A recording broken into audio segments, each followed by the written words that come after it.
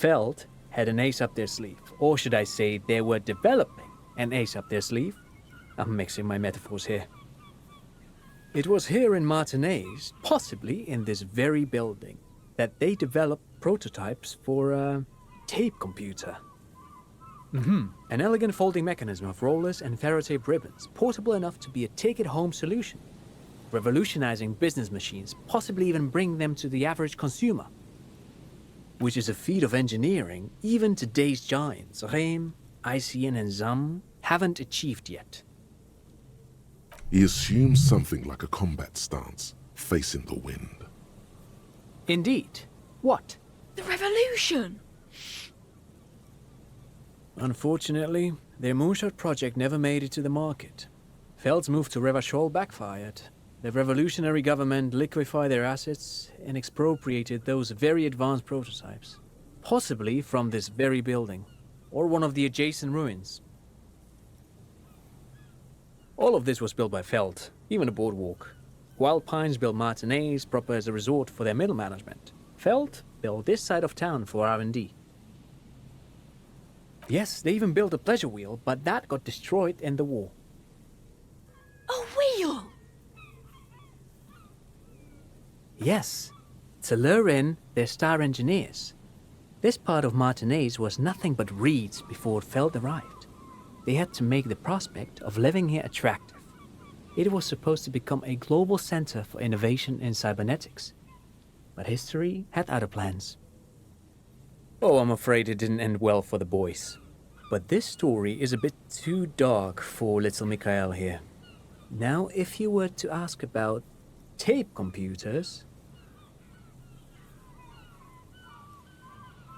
He means that the boys got shot by the communists. The boys were bourgeois.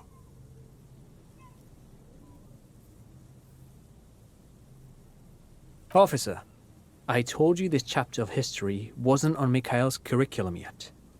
Let's keep this kid friendly. The boy looks first at you, then back at his father, confused.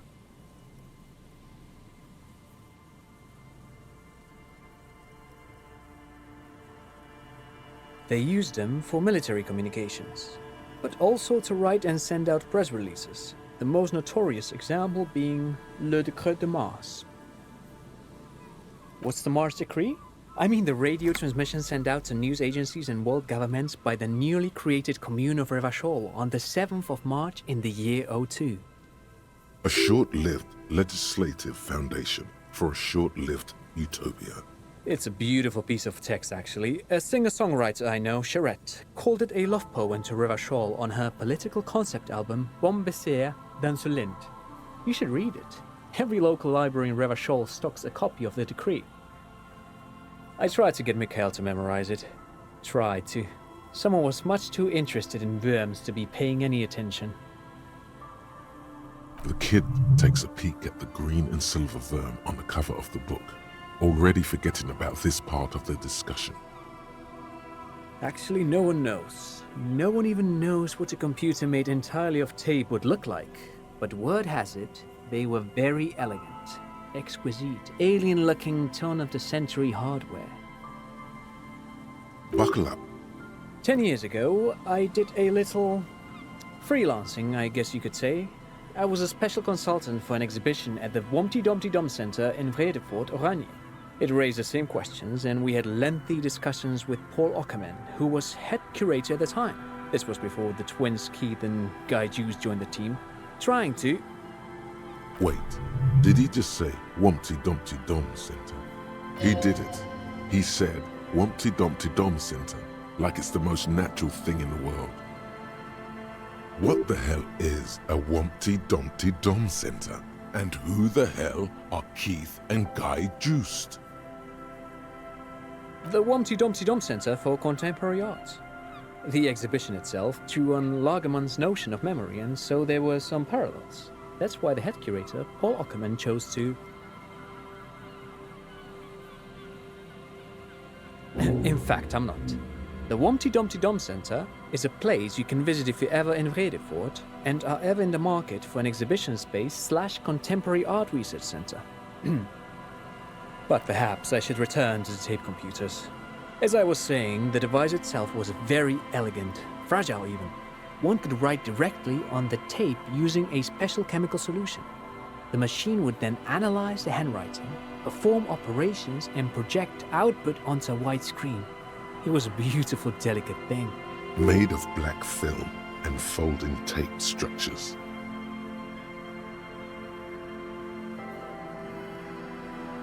Very, very cool. Though I understand the socio-economic causes of the revolution, it pains me to imagine the revolutionaries setting fire to this precious device. But so they did. The felt playback experiment vanished into the fires of '07.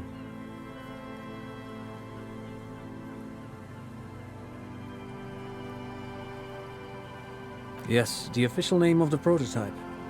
Some sources report it as the felt playback experience, but those are incorrect. Who knows? Maybe it was an accident, or maybe they didn't want the technology to end up in the wrong hands. Either way, they're all gone now. All 3 versions of the prototype. Nothing but debris and ashes remain inside that building. But of course, what else? Sure, what's on your mind? But of course, what else? Well, that certainly depends. You know, the popular image of the coalition is of a monolithic politico-military entity. But in reality, it's comprised of many interconnected yet semi-autonomous components. For instance, the offices of Inchcom are responsible for military affairs. These offices are located in the Bank of the World building, just a few kilometers from here. Well, then there's also the Provisional Commission, as well as the Institute for Revacholian Culture, with its architecturally significant headquarters in Le Jardin. Inchcom is responsible for all aspects of the military occupation of Revachol. During the revolution, they coordinated the efforts of the Occidental and Gradian invasion, but these days their function is primarily logistical. Oh, the Institute is a marvelous organization, my favorite part of the coalition by far. Their mandate is twofold: to export notable works of Revacholian culture throughout the moral intern, while also importing the most important culture products of the wider world to citizens of Revachol. There's an exhibition on Vespertine proto-expressionism that I can't wait to take Mikhail to. We're working our way through the major artistic movements of the last century.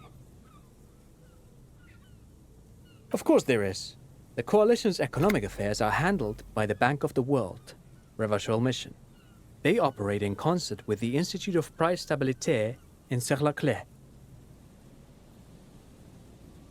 Ah, that's simple. You're looking for the Comité de Responsabilité de Revachol.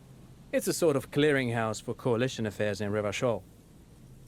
Yes, this is just the sort of reasonable authority you're looking for.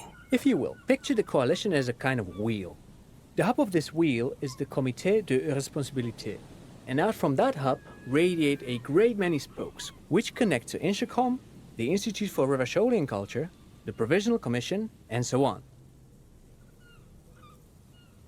I have a long-standing interest in political systems.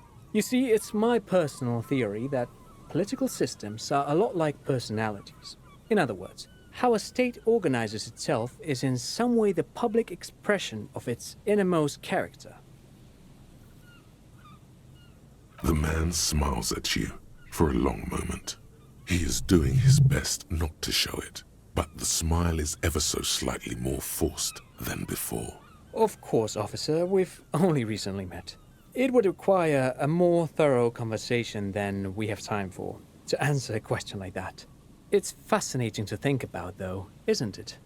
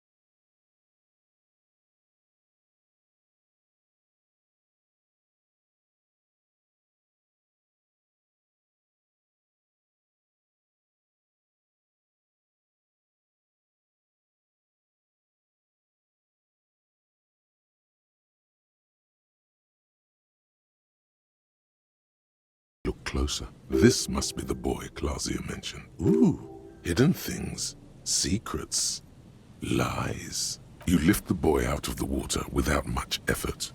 It's not tied to anything. The cords dangling from the bottom appear to have been cut. The number 11 has been written on the yellow plastic. It hasn't been in the water for very long, but it's already discolored and slimy with silt. A latch holds it close, but only just barely. The brittle metal of the latch has cracked. Primitive construction, but there's something in there, splashing around. It smells like you would expect it to smell. A concentrated version of the coast. Salt, industrial slop and decay. The water this side of the peninsula is cleaner. Actually, smells a little salty. A shot glass's worth of seawater pours out. Some algae, and nothing else. The boy continues to be mostly empty.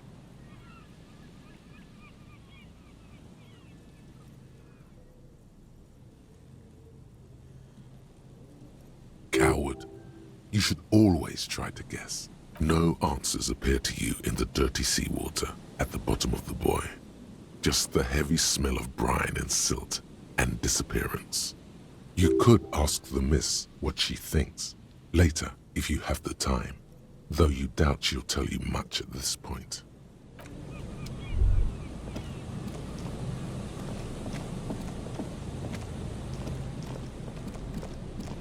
The dome-shaped plastic buoy.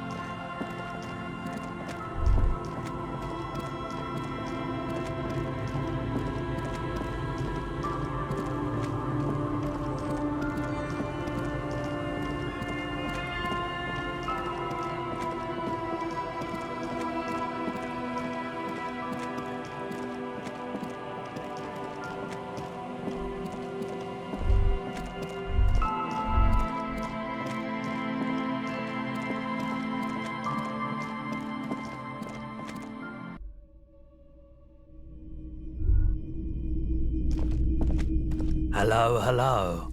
Let me know if I can help you with anything. The Coldima Madakwa. Sorry, I would never have guessed that you were that interested in ultrasonic sounds. Or birds for that matter.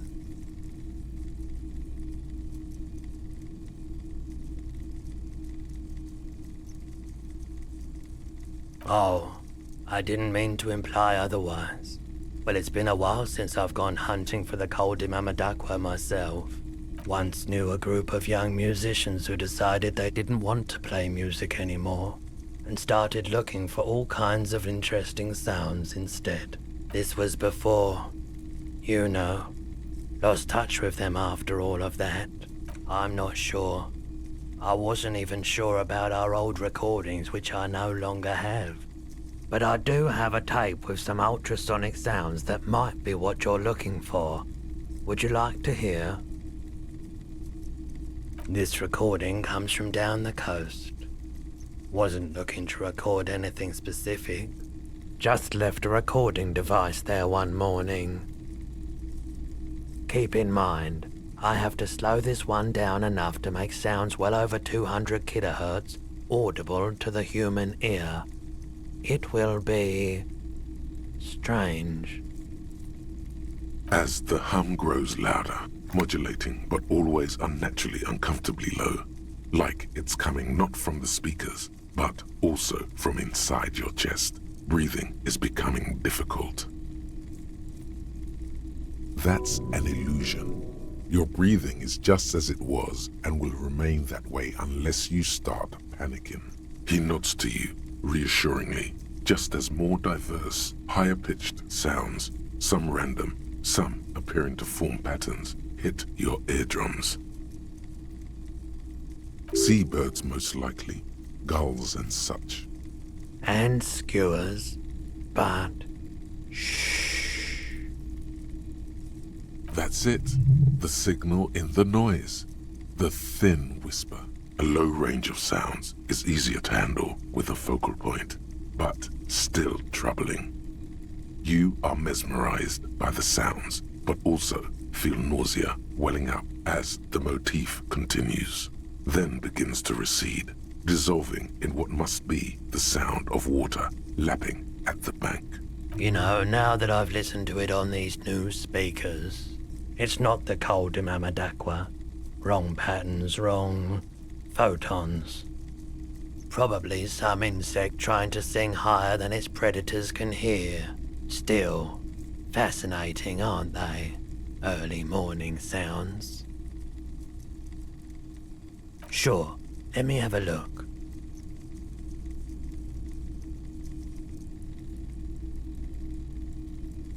Anything else you're thinking of selling?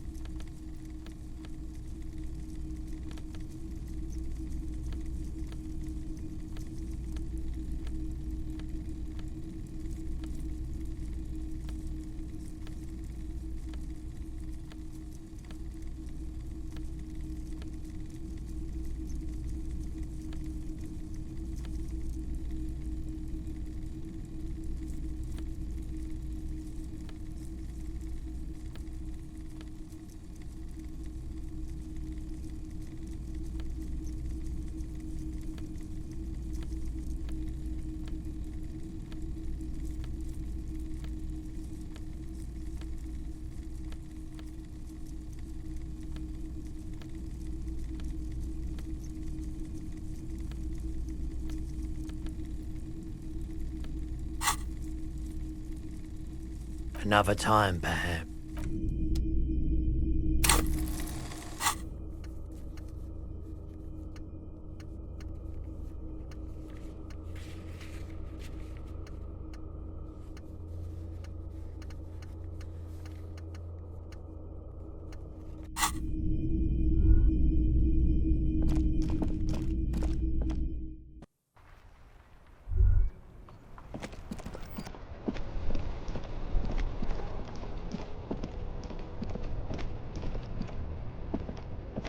Everything's still cool here, officer. Tapes? You mean like music tapes? No, music is out. Don't listen to music. I sell extremely cool sunglasses if you want to get your mojo going. Tapes? Tapes are everywhere. They're worthless. Kids throw them in the trees. There's one in the bushes, right behind this lorry. No one would ever throw a good pair of high-quality plastic sunglasses in the bushes, mister.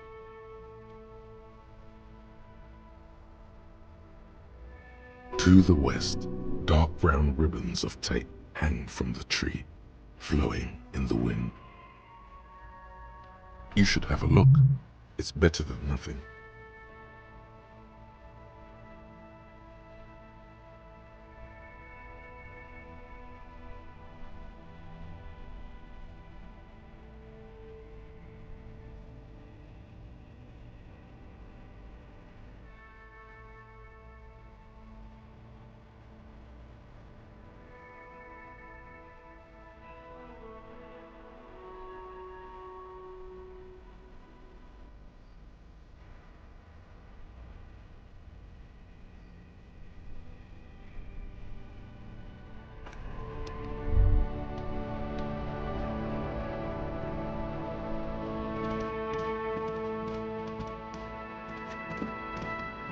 hawthorn tree on Rue de Saint-Gilles Lane.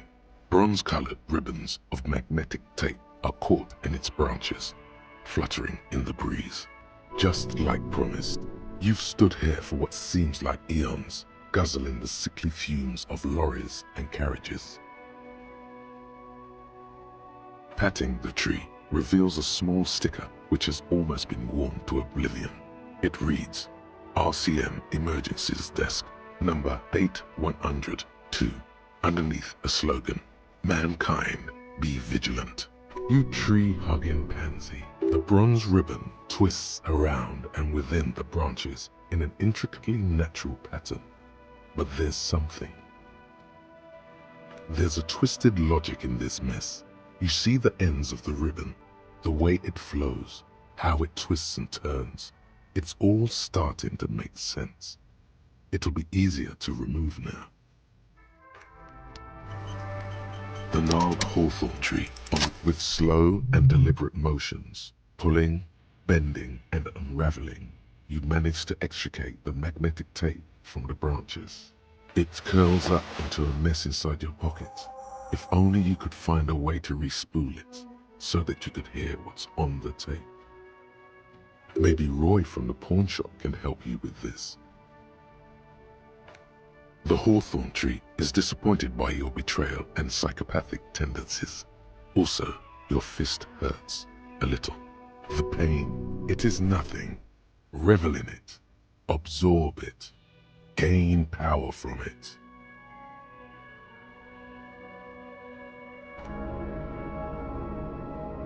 Good. Everyone must suffer. You, the tree, everyone. The gnarled hawthorn tree on Rue de Saint-Gilles Lane endures the wintry gusts with ease.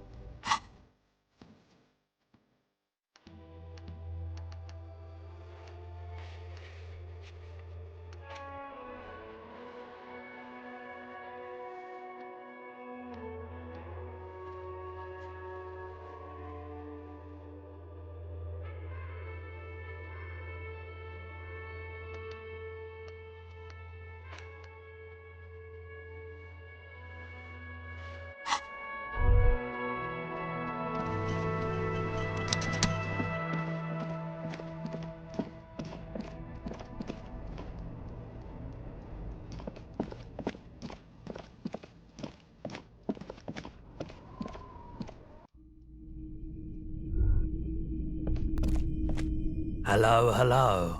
Let me know if I can help you with anything.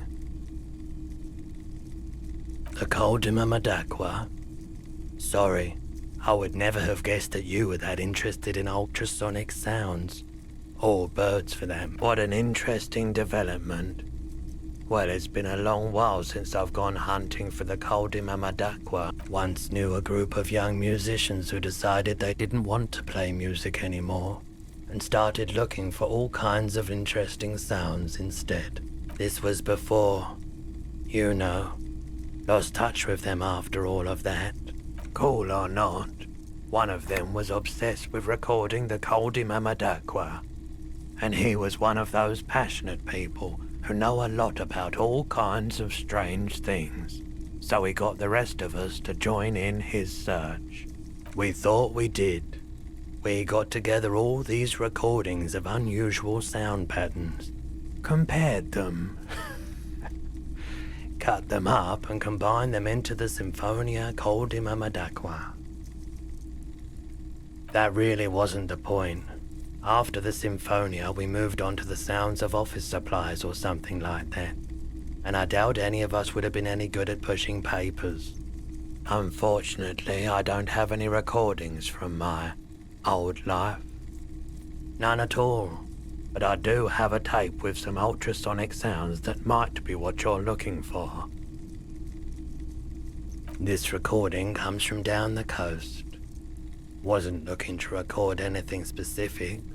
Just left a recording device there one morning. Keep in mind, I have to slow this one down enough to make sounds well over 200 kilohertz audible to the human ear.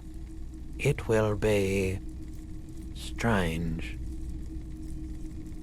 As the hum grows louder, modulating but always unnaturally uncomfortably low, like it's coming not from the speakers, but also from inside your chest. Breathing is becoming difficult. That's an illusion.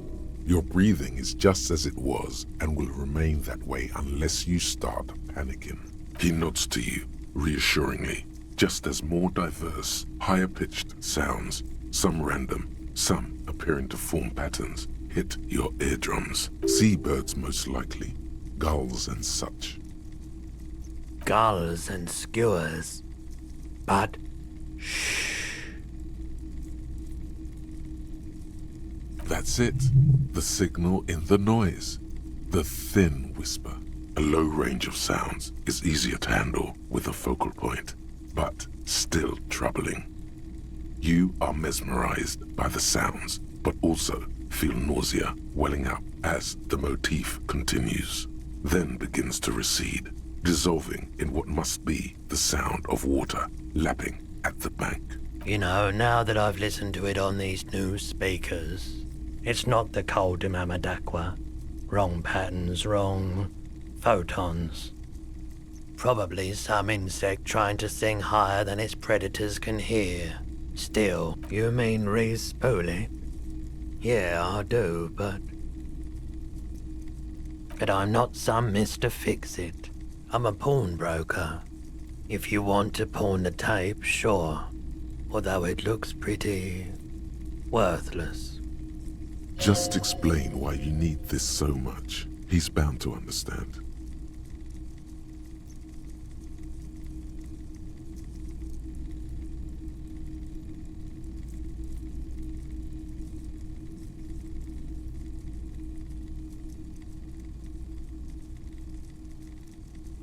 Sure.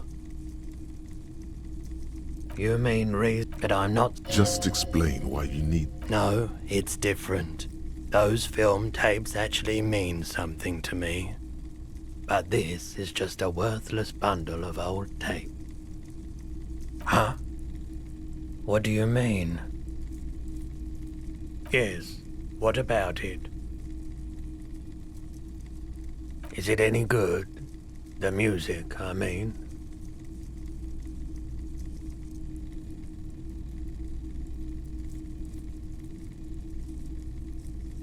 Man, you're really invested in this. Okay, I'll help you out. It's going to take a moment, though, so just sit back and relax. You take some time to look around the store. The play of visuals all around the pawn shop is mesmerizing. Suddenly, Roy turns back to you with a reel of tape in his hand and coughs. You know these visuals would look super cool in the church.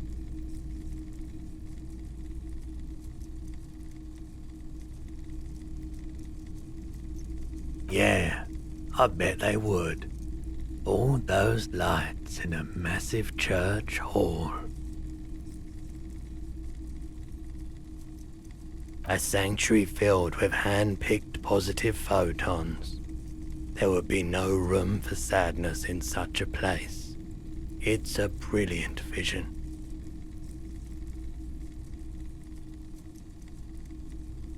I rather like it here, too. So yeah, I'm not giving you my projector. This tape is all I can do for you and your friend's nightclub project. Yeah, it was. Respooling isn't that difficult, although I had to mend the tape in a few places. Anyhow, it's yours now. Yeah, my pleasure. I'll do what I can for true passion projects. Just try not to use this tape for negative photon emissions. Take responsibility, okay? You see rows of toy soldiers. All the old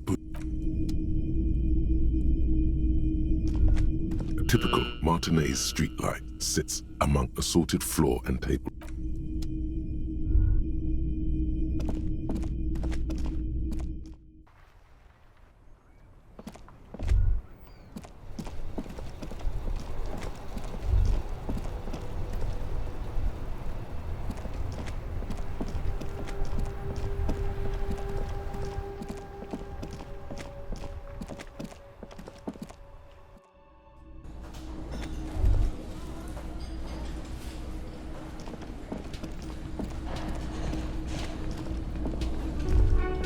hello, dear. There. Can I help you? What is this thing?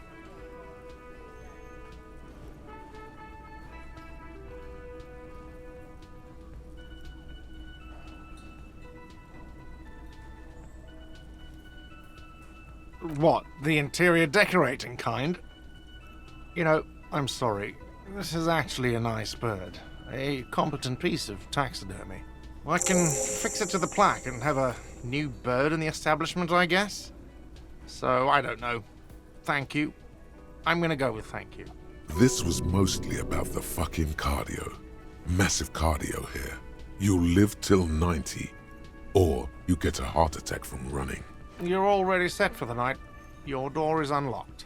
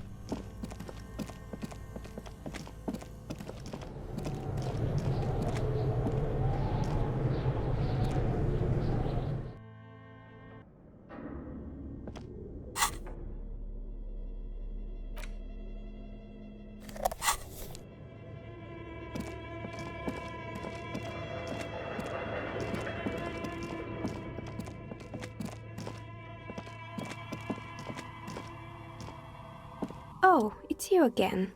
Are you looking for a die? Very good. That will be 7 real for one custom die. One universal die for Wirral Untethered. It feels icy. Just holding this die in your hand sends a jolt of cold down your spine. Through the dark resin, you can make out a nugget of bone hewn from an alligator's jaw.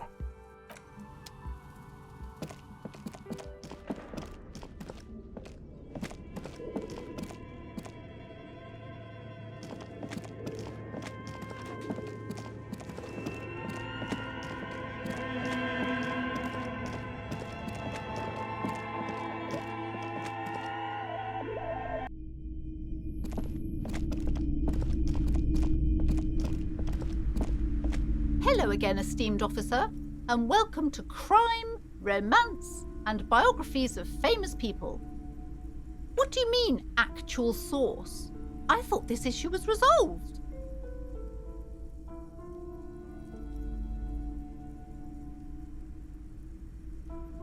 Leave? Officer, I must insist that you tell me what you've uncovered. I can't just leave everything on a whim. What?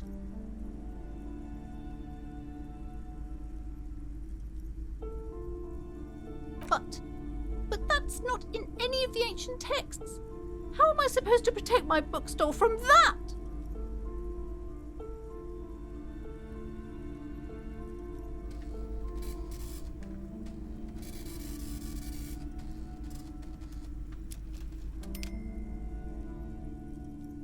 You're right, officer. I mustn't lose faith, especially now that Annette is finally settling in at school and making friends. No, we can't just leave. Besides, didn't I have some Sayalite hope catchers round here somewhere? I must find them. Everything will be all right if I can just find them. Thank you for your help in any case. You're welcome back here anytime.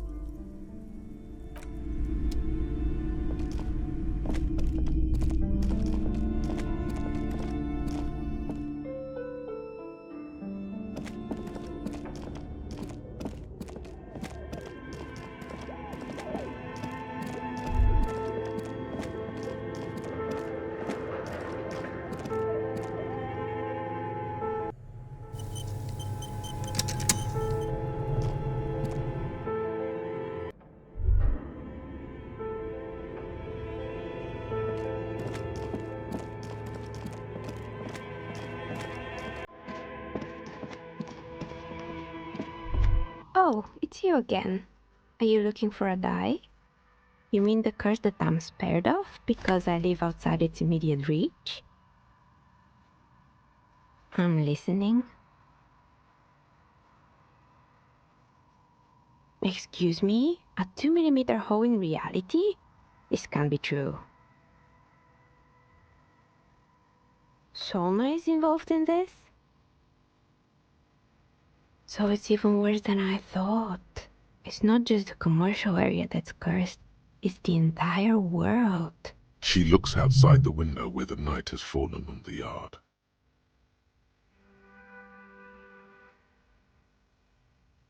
Just Martinez? In any case, thank you for stopping by. It's good to have an answer, even if I can't claim to understand it fully. I'm sorry. I'm a bit overloaded just now.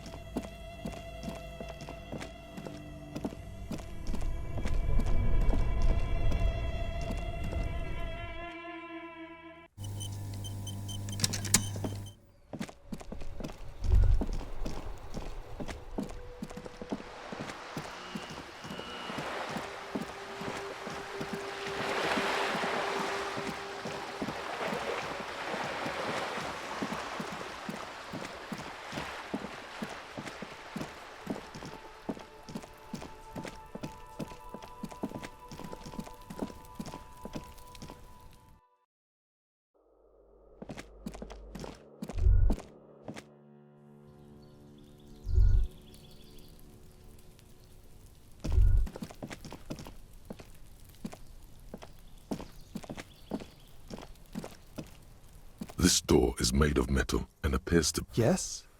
Are you looking for me? Gendarmerie. You found me. His slender figure is backlit by city lights, its distant streets and motorways flashing like diamonds. It was mine. My friends use it from time to time to visit me. So tell me, are you here to make things right again? Beautiful. I have some good news for you. My Sunday friend is visiting me tonight. I told him about you and he'd like to say hello. Step in. He's already waiting. Trust me, you do.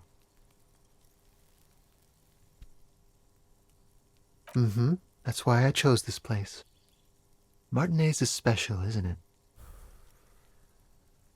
That's nice, but I don't have anything to tell you. It's my friend you're looking for, not me. He takes another drag of his unfiltered cigarette and looks around. It's getting dark and the neighboring windows have lit up one by one. Downstairs, a cat crosses the yard, disappearing into the bush. Besides, I've got to run. Something tells you you're never going to talk to an individual this cool or mysterious ever again.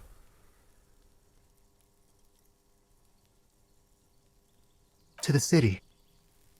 It's a beautiful night. A man on high heels stumbles out of a basement club, music blasting over the entire district. It's chilly, and as the chemicals hit his nervous system, 1,000 shivers ripple through his body. We'll talk. Just not tonight.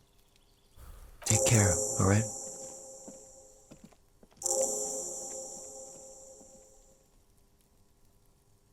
And he's gone again. Looks like it's becoming a theme for him.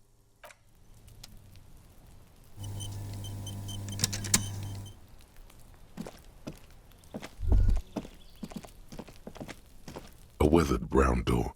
The number reads 20. Something smells good. Soup à l'oignon. Hello? Who is it? And someone turns down the radio. The police. A moment, please give us a moment. tidying up, nervously. Come in. The door is open.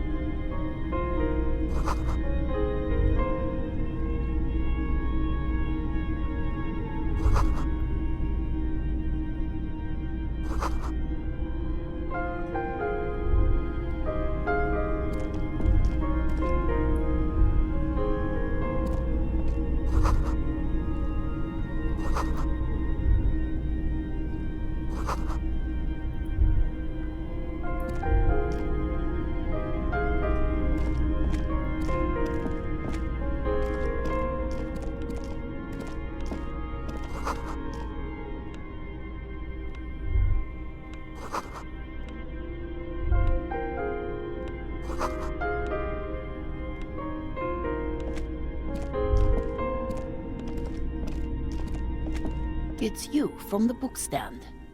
Did you come to bring my cockatoo back?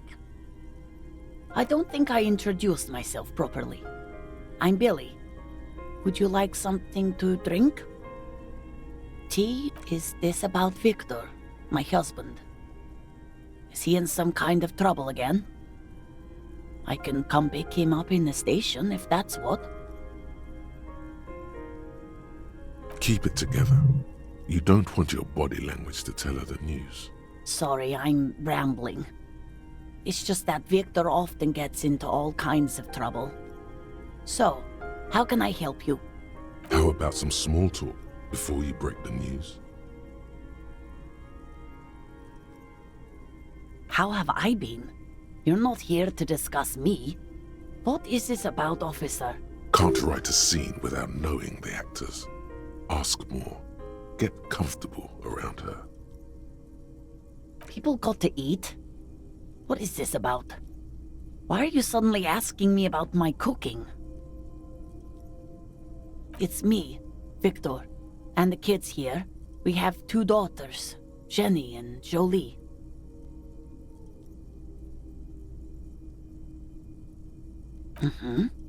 They came home later. They're good girls. The girls are staying at their friend's place tonight. And Victor is out. She swallows visibly. No. Vi, do you have any news? No. I guess I'll find out when he decides to come back home. It shouldn't be long from now. He's never... Oh, it's in Jamrock. The one at Mayrow Street. I don't know the official name. I think, yes, if that's the one on Mayrow. It is.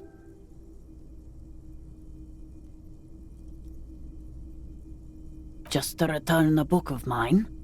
Why? Why all those questions, Detective?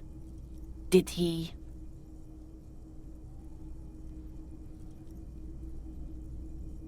Yes.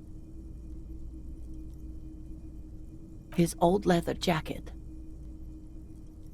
It's just your average brown leather jacket, but he bought it as a teenager, so... Yes. The lining is hand-sewn. It's blue. I tried to make the thing more weatherproof since he's running around with it in the middle of winter. She folds her hands across her chest. Here it comes.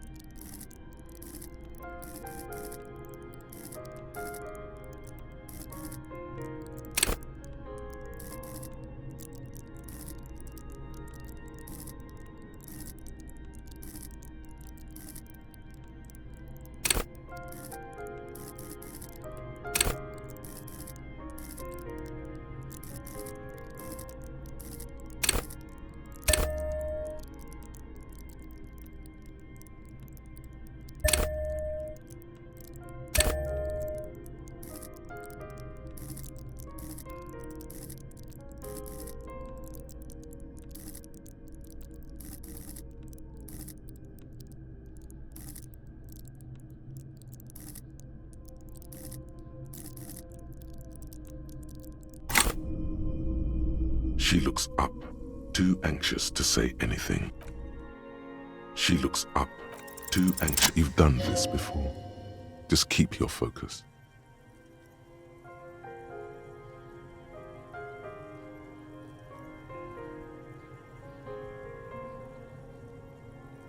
What did you say? A great and terrible spike. The blood freezes in her veins. Oh.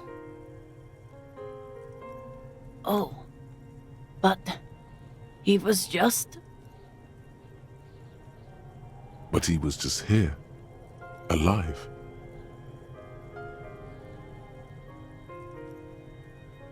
What happened to him?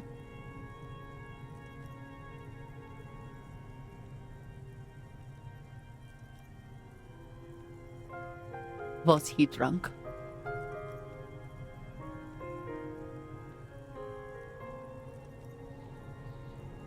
I see. And you just found him there, lying in the cold. How long had he been there? If you say 2 days maybe, it will be etched in her mind forever.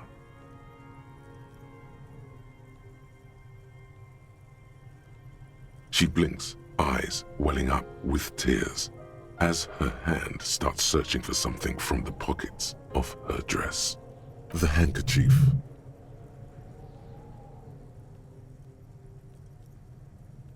Yes, thank you.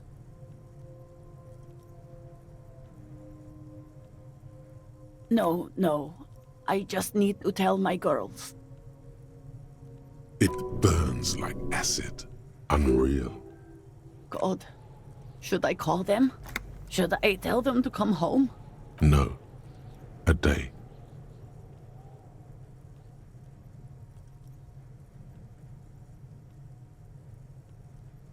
Good. That's probably the right thing. Thank you. Just tell me, what do I need to do next? Where is he? Can I see him? You know the answer to this. Oddly, you just do.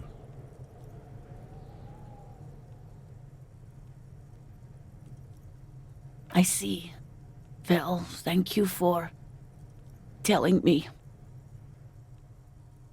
A very good call. You must leave now, sire. Thank you for telling me, officer. These are her last reserves of strength. Her muscles will give in soon. Already, she starts to shake.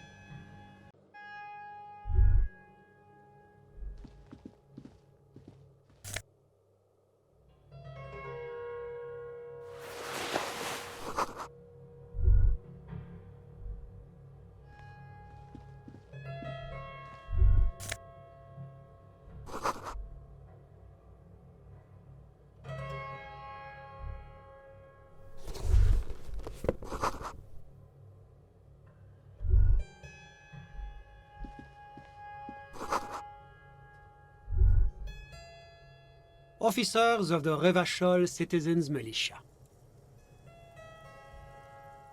His hands are clean and well manicured.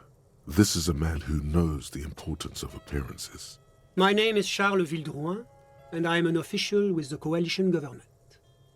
I work for the Institute of Price Stabilité on assignment from Sur la Clé. I heard you talking to my friend outside. Very good. Super. I am here to assist you in any way possible. Ask me about the hanging. Hanging? What a drag. He seems like a cultured gentleman. You should ask him about the finer things. Oh yes, my friend has a great eye for these things. He refuses to tell me where it came from. It's a mystery. I believe they call this type of frame industrial. That's really all I can tell you about it.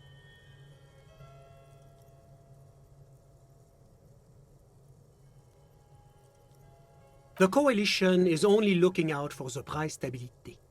Inflation is a killer, like a heart disease blocking the normal circulation of the economy. It must be controlled. The economy impacts the entire international community, which is why it requires international oversight. Well, I'm renovating it. It is an interesting project. The building used to be a 12-story skyscraper before the cannons took the top 4 stories off. This, of course, happened when the coalition forces landed here. You could say I'm undoing some of the material damage the international community caused when we arrived here. Yes, as I said before, I am a commissioner from Sur-la-Clé working for the Institute of Price Stability. This is one of the main projects of the Moral Intern. Wait, there isn't actually an Institute of Price Stability, is there? Or maybe there is. God, it's impossible to understand whether someone from the Moral Intern is joking or not.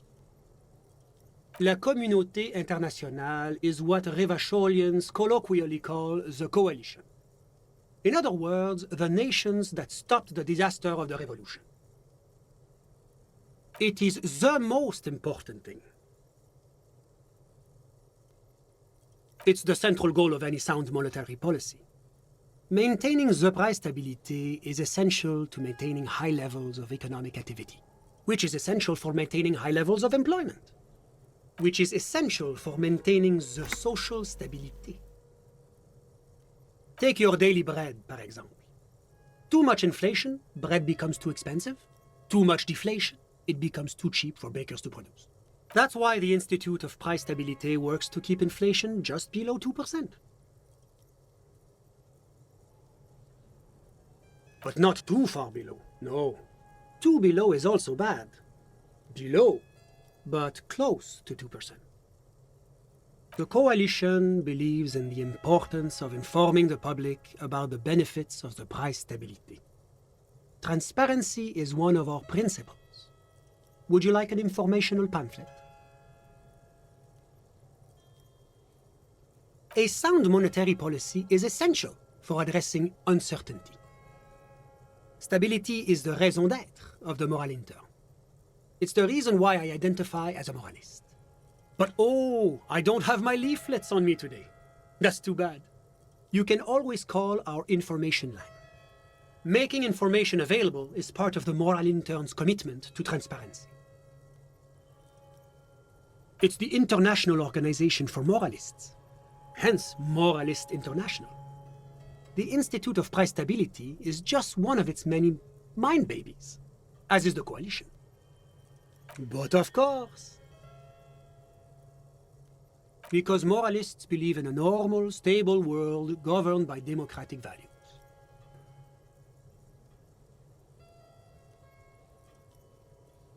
Martinez? No. Martinez is something else. Revachol is generally difficult. It's led by an interim government, which means it hasn't yet achieved full democracy.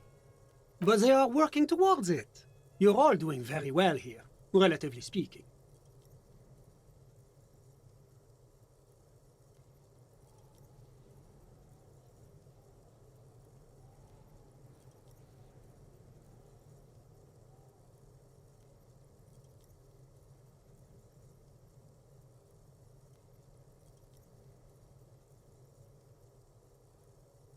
Ah, my friend.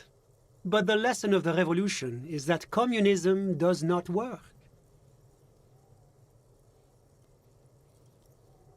Oh yes, the big bad coalition crushed the revolution. Tell me, if the revolution was succeeding, would it have been crushed so easily? Are we really so bad for wanting compromise, peace, and prosperity on reasonable, achievable terms? Ask yourself. Now, enough of this delightful political interlude. Was there anything else you wanted to ask? What's there to say? Sur-la-Clé is a modern, urbanized country that measures very high on the Human Development and Freedom Index. Mostly, though, it's known as the executive heart of EPIS. Moreover, it is a great sponsor of less emerged countries. Revachol is only one of its many darlings whose progress it supports and cherishes. Darlings? That can't be an official designation. Because a great percentage of Revachol's culture hails from Sur-la-Clé. Its language, its people, its cuisine even. Or at least in the downtown La Delta area. Jamrock and other parts of the international zone have been mercifully spared of Sur-la-Clé's love for meatballs and mashed potatoes. Whatever you wish, officer. A fugitive? Hypothetically speaking, you might add. Well, I would say that is very bad indeed. Not super. What sort of a fugitive are we talking about here?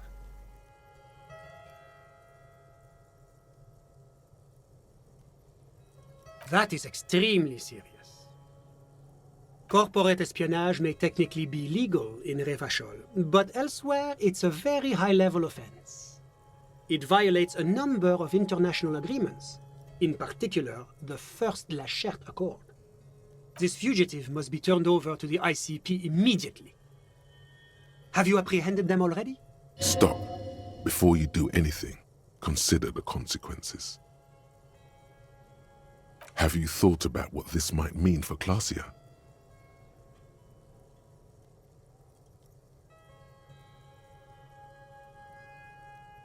It's your call. The man looks at you expectantly.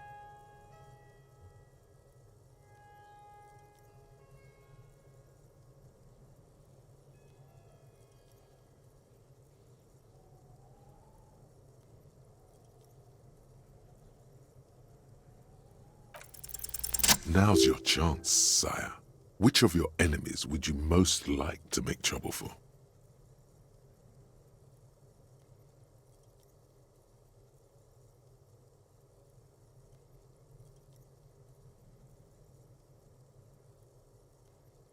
Evrard Clare? Surely you're mistaken. I have. The only thing Evrard is a fugitive from is the exercise machine. Besides, in certain less advanced nations, the moral intern may defer to local custom. Customs? Like blatant systematic corruption? I'll make note of your claims in my report, but I'm sorry to say it's likely to end up in the back of the filing cabinet somewhere in Mirova, unread and forgotten. Yes, it rather is. As much as I am a true believer in international institutions, there are times when even I grow frustrated with the bureaucracy. Well, no matter. I should thank you for bringing this to our attention. Your efforts have been noted. Now, was there anything else you wanted to discuss? Ah, my friend. My friend is a good young man. His family immigrated here from Kedra, and life has not been easy for him. But he understands the importance of education. He has taken his future into his own hands, and that's all that matters. Kedra is a candidate member of APIS. But, between you and me, their potential membership is a more contentious issue. That it's never going to happen. They entered negotiations in 21, and it's been pending ever since.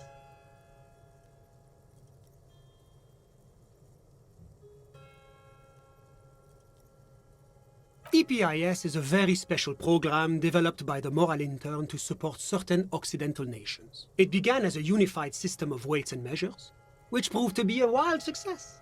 Nothing but kilograms and centimeters as far as the eye can see. God, yes. Sweet standardization. The backbone of rationality and commerce. It was such a wild success that we expanded it into an economic union for the processing of steel. Another success. And between you and me, the moral intern feels emboldened by this success. Emboldened to take EPIS to the next level.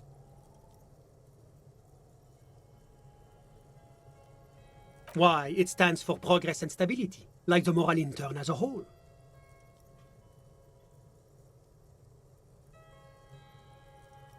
It's been such a wild, extraordinary success thus far. We are very excited to take it to the next level. A supranational political alliance. The United States of Occident. You mean Revachol? No, it's going to have transparent democracy. It's one day going to be a candidate member of EPIS, sure. Except that candidate members never become full members, do they? No, candidate members do become members. Why do we even have the whole system in place if they don't? It just takes time. Time and evaluation. But we were talking about my friend here, not politics. How did any of us become friends? Bad things happening on the Insulindian Peninsula? Oil platforms ablaze in the night? Civil wars lasting for years? Finally, the international community is forced to step in.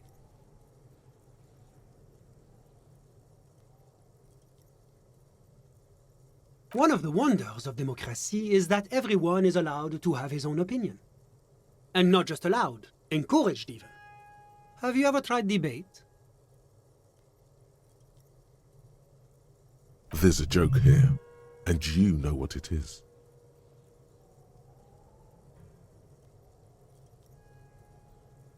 Debating. You should consider joining a debating society for adults. I hear they're oodles of fun. I used to have a flyer for one, but now that I start thinking of it, it was for an improv class anyway. It's this funny theater thing, you know? Very creative. Helps relieve stress.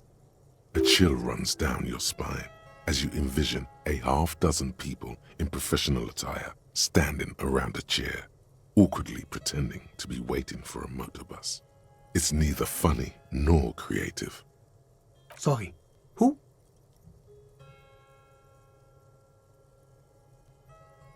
But I told you, officer.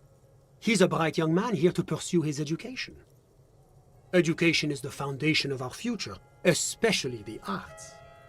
It is a cornerstone of our civilization. Officer, you have to understand. I can't give you his personal information. I'm sure you have your own methods and databases, right? Please don't put me in this situation.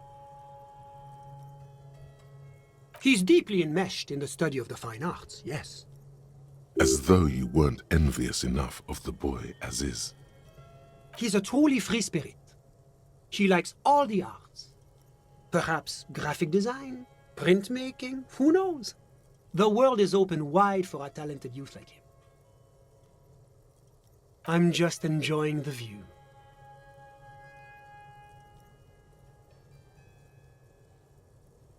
Listen. A baby is crying in the neighboring apartment. No, listen. The Insulindian Bay. This place used to be a luxury accommodation before the revolution. Apartments, of course, were much bigger then. A few walls have been added here and there, leaving some of the tenants without a private bathroom or a kitchen. But the million real view stays. You can't take that away. My friend comes and goes. I'm sure you'll see him around. He's a busy bee. A busy bee? What an odd choice of words. I'm all ears, officer. I'm sorry to say I did, officer. He didn't see the hanging. He saw the little show staged by the Hardys. Let him talk. He may know more than even he knows. Officer, it's very difficult to describe what I saw that night. It was so surreal to me, like in a play. He holds out his hands and blossoms his fingers, like a drama teacher setting the scene. No, no. I mean, it was so strange. I could barely believe what was happening. I was on the balcony when it happened, getting some fresh air. I remember that first they came in, carrying what looked like a body. And then I saw all the surrounding windows go dead, one by one. That's when I understood. I should not be seeing this. Only that there were about 8 or 10. I couldn't make out anything. It was so dark. And it was quiet. Quietest lynching I've ever heard of, let alone heard. But I suspect you knew that already. I can't say I'm surprised. The fine reputation of the men and women serving in the RCM is well-deserved. A moment, officer. Do you have everything you need from me? I'm afraid we won't have the chance to speak again once you leave. It's against diplomatic best practices for an official in my position to be discussing murders with local militiamen. And I'm pressed for time. After you leave, I should be leaving as well. That's not the real reason he's so apprehensive. Men in his position shouldn't be seen loitering around in underprivileged young men's apartments in the middle of the night.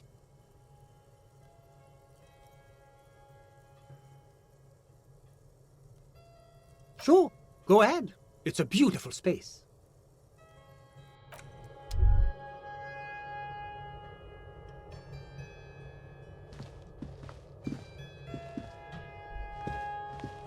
Was there anything else? Of course.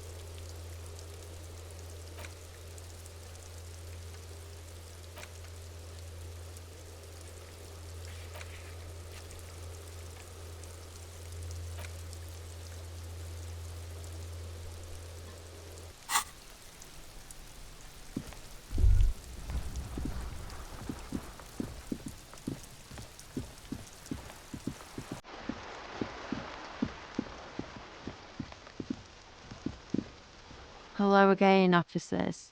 Have you come to admire my mural? Ooh, not only have you found my address, you've discovered my biggest secret. I'm a coal miner. She does have eyes that seem to be smeared with coal. Yes, I keep hoping a shaft will collapse on me, but somehow it never happens. Does anyone in a city like this? It doesn't have to do anything at all. Nothing does. Like me. Right now, I'm doing nothing at all. The inspiration will come to her once hell is set loose on the streets. It's too calm right now. Shoot, Piggy. It's what you do, isn't it? I don't believe it. I've never known those boys to have manners. The bemusement in her voice doesn't fully mask genuine tenderness. They'll never be skulls, but their hearts are in the right place. Fat chance, but you can still do your part to revitalize the neighborhood. She throws you a conspiratorial glance, then presses her finger to her lips and squints up at the sky, as though straining to hear something in the... Have you noticed the quiet? Every so often, you might hear a gunshot pierce the air somewhere in Jamrock. But in Martinez, no gunshots, no sirens. The people are languishing in boredom and complacency. This place is a sepulchre. We'll paint it red. We bring the raucous. You bring the sirens. What do I care about some fucking tin eggshells? Ugh, alright, sad piggy. I'll give you this one. I saw a little girl in the fishing village running around with military-grade handwear. Looked cute as hell. Could that girl have been little Lily? It's not a bad place to start. Could have been her. Small kid with giant white armored hands. If you've seen one of them, you've seen them all. There weren't any other small girls in the village.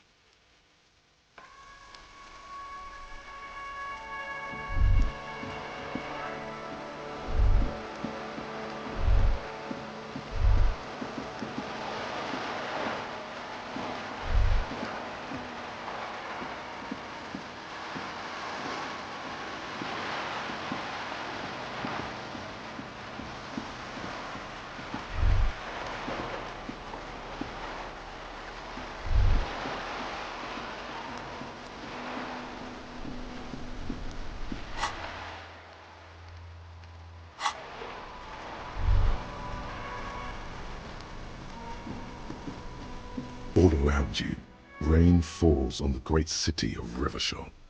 Rain drips from the eaves and floods the gutters, washing the filth away. The spring thaw must be here. The snow is melting.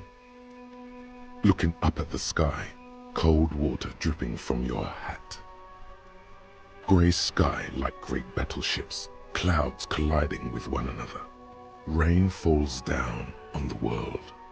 Your shirt sticks to your chest. The shoulders of your jacket grow heavy. The cold finds its way under your skin.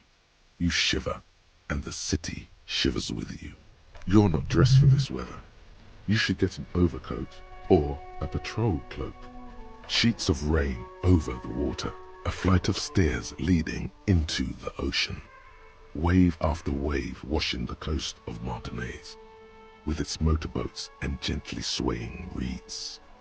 The ruins of a half-sunken sea fort crumble on an inlet beyond the Bay of Revachol. Ghosts rise into the sky. The skyscrapers of La Delta, the financial district. Faint golden light seeps from the office windows. Urban coastline, rain dripping off Eternite-covered roofs. Cinder blocks left over from half-finished construction. A defunct research and development building, once seized by revolutionaries. An old wooden church stands on stilts above the water. Coal City, end of all lines. Your hair is an oily mess flecked with ash from neighboring coal plants. Smokestacks rise somewhere in the distance. There's a fleet on the corner. A plastic coat is folded into a small triangle under the counter by the window. Beyond that, the strikebreakers have gathered. The great gates of the industrial harbor are locked. A chill runs down your back. You shudder like an animal trying to shake water from its hide. Behind the gates, heaps of supply crates, red and blue metal shipping containers, slick with rain. The Greater Revachol Industrial Harbor is an artificial mountain range. Immense wealth resides within, and immeasurable poverty in its shadow. La Drusienne, King Dries passenger harbor. Cruise ships flanked by dock arms, cranes watching over the mouth of the river distributary. Kuron, the lower middle class, distributary after distributary cuts the city blocks in half. 7-story buildings trail off into the rain. A silvery curtain of rain over the houses, the class divide. You have never been there. They don't need the law east of the river. Capeside apartments. Tower blocks crowd one another. 4.46mm bullets still lodged in their war-torn stone walls. Hallways collapse from the mortar hits of a war that was lost long ago. Clotheslines go to waste in the rain. Radios play. The evening news. A yard. Rain falls onto the roof of a woodshed. The lingering odor of decomposition mixes with that of damp soil. A traffic jam. Rain thrumming on the roofs of motor vehicles. Inside, drivers watch water streaming down their windshields. The statue of a king shudders. He too is cold. The canal bridge has been raised. The road ascends. A raised motorway loops above the ghetto. Beneath its concrete columns, a sea of rooftops, woodwork, and tar stretches northward. 4-story buildings as far as the rain can fall. The snows melt in Jamrock.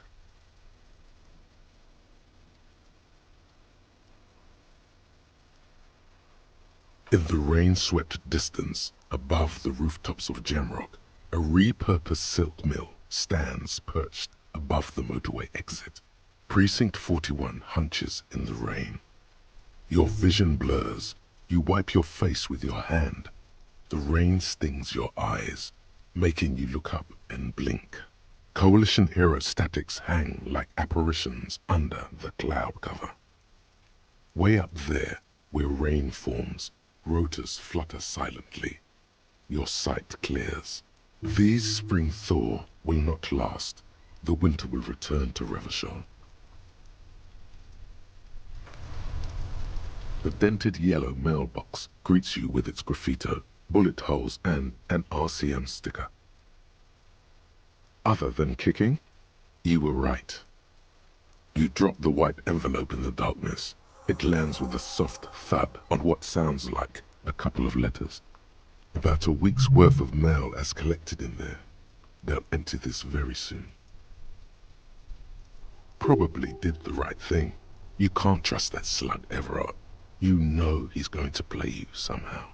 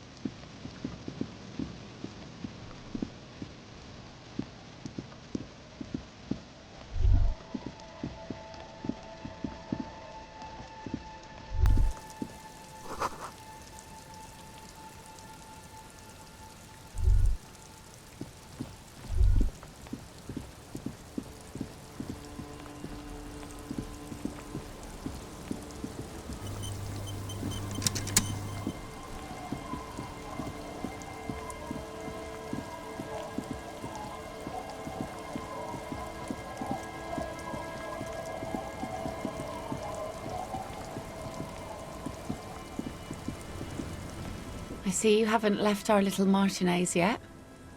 Still running around. Like some kind of cross-country law official.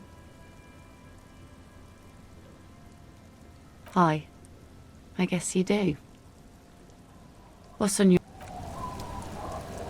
The waves are beginning to die down. Look at those little bastards. Simmer down. Simmer down, bastards. Why does she care about the waves so much? What is it with waves and fishermen? We need to be out there with them, fishing, making a living. So I asked them to accommodate me. But until that happens, I can try to assist you the best I can. So, what will it be, officer? Oh, that's good to know, I guess. Why is it in the sea? An installation. Us poor people are stupid and don't get installations. All I see is a heap of trash. You never know, officer.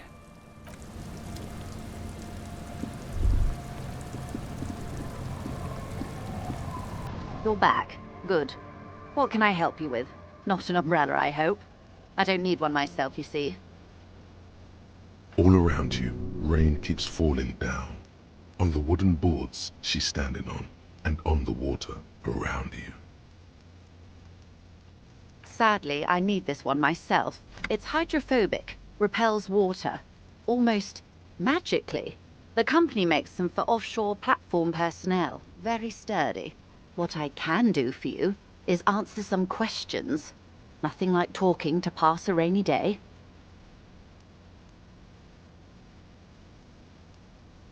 I'm afraid I can't say any more until we've taken care of formal protocol.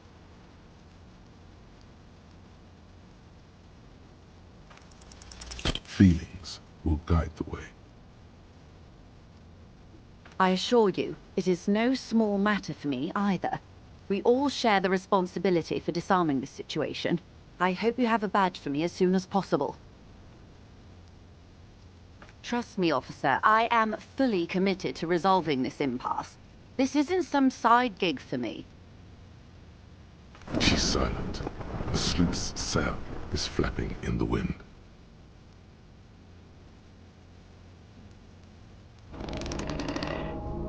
Officer.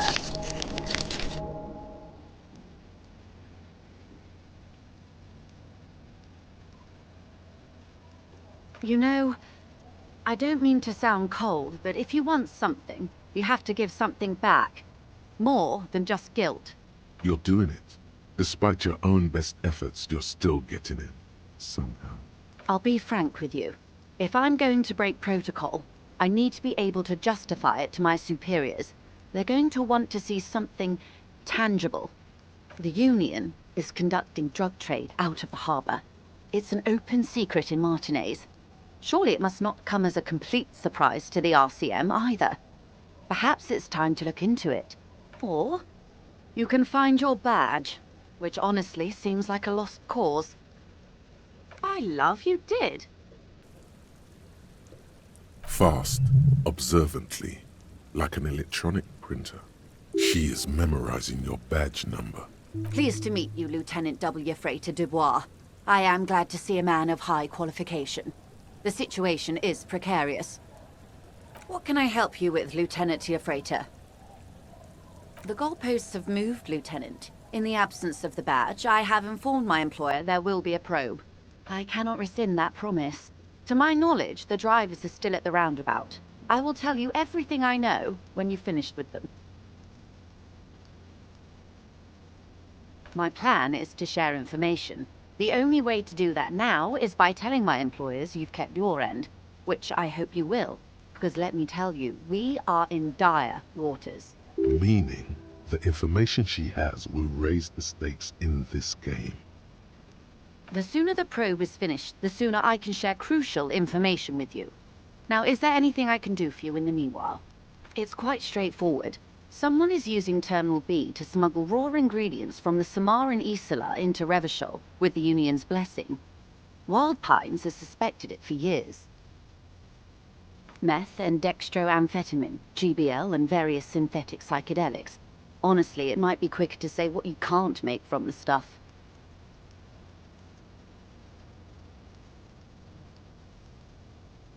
Yes, but you won't get anything out of Evrat and the Dockworkers Union.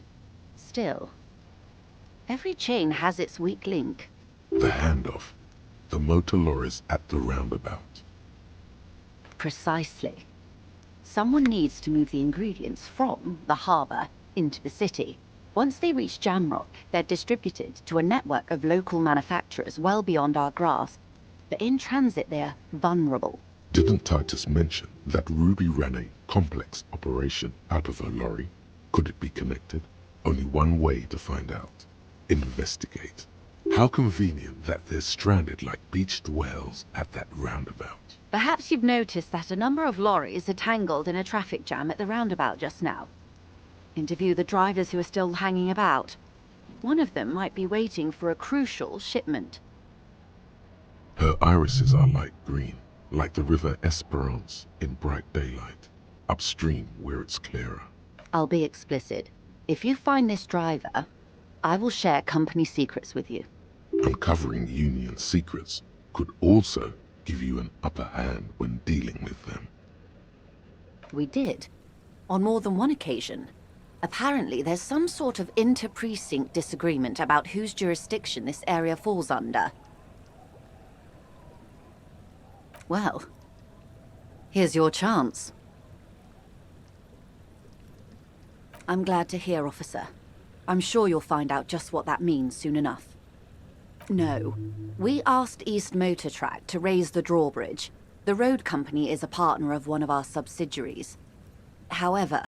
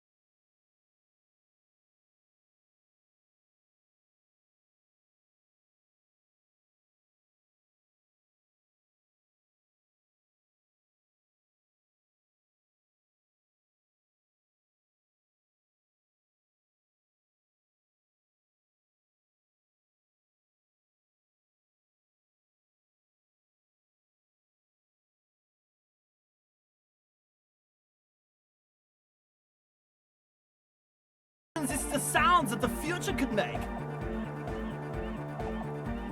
Can't escape the sound. Can't escape the future.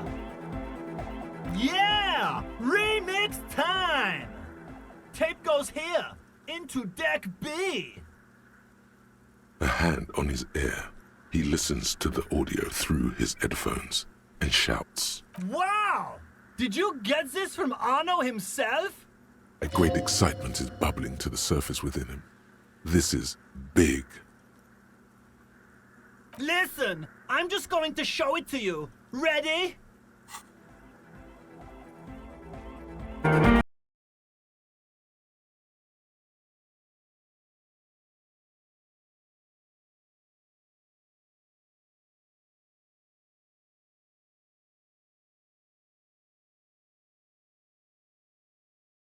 That's a science match perfectly! Now if only we had the beat for the full assault, it would be unbelievably hyper! What is this? It's good. How did you guys do that?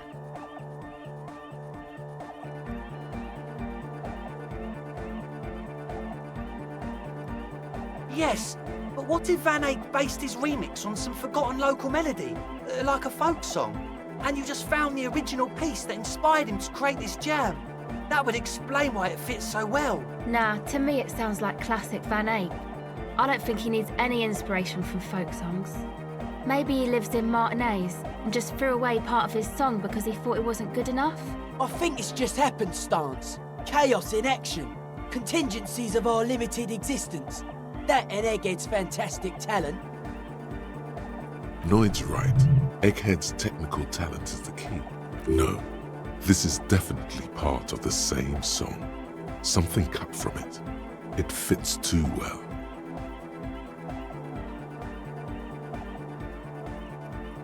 Be how it may, if it fits, it fits! Bring up the volume! What about the bass? Do you have any ideas for that? Yeah, I remember. You said it needs more bass. I think you might know the answer.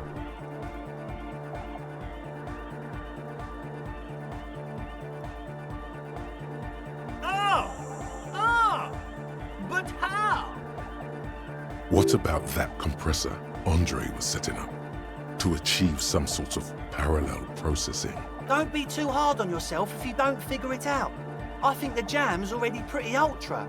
But it could be hyper hardcore!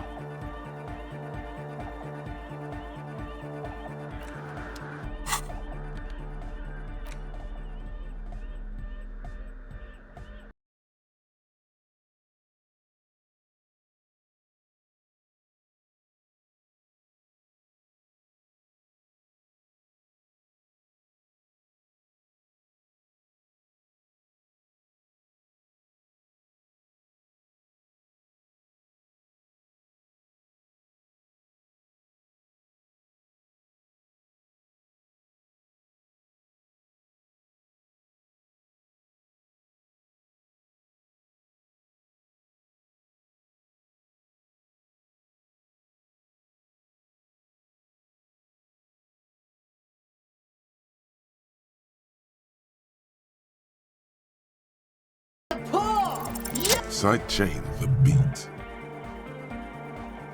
Listen, you can use the compressor to select between which track it's compressing, either the auxiliary signal or the main input from the tape. Make it alternate between the signals.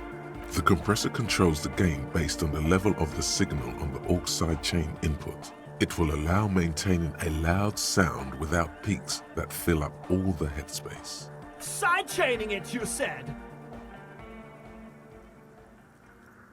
Then he puts on his headphones and his eyes go wide, wider than they've ever gone on drugs.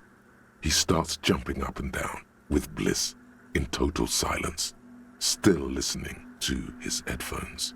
Hey, what did you do to Egghead, Cop Man? Did you break him? Are you ready, pussy? Noid straightens his back, ready for the beat. I was born ready, Egg.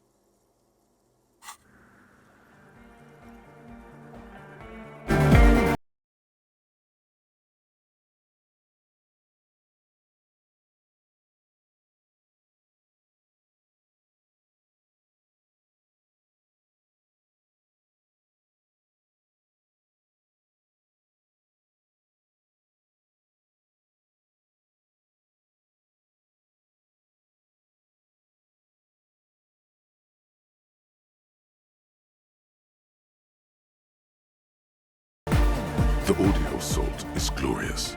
The speed freak dances on the stage, intensely waving his hand in the air. This is beauty! This is life! What in the world is going on? The way Your body is taking a beating from the low frequencies crashing over you. It's making you feel alive again.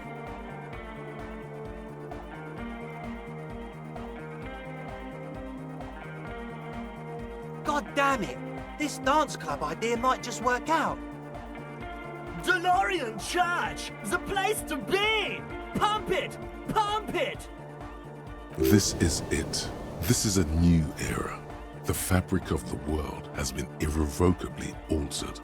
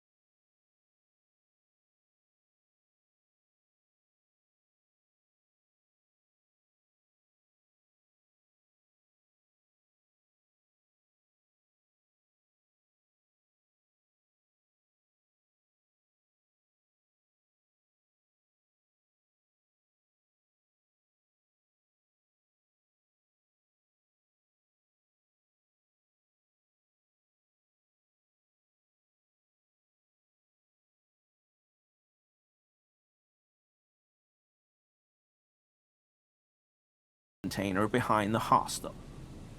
I know I shouldn't have, and I am very sorry, officer.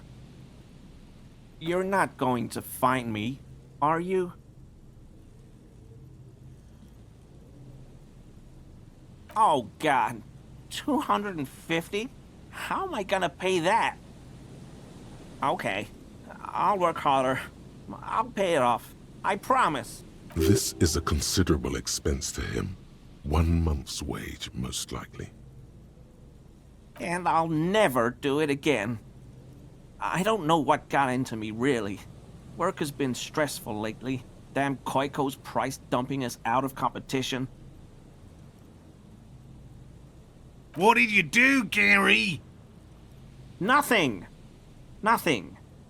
Just answering some questions. Helping out the law.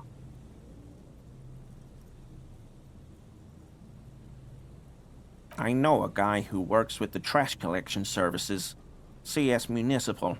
He gave me a master key for the trash containers of Martinez, so I can use the Whirling's trash compactor to store my own stuff. Garbage disposal is expensive as hell.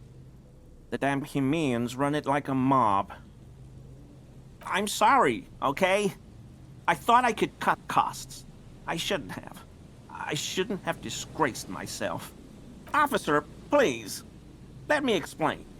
It's not like that. I was only cleaning up. I live right across the yard from where he was hanged, and I saw him stripped naked. All the clothes lying around in the yard, smelling. People are animals, you know? Then I came out to clean up the rags because no one else would. I put them into the Whirling's trash, along with a broken mug, admittedly. Okay, I was coming to throw the mug away, and, well, I threw the mug there and the clothes too. As he shifts uncomfortably, a series of clicks, like the clinking of glass beads against one another as they roll across a hardwood floor. You've heard this sound before, but where? What sound? Really? There's lots of weird stuff out here in the reeds, though. Insects, trash. Could be the wind shifting some garbage nearby. Every day, the wind shifts the reeds and whatever was left in them. Tambourines and condom wrappers, plastic and glass bottles. The smell of decay. The sound you heard was not the sound of something easily abandoned. Armor? No. I mean, yes. Of course. I know he was wearing armor, but I don't know anything about it. An infant could see he's not telling the truth, but he's too scared to admit more wrongdoing. There's something going on here. You should observe him more closely after this topic is concluded. I hope I could help your investigation, in my small way. Does this mean you were in his apartment, admiring his colonial mug collection? Perhaps it would be interesting to tell him. No. I help Morel with research sometimes, and I've learned some things along the way, but I don't usually go in for picnics like this on my own. After all this time with Morel, he must have an opinion on cryptids. This could lead to a good one. Oh, yes, the burning rhino. Morel doubts he's real, but I don't much care, because I won't be the one looking for him out in Safra Serai. A rhinoceros that looks ordinary during the day, but burns brightly by night. Well, at least the males do. They have special ducts just above their shoulder blades that secrete a combustible fluid. When the rhino is just beginning to light itself, it looks as though it has wings of fire. But how is this combustible fluid lit?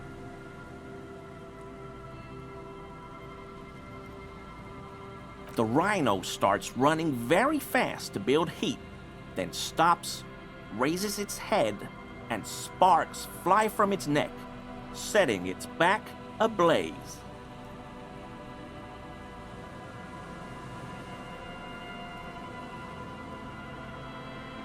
Yeah, well, Revacol used to be a flaming rhino once, a long time ago. That seems unlikely too, doesn't it? Super solid argument, Gary. Can't argue with that. The flames are not just for decoration. They are an integral part of the beast's mating behavior. During the burning rhino's mating season, herds of male rhinos, all aflame, encircle herds of female rhinos, forming a fiery ring as they begin to copulate loudly. Local peasants call it the passion ring.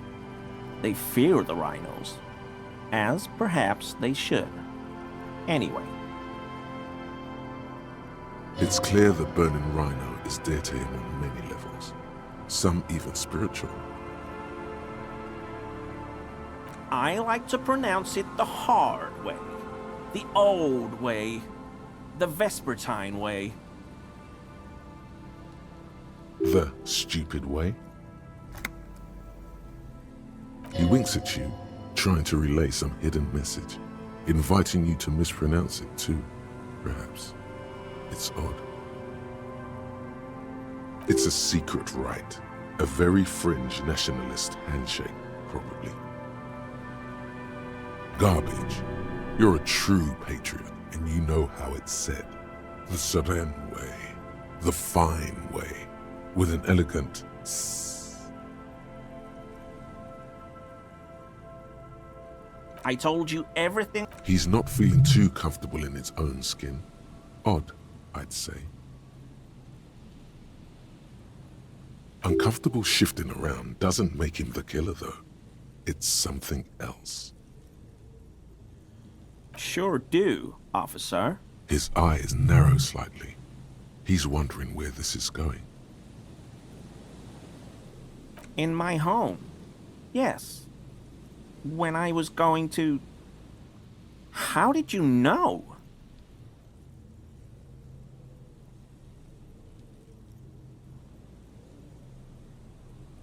Is this about the Union? Did the big man open the door?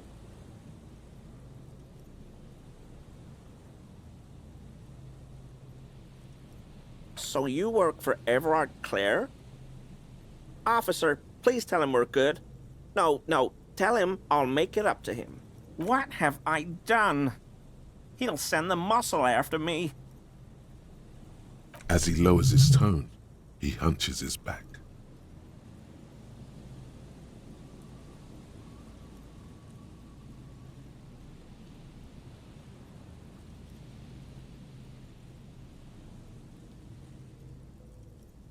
Whatever it is, tell him I'm silent as the grave. I was probably talking too loud in the whirling the other night about some theories. I won't do it again. If there's anything I can do to assist you, or the Union, just ask, okay? I'll try to help if I can. This scared him proper. He's positively melting from fear. Has to prop himself up with a lot of anger to keep it together.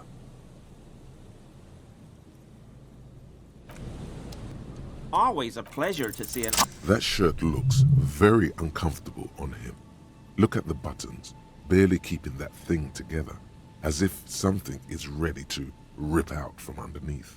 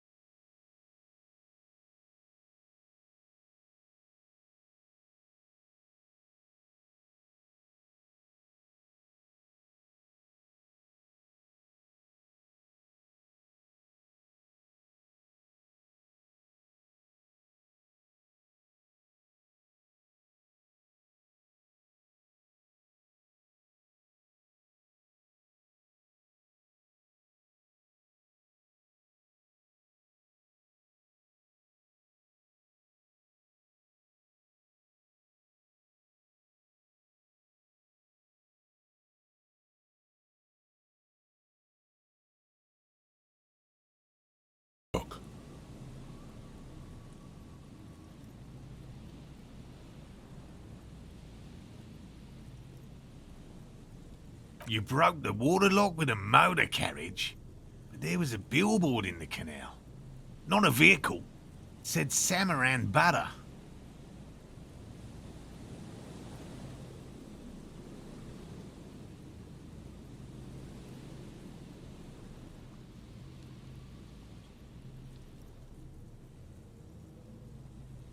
Why?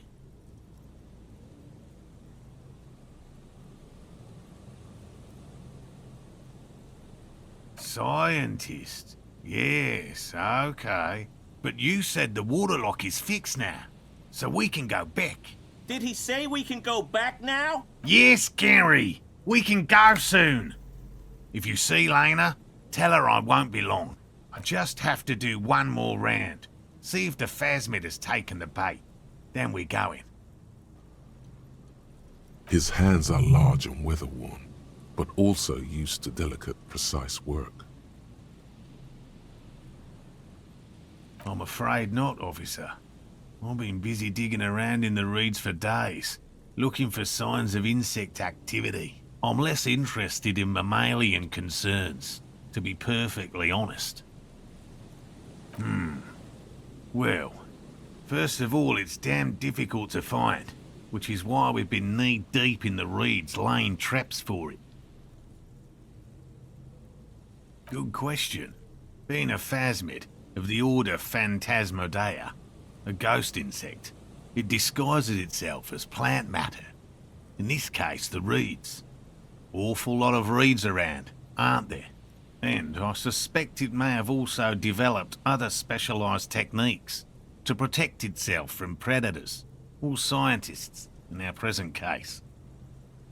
It's my hypothesis that it has evolved certain electrochemical defences that allow it to interfere with animal perception, impeding pattern recognition, confusing the visual cortex. But I cannot describe how these defences work, much less how they evolved, without studying a live specimen.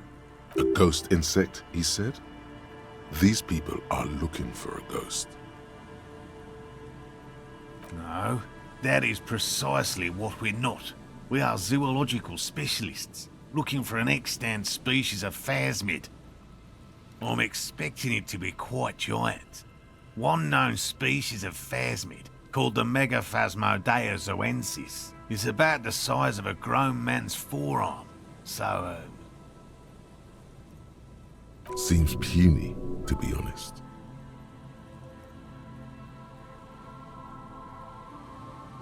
typical rookie assumption.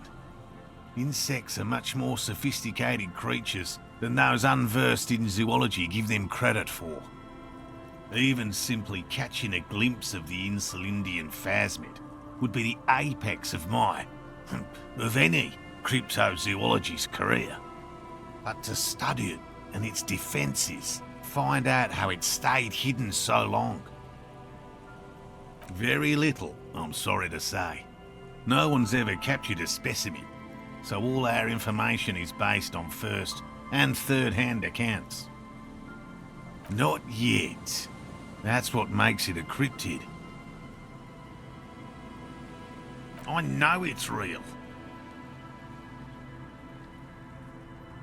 It's clear that his obsession with the phasmid is driven by something more than the pure pursuit of scientific advancement. By which I mean, I've heard enough first-hand accounts to believe quite firmly that the Insulindian phasmid is more than mere superstition.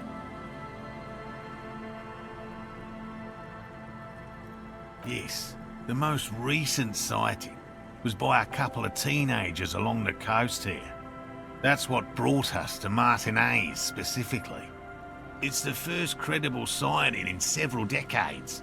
Admittedly, it's an unusual location for this species, but with all the sewage runoff upstream, it probably doesn't matter much anymore. I have to resist the thought. Such an extraordinary creature is doubtlessly highly resilient. After all, it's generally thought to be capable of parthenogenesis. He means asexual reproduction. The females of the species don't need to mate to produce viable eggs. This makes it easier for a species with a small population to survive.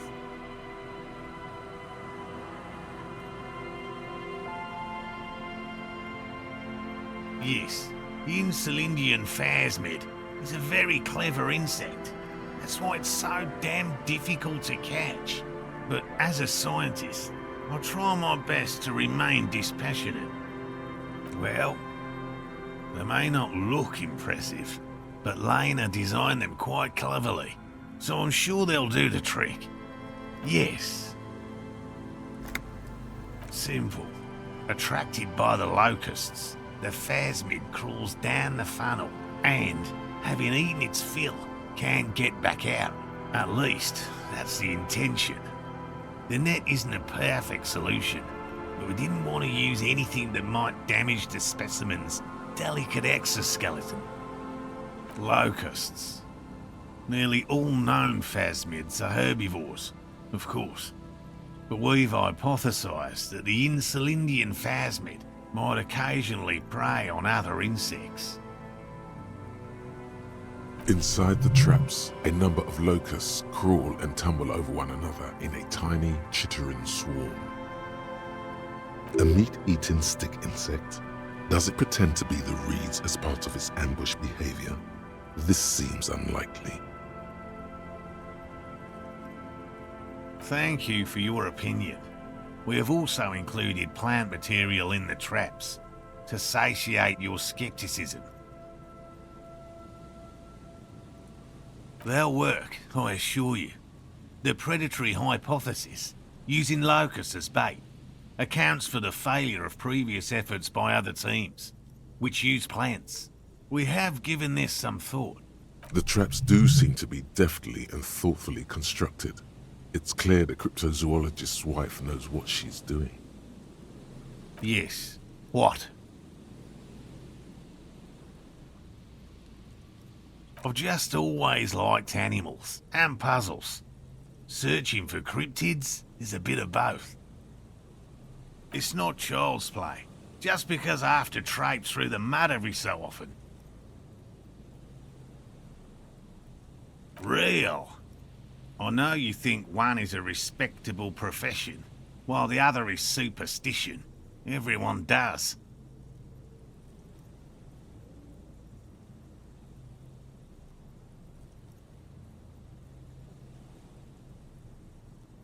Indeed. My methods do not differ from other scientists. I simply draw upon a wider variety of evidence. And I have more hope that something truly surprising might happen. Your nerve endings tell you there is no such thing as a positive surprise. No, as I said, I have yet to catch a cryptid, although I have come close. Interesting. Something for later, this close call. Everything from forgotten regional lore to newspaper accounts, like the one that brought us here, to look for the phasmid. I keep a very open mind. He's interested in things that people believe that scientists don't. Most establishment scientists only care about reputation and remuneration, not real research, and certainly not the truth. They're a cowardly lot, and both the field and basement archives can be dangerous places. No, very few cryptids are ever discovered, and not for a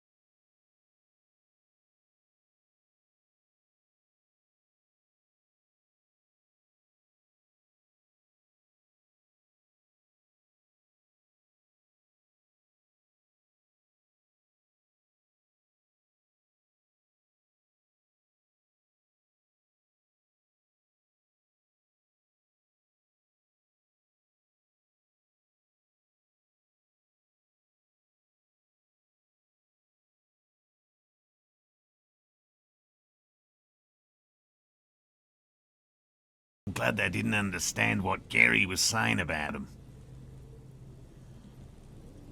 What? South Safra? They're just on a different rung of the ladder, Morel. I had no problem with them.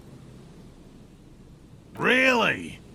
You kept complaining about how dirty everything is, but we digress. They're a nascent culture. I just didn't feel comfortable. And let's change the topic, okay? Talk about your critters, or whatever. Formerly the most dangerous, yes. But do you know the most dangerous living cryptid? The most dangerous cryptid is a carnivorous ruminant, known colloquially as the dread moose. Yes, the dread moose subsists entirely on flesh. It has even been known to dig up fresh graves in search of sustenance. Human remains have been found deep in the forest, torn apart, then trampled into the mulch by large hooves. Infer from that what you will. Just like an ordinary Arden moose. You can't. That's what makes it so dreadful and hard to identify. A moose that looks like any other moose. What's going on here? He's kidding, right? The bodies found in the forest are just one piece of physical evidence. There's more. The recent surge in the moose population has hidden carnivores. The dread moose are effectively removing competition for both themselves and their evolutionary cousins. Moose are already being hunted for sport. Can you imagine what would happen if they came to be viewed as predators? The carnivorous moose are a very young species, the result of a genetic mutation that fared well in the process of natural selection. It makes sense that such a majestic animal with natural weapons, antlers, would come to rule the forest. The only strange thing is that it took so long. One slaughterhouse at the outskirts of the woods in Vasa reported that its staff kept seeing moose in the distance. The moose would just stare at the building, as though they were waiting for something, its eyes bloodshot and full of cruelty. And that's not all. Some of the slaughterhouse apprentices went hiking by a nearby creek and saw a moose nibbling on an unidentified carcass. This isn't something unique. Various species of deer have been known to scavenge when plant food is scarce. Anyway, there is more than enough evidence to justify a thorough search for the dread moose. Let's close the subject before it turns into an argument. Here is a man who has had more than his fair share of heated arguments and would, surprising as it may seem, prefer not to have any more. That's impressive, I guess. But have you seen it with your own eyes?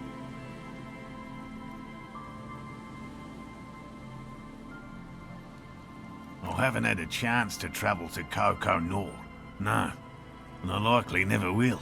The Samaskill Desert region has been embroiled in a small civil war for the last 8 years. I fear this mindless barbarism may have wiped out the elusive creature entirely. Sightings of towering luminosities have grown rare recently, while they once used to be constant. Yes, sightings of mirages are constant. A mirage is a constant phenomenon that people have no time to report when a war is going on. It remains unclear what this has got to do with you seeing it, as he was inquiring before. He was just being defensive. Oh, everyone knows about that one, thanks to Professor Mijanu being the talk of the town for a time. Although, probably because her life ended as a result of her work in Gutler, no one remembers her contributions to the search for the Nong-Ok. A flightless cursor owl found in the Seminine Isles. Its long legs permit the Nongok to run faster than any other avian. Perhaps any other animal. Who knows?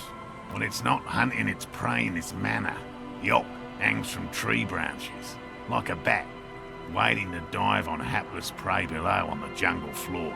Mijanu liked extreme animals, you see. One of the few figures of the academic establishment I respect. Really a shame she disappeared. Oh, decades ago. In the 30s. I didn't know her personally, of course. The chasm of academic pretension still stood before us, even though she had unusual courage for someone from the other side. Did he? That one's a hoax. Some Seraise rice farmers set fire to rhinoceros cadavers and use them to scare tourists. Many times, it always turns into an argument. I don't want to repeat it. The rhino holds a special place in his heart. Let it. Myths are part of my field. It's a gut feeling. He knows it exists. Fuck the so-called specialists. Many of them probably are. Statistically speaking, about 20% of all cryptids are verified hoaxes. Uncovering falsehoods deliberately fabricated to fool the public is just as much my calling as finding new species. If perhaps slightly less enjoyable.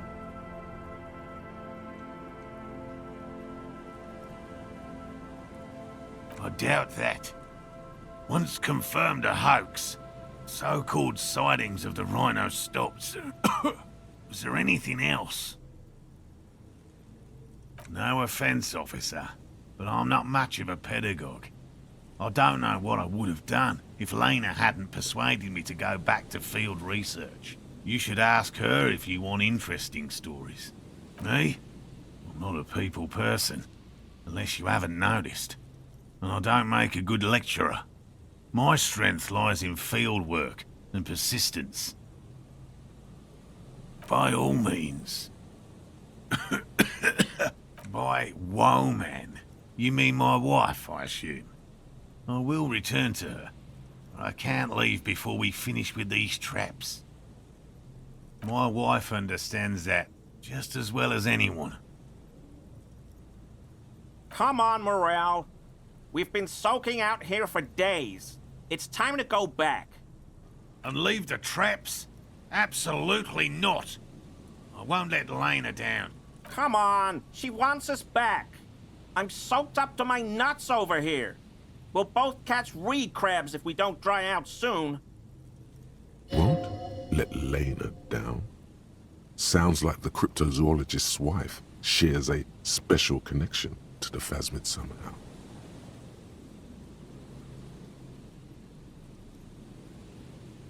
Of course it's important to her. She's seen it. A verified sighting, on record. One of only 4 this century, and it's hers. She's seen it? Yes. That's how we first came to know one another, in fact. But that's her story to tell, not mine.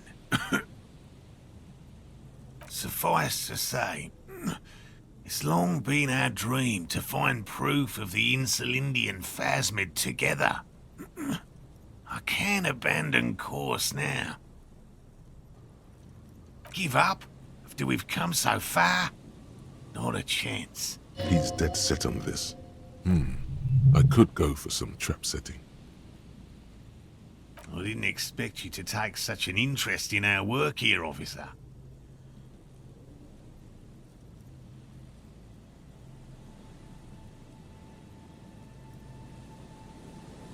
Sometimes it's helpful to take a break and return to one's primary pursuit with fresh eyes. There are 4 in total.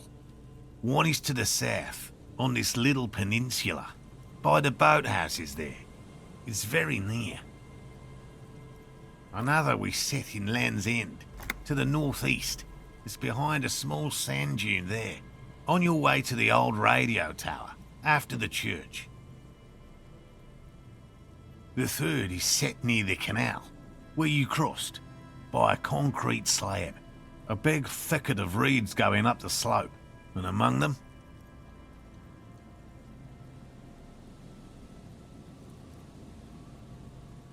you should check at least one of those before returning to this one, since I just said it. This one's more of a technicality, but still, better safe and stupid than sorry.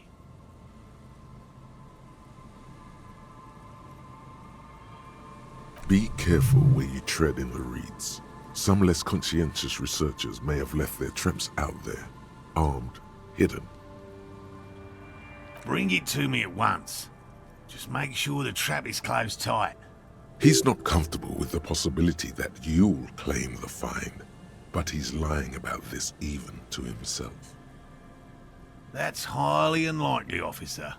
But in the event you do, I'll spray you with a pheromone mixture I developed. It's made of musk and research chemicals. The pheromone should attract the insect to you, or at least prevent it from bolting at the sight of you. It's quite potent. Will last you about a week. Wise choice. This is the smell of dying reeds, of longing crumbling into the water. Thank you for your help. Gary and I will start breaking down camp. If you have any more questions, now's the time to ask. Finally, you're being sensible. I'll start packing right now.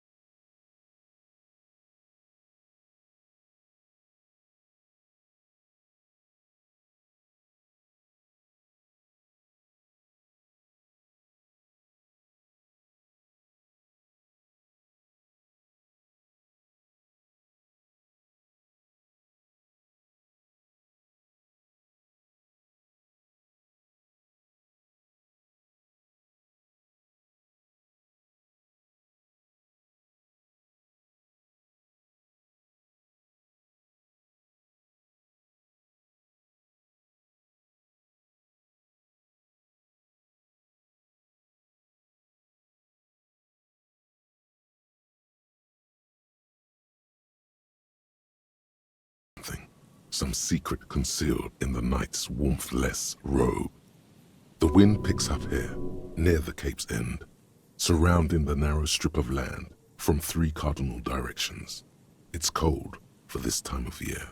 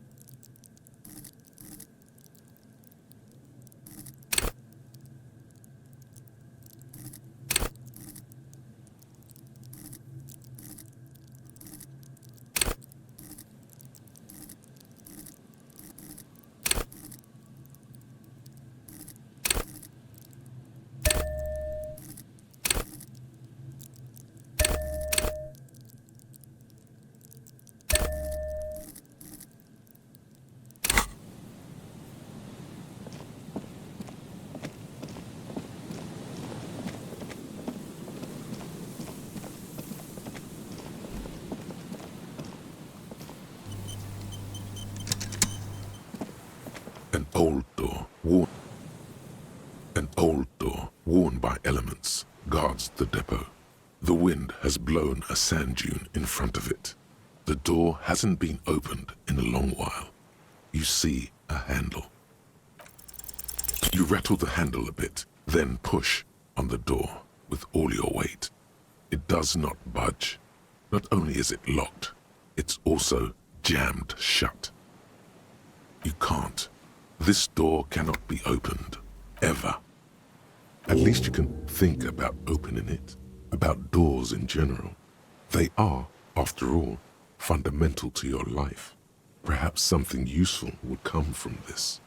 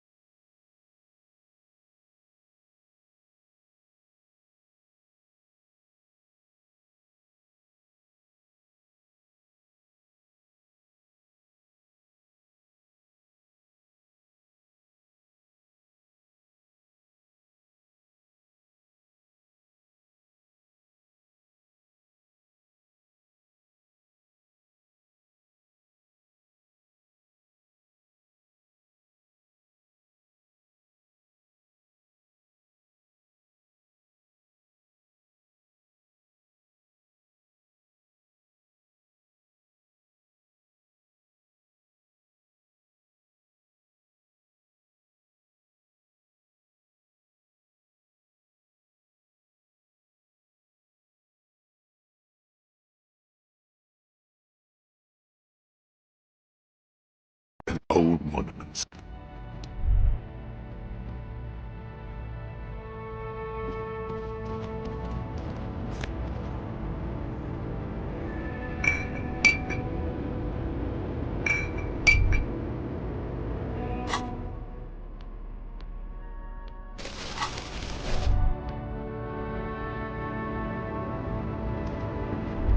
The woman still has her eyes fixed on the photograph in her hands. In the background, the radio plays. Where am I? Who are you? The smile on her face has disappeared, replaced by the weary aspect of a cornered beast.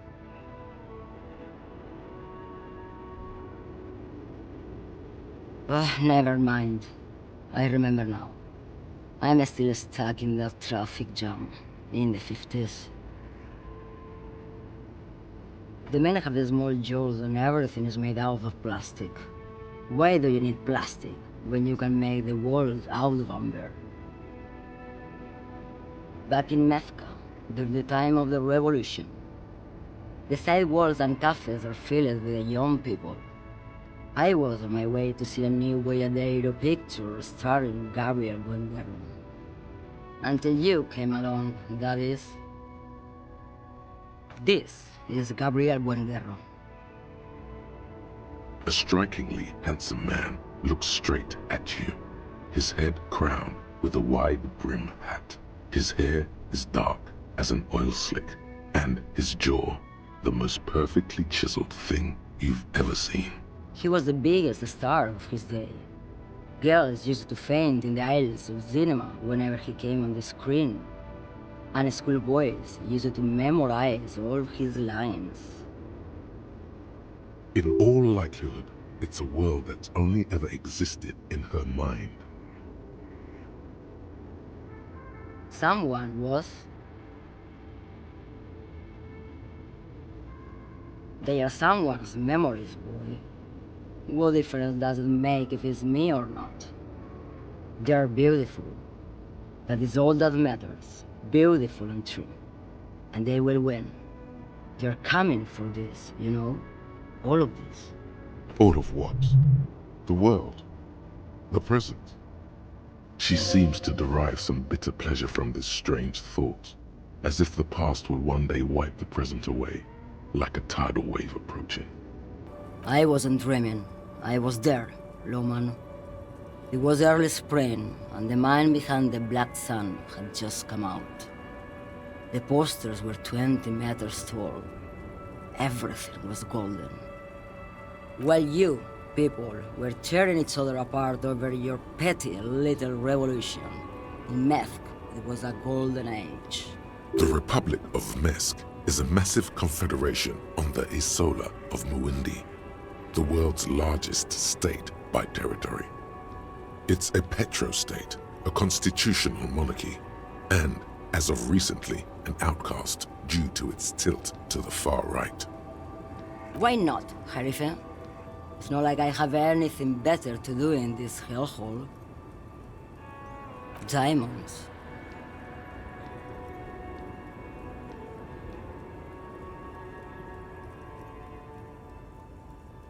Of course not. But wouldn't it be marvelous if I was? Whatever stupid things they put in the lorry, I imagine.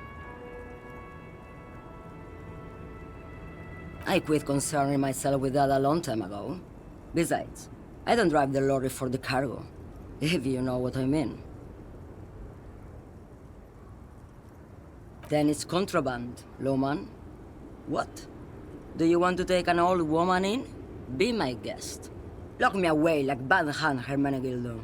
Bad Hand Hermenegildos's bad hand strangled 300 people. What can I say? Some people just really like strangling people. Of course not. To truly understand the Boyadero, you need to listen to On the Western Plain. The Boyadero, Boya for short, is a cowherder from upstream Magritte, the great steppes of northern Mesk. People like Manana at the gates have turned it into an ideology of sorts. It's an old ballad about a young girl who falls in love with a daring boyadero. He promises to marry her as soon as he returns from the Western Plain. Of course not. The boyadero returns from the Western Plain a changed man. One night, as he and his beloved are out walking along the river Maigret, she pleads with him to give up his riding and settle down. In the background, you can hear the orchestra swell as the screen fills with the maiden's imploring eyes. So the boyadero strangles his beloved and throws her body in the Maigret. Then he rides off, because the Western Plain is calling to him. You have to understand, a true boyadero needs a whole horizon to himself. He can't be tied down by man or woman. His beloved was selfish. She didn't know what it meant to love a boyadero.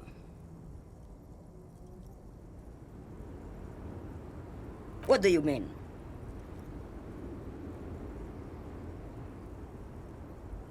Because I'm one of the best communers around, that's why. I bear roots no one else will. Lomonosov's land, Udashnaya Zemlya, the Western Plain. A terrible cold comes over her, rattling her teeth as she stares inward. The Transcatolia Magistral, you for 1A, Adestradas du Mirador, all the good ones, the deep trenches, where the bluebirds fly.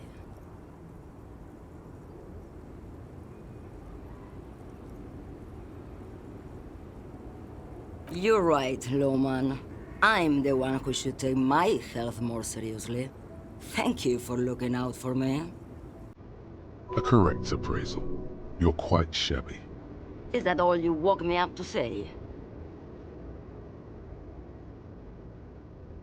What do I need drugs for, Lowman? What I see, what I feel. The great adversary, no drugs can compare.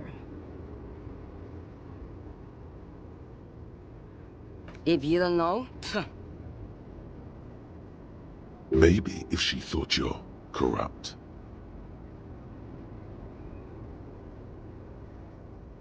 who the fuck is Iraq? Ah, and what do I care about the union boss? He's no Gabriel, he's no Franco Negro. He's not even Hermenegildo the Hound. Maybe, probably not. Makes no difference to me either way.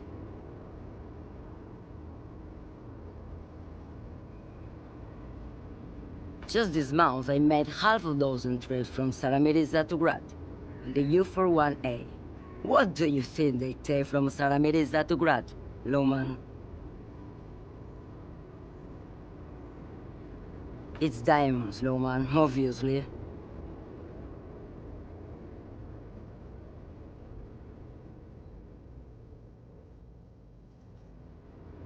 Easy. He's the skinny man who thinks he's a poet. Never trust a poet. Also, he's the only one I can see from here. That's correct. There is no visibility of any of the others. Diamonds are good for you, Luman. You should try them sometime. Make yourself pretty like Eva de Zoras. Where do you want me to go? This isn't so bad. I can listen to music, or the seagulls. Look at all the colors and the futures of this world. It's a good palate cleanser, this jamboree. Or I can just relax and let my mind carry me back where it will, to the Great Plains. Yes, go. Enough jamboree. I need to get back to Mesque.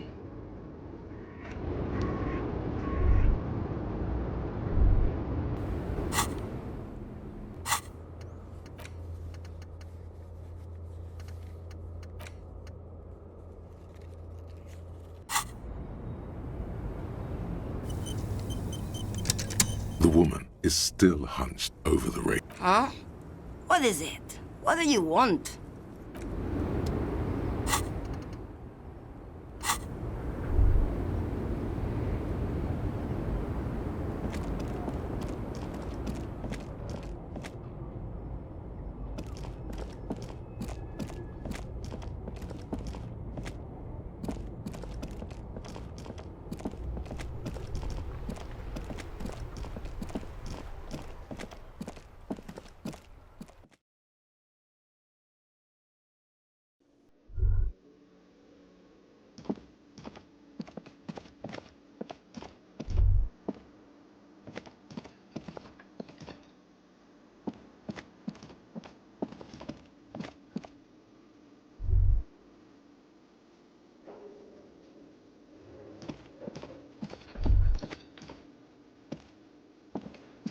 Hey, was there something you needed? Well, well. Bringing in that new bird sure made a difference in his attitude. You're already set for the night. Your door is unlocked. Another thing. Great. I love those.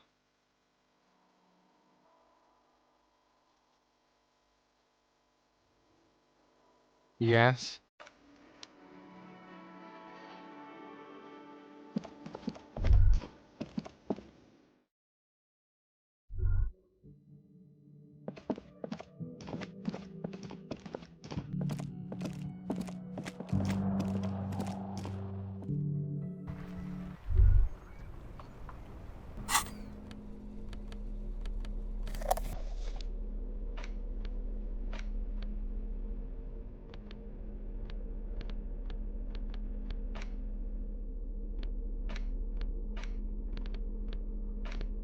Large letters on the front form a title, Wirral. The colorful box is illustrated with bucolic vistas. The cover art also features odd-looking humanoids, some short, some taller, some with pointy ears, others with ephemeral wings. Text underneath the title in smaller typeface reads, 3rd edition, Mega Setting Supplements Module. The side panel adds, a sword and sorcery adventure board game with new maps and miniatures. Mysterious things rattle inside.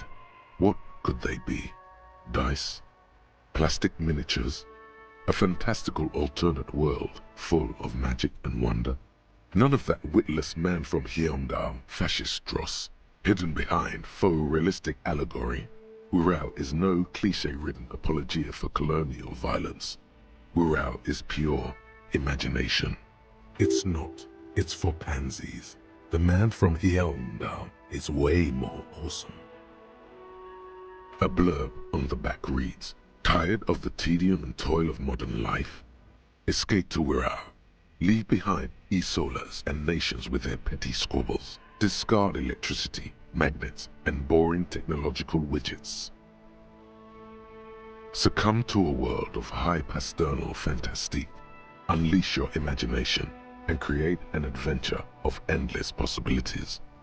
Discover the terrible secret threatening Wirral. Can your band of adventurers save the world?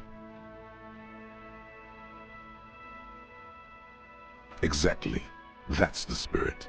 All you have to do is read an intricate rulebook, study an assortment of maps, unfold the illustrated game board, and start rolling dice. In no time, you could be romping through grasslands with low-level characters, hunted by Iskala riders, or battling unspeakable monsters in endless dungeons fraught with danger and despair, conjuring up forceful magics to aid your quest. Don't forget heated arguments escalate into physical confrontation with your friends. And most importantly, never forget to rage quit if the dice don't go your way. You pry open the box. Inside you find a folded up map, a small booklet, a 24-sided die, and a little plastic figurine. A reprint of a crude hand-drawn map. The top left corner reads, Lands of Wirral. The map features both small villages and mid-sized towns with odd names, in addition to meadows, forests, hills, lakes, and seas, also with odd names. It doesn't seem to correspond with anything you've seen thus far. It's not a very helpful map. A quick guide to the magical races of Wirral. Create your own hero, choosing from any of these completely unique and fantastical backgrounds. The options are in order of importance. The Welkin, the Tweorg, the humans, the fairy folk, and the pygmies. The Welkin, tall, lithe, and graceful, with long flowing hair and pointy ears. They're known for being powerful magic users, but can also hold their own in a brawn-driven fight. The Welkin come with a variety of exciting sub-races. High Welkin, Forest Welkin, Lake Welkin, and Snow Welkin. But if you're not feeling experimental, a basic Welkin will always do. A grand race of industrious mountain people. They're short, stout and muscular, and enjoy digging for gold and other precious minerals. They're also well versed in the art of combat, where they prefer to use axes and hammers. The Tueog also come in a few different sub-races: Hill Tueog, Shield Tueog, and Dark Tueog. They're just humans. What else is there to tell? They're average in all stats, and jacks of all trades. A very small race of flying people, known for being mischievous, full of trickery. They often lure people into their magical traps. There are no sub-races for the fairies. The least popular of the Wirral races, the Pygmies, are short, rotund, and dim-witted. Pygmies live in small villages made of shoddy wooden dwellings. They spend most of their days tilling the earth and smoking their pipes. There are no sub-races for the Pygmies.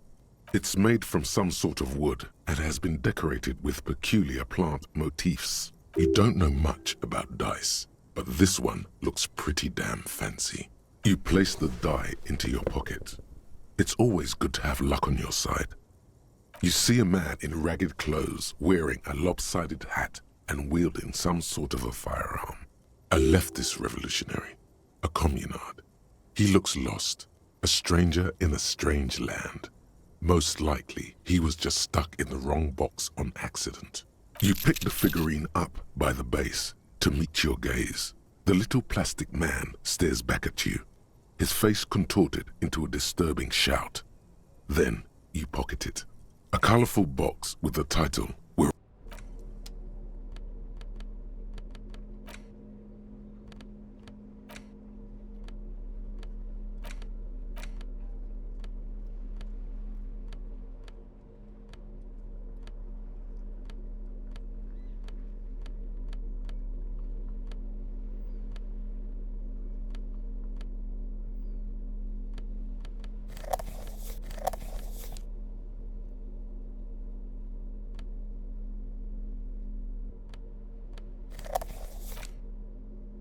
The cover of this tattered paperback features the man from Yeomdar, standing atop a pile of bloody corpses. His two Zweihanders are crossed over his massive chest in a dramatic X, their blades dripping with gore. Behind him rise the harsh, snow-capped peaks of his native Northlands. In bold red letters, the title, Heomdallaman, the man from Heomdal, unfurls like a banner. In the foreground, a nearly nude woman lies spread in supplication, her privates strategically covered by her flowing black hair. The back blurb reads, "His latest adventure serves as the perfect introduction to the savage Heomdal saga. Meet man from Heomdal, his faithful blood brother Tyribald, the noble Lord Hrothgar, and some of their most fearsome foes yet, for the Northlands, for Heomdal." Below, in smaller font, you see the parenthetical, adapted from Man from Eondal and the Necromancer's Treasure, Man from Eondal, Lord of Hrothgar, and Man from Eondal, the Curse of Nacht Hera. A brazen attempt to bilk fans for more money by splicing together old stories under a new title.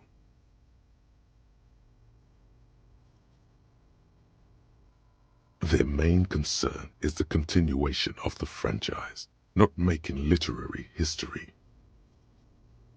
The story opens in media res. The man from Heomdal and his band of northern reavers are in the bowels of an ancient temple, surrounded by an army of gibbering whites, led by the deathless necromancer.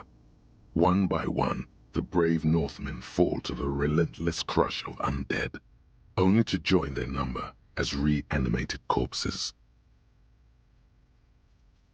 By nightfall, only the man from Eondal and his blood brother, noble Tyribald, are left standing against the dead horde. "It is an honor to die by your side, brother," Tyribald cries, as his battle axe beheads one of their reanimated comrades. "9, Tyribald," the man from Heomdal bellows over the army of flesh and bone. Have courage. For the Northlands. For Hjelmdal. He leaps to the mezzanine to face the black-eyed figure, and like a mad ice bear, whirling twin Zweihanders, Sturm and Drang, he plows through the ranks of the deathless, surrounding the necromancer. The writer has never held a sword in their life, let alone two two-handed swords at the same time. It is physically impossible for a human being to effectively dual-wield Zweihander swords in any kind of real-life combat situation. And with deadly finesse, his twin blades scissor the necromancer's head from its body. The undead legions collapse like ragdolls as the dark magic leaves them, and the two Northmen stand alone in their cursed temple, where the bodies of their lost brothers litter the floors. A few chapters later, the man from Hjelmdal and Tyribald are in a completely different setting, high above an arid desert, riding a pair of griffins that always seem to appear at narratively convenient moments. This book makes a mockery of the very idea of good plotting, though something tells you coherence was never the point. The Northmen find themselves in the court of a powerful southern king, Lord Hrothgar. The old king beseeches the man from Hjelmdal to rid his kingdom of the Nachtherra, a subterranean clan of blind wizards who traded their souls for demonic powers. The man from Hjelmdal extracts a high price from the desperate king. He asks land for the homeless desert pygmies living exiled in the kingdom's borderlands. Hrothgar offers the hand of his eldest daughter instead, but the son of winter does not budge. What do you mean? Because the flame of justice burns bright within his chest, because, above all, he's driven to bring honor to the name of his beloved Hjelmdal, because his noble Cutlan blood lusts for glory and conquest. It cannot be denied. What do you mean, is that all?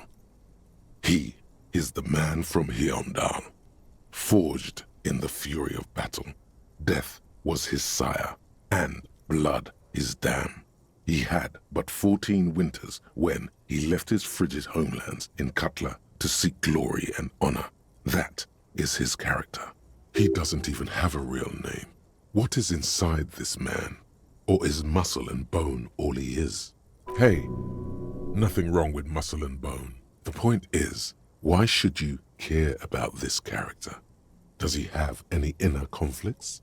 Unspoken motivation? A tragic flaw, perhaps?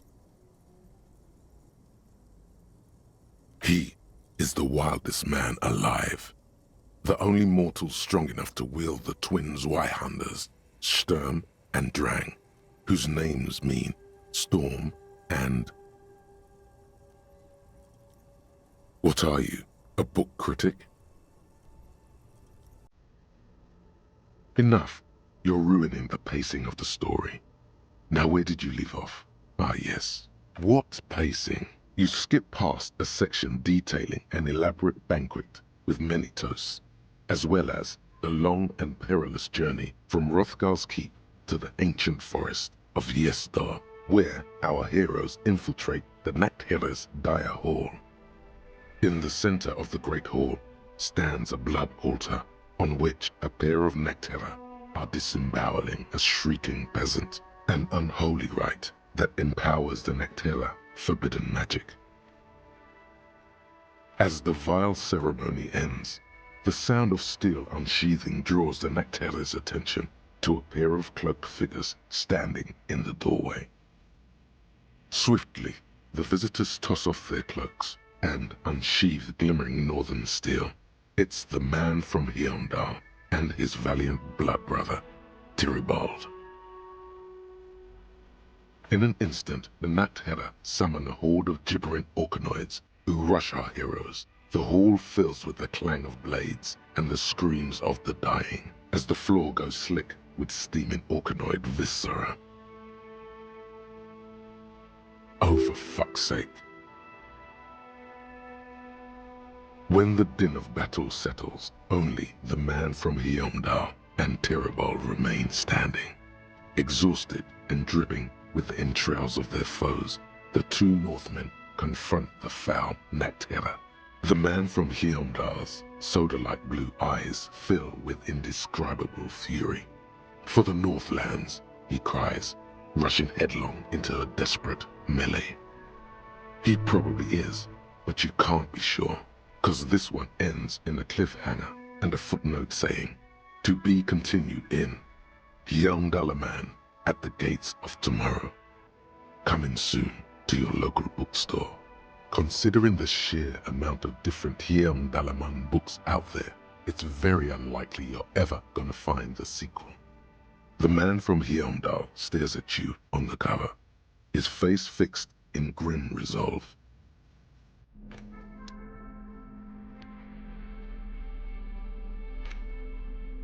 The edges of the pages are worn and smudged. A lot of people have read about the Devil Woman's altercations with the Hyamdal man.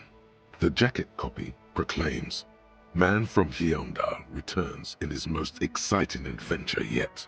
After crashing into a strange jungle, cannibalistic natives abduct his only surviving comrade, noble Tiribold. Before Man from Hyamdal can mount a rescue, he is ambushed by a tribe of female warriors and taken to the ancient citadel of Cloud City, where a mysterious and wicked queen rules supreme. Will Man from Hyamdal be able to escape his dire situation and find his missing friend?" You open the book to a random page. Man from Hyamdal, wielding his two Zweihanders, is carving through a sea of savages, his visage fixed in grim determination. His arms, whirling like windmills, are soaked with the blood of his enemies. Mangled corpses litter the battlefield. It calls out to you. This is the spirit of Revachol. Berserker rage burns in his azure-hued eyes as he brings glory and honor to his long-lost Hyamdala tribe. From the village of Hyamdal, the ivory giant roars like an ice bear, and the winds of Gatla howl out his name. Man from Hyamdal rides on a gilded griffin, his golden mane billowing in the breeze. Both Zweihanders sheathed on his back. He is off to war. Will he conquer his enemies? Will he conquer himself? The steel muscles of Man from Hyamdal gleam in the humid jungle air. Yet the man does not sweat. In meditation, his soul drifts in the frigid northlands he calls home. A passage reads, "The man from Hyamdal looks up, his eyes blue as the mountain lakes of his homeland. He rarely speaks, but now his voice booms in the darkened throne room. Do not try to sap my masculine essence, wicked temptress. Son of Hyamdal will never succumb to your seductive wiles. Thine spells are no match for purity and strength of will. Brothers of Hyamdal, stand above the vices of flesh, for it is weak and corruptible, yet mine is forged in gore and strife." Queen Lydiana just laughs, a sultry and salacious sound, then says, "I have grand plans for you, Man from Hyamdal." She gestures her diabolical hand toward an array of potions and unguents. "First, you shall please me. Then lead my armies against the vicious cannibals. Not a muscle moves in the face of the Man from Hyamdal. Yet inside, there is turmoil. This goes against all he holds sacrosanct. This is beyond primitive."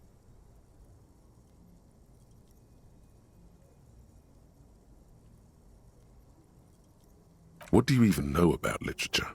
Have you ever read a book in your life? This is not just another book. It's Man from Hyamdal, and it's done with you.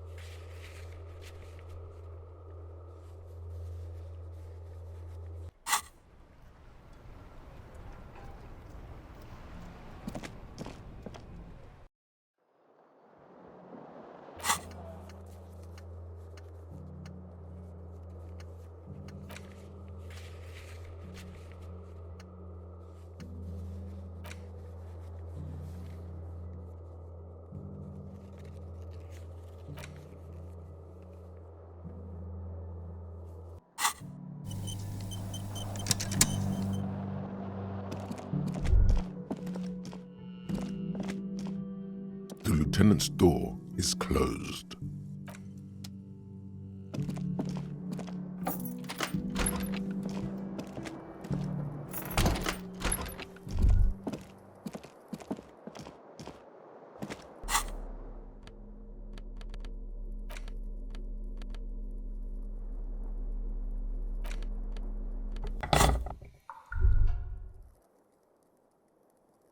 The bed is still cold from the broken window. The room behind your closed eyelids is familiar now. The only home you've ever known. Its darkness gathers. The last thing you hear is the wind blowing in through the broken window. Then something comes, a kind of sleep. Like a deftly cast fishing net, sleep pulls you out of the world and into its dark shore. The rough mesh chafes, tightening around you, it digs into your brain. How have things been going for you out there? Helped anyone lately? Saved anyone lately? Murdered anyone lately? This bastard isn't even listening to you. Because you know you are a murderer. A disco music listening psycho killer who offs poor people and then forgets about it.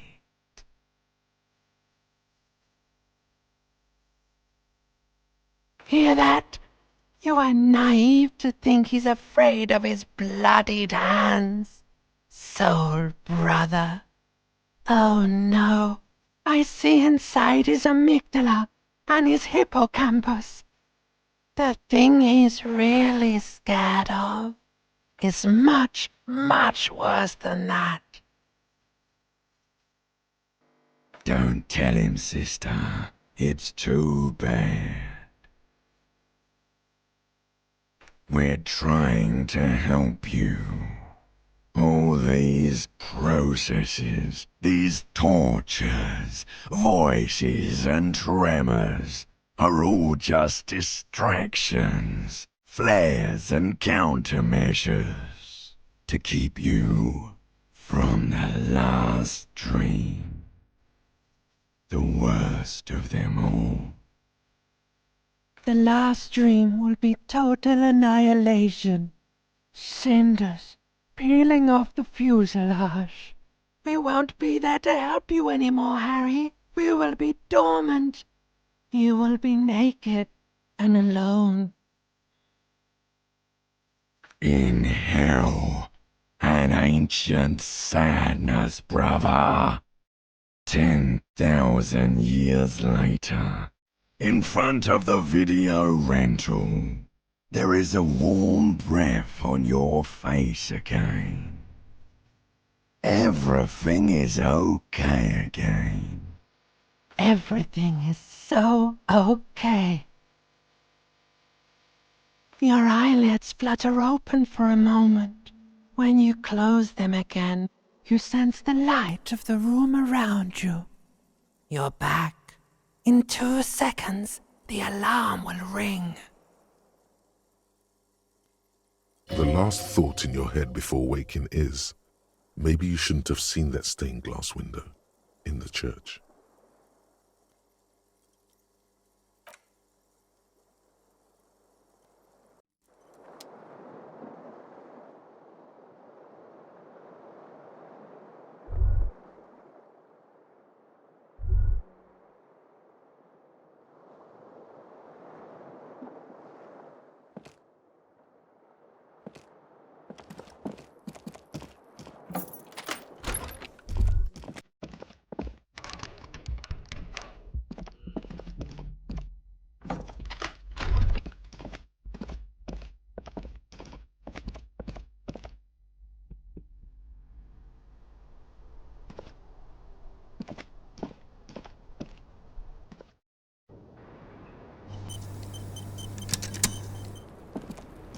Hello, officer.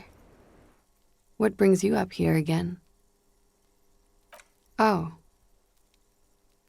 No, of course not. As I said, it would have been too risky for me to use those documents anyway. My employer gave them to me. In truth, I should have destroyed them. She doesn't seem to be lying. She's genuinely spooked by their disappearance.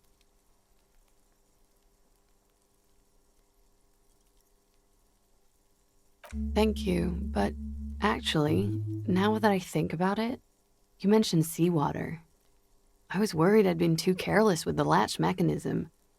The documents were probably just washed away.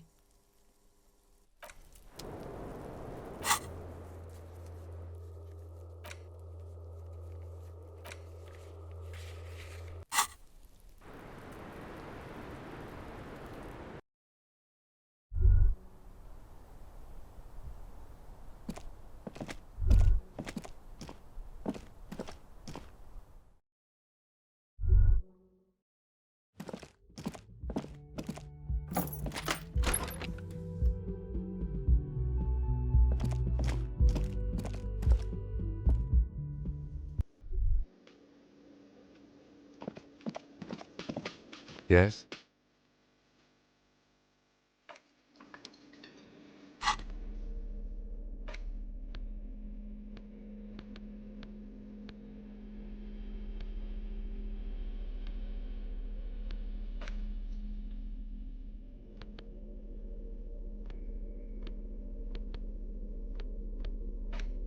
A police badge on which you see the Lieutenant W. Freighter. The lieutenant is a rank above sergeant and below captain.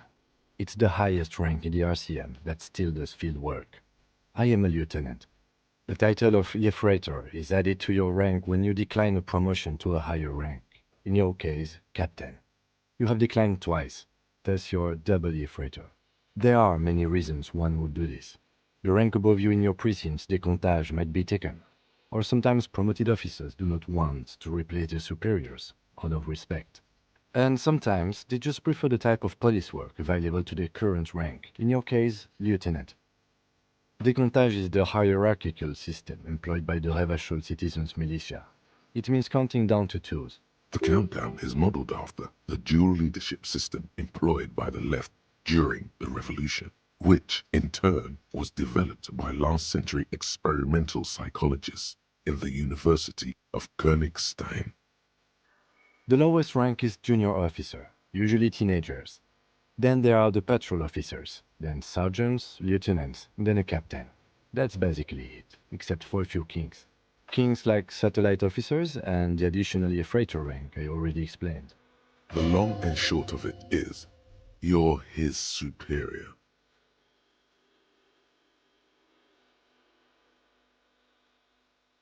No, I've been putting up with you because despite an unconventional approach, you are doing good police work. It matters more than driving your motor carriage into the sea. And now we've even found your badge. He trusts you, for now. Try not to spoil it. Yes, apparently you've had a rather successful career in the past, and this leads me to believe maybe your current situation is only temporary. Good. Such a small yet precious thing, expensive paper caught between thick plastic, like a fly in amber. It reads. That's just the serial number. Revachol, Jamrock, Precinct 41, with some numbers thrown in there for good measure. The numbers are not there for good measure. They have an administrative purpose, one that's unfortunately been erased from your memory. Harrier. That's long for Harry. So you are Harry. Evrard was half right. Probably not a lot of people know your full name. Whoever told him you're Harry Dubois didn't. Not strange at all. Your name is Harrier Dubois, like it says on your police badge. Pleased to make your acquaintance, Harrier Dubois. The badge in your hands shines as you rotate it, catching light. You see lines of information. The man keeps winking at you with his green-gray eyes, but the badge is new. 8, maybe. What do you? It looks the lack of the badge in your hand shines as you rotate it, catching light. 4 months ago. I'm guessing that's when you were promoted to the rank of Lieutenant W. Freighter.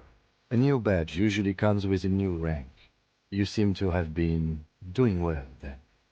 The pain in your chest tells you were working yourself to death to earn that rank. You're pretty sure you weren't doing well. Yes, it's the designation of your precinct. 41. Like mine says 57. The 57th is mostly industrial harbor. A lot of asphalt. The 41st is... It's a tough station to work in. You have all of Jamrock to cover. That district should have 3 precincts, but money is what it is. But then again, it's a legendary district, and a hell of a station too. It must be an honor and a curse to work with people like Price, McCoy, Berdiaeva. Roberts, Feuerbach, Dimitri. Suddenly, names from your decomptage flash in your forebrain. He knew all those people, although they're not from his station. They must be big. The badge in your hand shines as you rotate.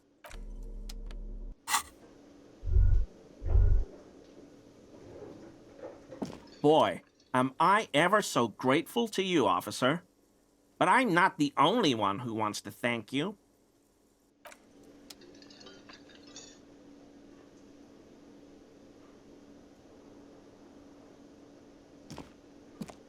Boy,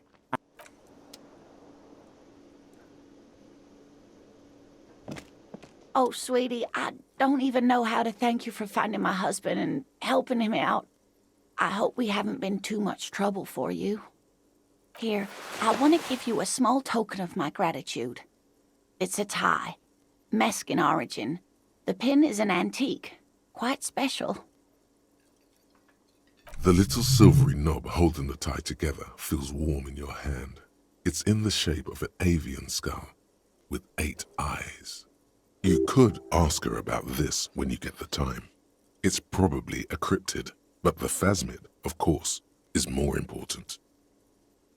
Oh, you don't want to hear about some old woman's ramblings. Ramblings? Nonsense. Your description of the phasmid is the most precise I've ever heard. But, darling, I didn't even get the size of it right. You were a child, my dear. Really. It's extraordinary what you were able to describe. Now go on. Tell our friend about it. He's proven his interest in the field. Reflexively, the lieutenant read his familiar notebook. Well, it was summer. I was building a racing track out of sand on the beach near a tall stand of reeds. Quite a tall one. Many times my height, I remember. When, all of a sudden... I'm getting ahead of myself. I was 5.5 in Betancourt in the suburbs. My grandmother had a summer home there. Betancourt got bombed in the war. It used to be quite near, circa 20 kilometers from here. The strangest moment of my life. I looked up and one of the reeds moved. Not like a plant, but like a living thing. It stood up and looked at me. Its body unfolded like some antique toy. I've never seen anything like it. I didn't know this can happen, so I reached my arm and touched the thing. It felt just like a stalk of reed, but it moved, swaying, towering above me. After a while, 20 seconds, a minute maybe, it left, went into the reeds. I tried, but I was only a child. There was mud and high water. I couldn't see it anymore. I was just standing there knee-deep in mud, looking around me. I ran back home to my grandmother and asked her if reeds could walk, and told her they were looking at me. Of course, she just laughed at me, but I knew what I'd seen. For years, it was a story I told at parties when I wanted to impress boys. That sort of thing. Of course, most people just took it as a strange, amusing anecdote. So did I, honestly. But then I met Morel. We were on a date. Can you imagine? She tells me a story, and it's the most detailed report of the Insulindian phasmid I've ever heard. The sounds. She told me it hissed. It did, yes. Like reeds in a gust of wind. The way it moved, the colour, how some of its limbs were white, like marble. It matched perfectly with what I know from other accounts. It was amazing. If it weren't for Lena, I might have given up hope years ago. It's no exaggeration to say that she restored my faith in my profession. Not all of them. There is some white coloration reported, along with beige, where the camouflage ends. Our first, yes. The glance is tender, yes, but tempered by something else. A thought she can't express, even to him. It's hard to say how big things are when you're quite small yourself. To me, it seemed to be taller than I was then, but that's probably not the case. How could she? Who imagines this? She didn't know about the phasmid. This is the main thing here, what makes it a confirmed sighting. She had no previous knowledge of the insect. So she couldn't have made it up, or imagined it. That's true, yes. I'm almost certain neither my mother nor my grandmother knew of it. It was only when I started telling my story as a teenager that boys would tell me, "Lena, you trying to tell us you saw the Insulindian phasmid out there in those reeds? Get out of here." They just give me a cider and ruffle my hair and tell me to stop dreaming. But I saw it. I thought it was a wonderful story, man.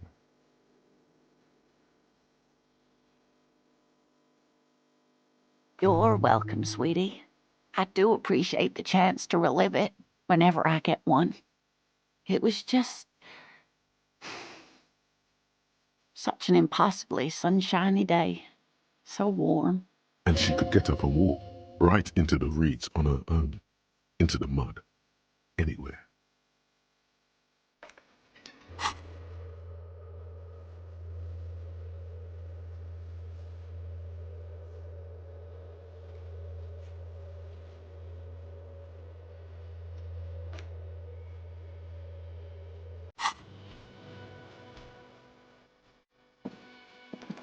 I couldn't possibly shower thanks on you as enthusiastically as my wife has, but I am grateful for your assistance, officer.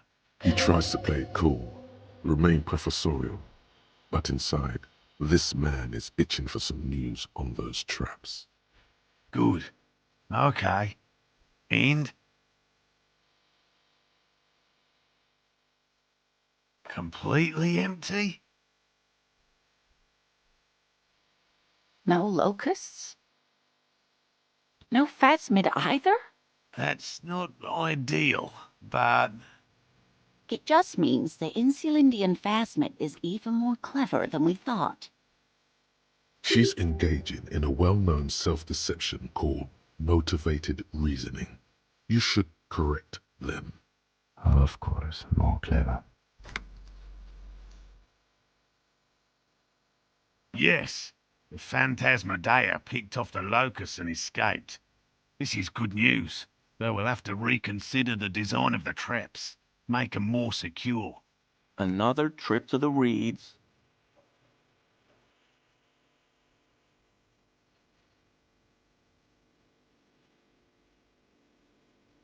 I appreciate your concern, officer, but please leave this to the experts. Unless you have an alternative hypothesis you'd like to venture. You're jabbing at the soft underbelly of his psyche. He realizes he's gotten defensive. Actually, no. Excuse me for getting emotional. This is a big deal for us. You've helped us twice now, and brought some great news too. My gratitude, and the gratitude of the Société Cryptozoologique de Ravachol, is yours. Heartfelt gratitude. But does it feel like closure? What really happened? Some kind of foul play might be afoot. Theft, Thank you, it's an honor. We should probably return to our main investigation here. This has been refreshing, but... Damn it, Lieutenant. Have you no intellectual curiosity? Consider the way the empty trap was disturbed, as though shaken. Most likely the hands of a young person. Hands small enough to fit inside the trap, too. You should ask the red-headed boy, Kuno. A little hooligan. But what would a child want with bags? Oh, my dear Morel. You've been an old man for too long. Kids love to torment insects almost as much as they love to torment old folks. Delinquents, my favorite. Oh, you've been such a dear to us. Please, let us know whatever you turn up. I have a feeling we're getting so close. Well, I see you've got all the help you need. I'll see you tonight at my place. Let's play suzerainty, but no more field trips for me. After this is your last chance to talk to Gary. Really, Gary? We're getting somewhere here. I'd love to play suzerainty, but... Lena, I'm sorry, but you're not getting anywhere. It was some kids. I know the little mutants around here. Leave anything out in the open and they'll steal it, even if it's bugs. Morel, it's been fun, really, but I need a bath and I have deliveries to handle. When this tea is done, I gotta run. No need to apologise, Geary. You'd be more than helpful. We'll have to take a rain check on that game of suzerainty today, though. We're gonna follow this through. He keeps the language unemotional, but it's in there. Disappointment. Advanced race theory. Everything is calm in the eye of the race storm. Your mind is lucid and bright. The mind-bending phylogenetics appear more distant and, to be fair, a little ridiculous. The great race mystery has cleared up. All that's left to do is verbalize your thoughts. Go and talk to Measurehead about your newly found insights.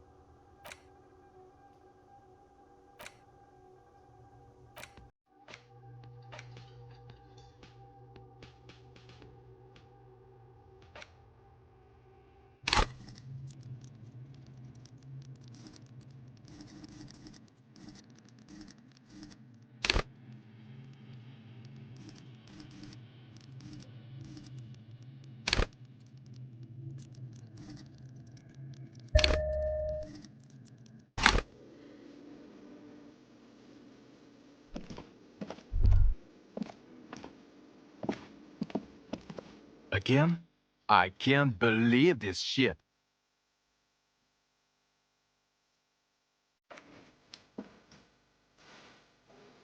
Yes? What is it?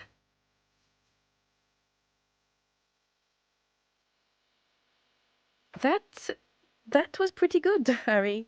Wasn't it, Jean? Whoa, how does she know your name? She probably heard it from somewhere. You have to be more careful, karaoke star. Names are dangerous. That was absolute shit, if you want my opinion. Drunken shit. Haven't wanted anything to end this badly since I had cluster headaches. Horrible. Truly horrible. I beg of you, don't ever subject anyone to this torture again. I mean, seriously, you need to... Jean, it's not right. Don't make it worse. And I really liked it. She actually did. God damn it, you leave her alone. Keep your weird bullshit to yourself and be professional for once, for fuck's sake. Can I actually help you with something? Yes, of course. Preposterous. I mean, you would remember if they were, right? Who forgets their squad mates? That's not possible. Of course I'm with him. Why do you ask? You're an asshole. You know what? Maybe we're both assholes. Please, let's not turn this into another exchange, okay? Yes, I called you by your name. What about it? Honestly, I don't care. I don't think anyone does anymore. Yes, God, everybody knows your name. Please go finish your investigation so everyone can go home.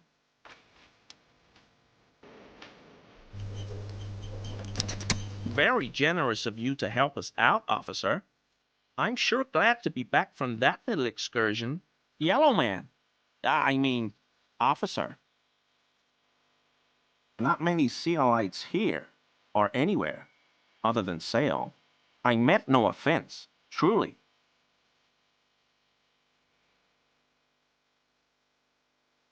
Oh, yes, of course he is. I was just speaking about his connections.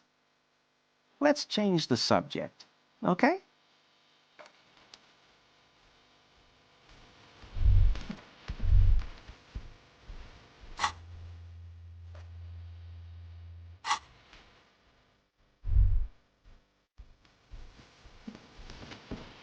Hi, gendarme. Another rendezvous. Hi. So what brings you here? Admiring the atmosphere. What about you, officer?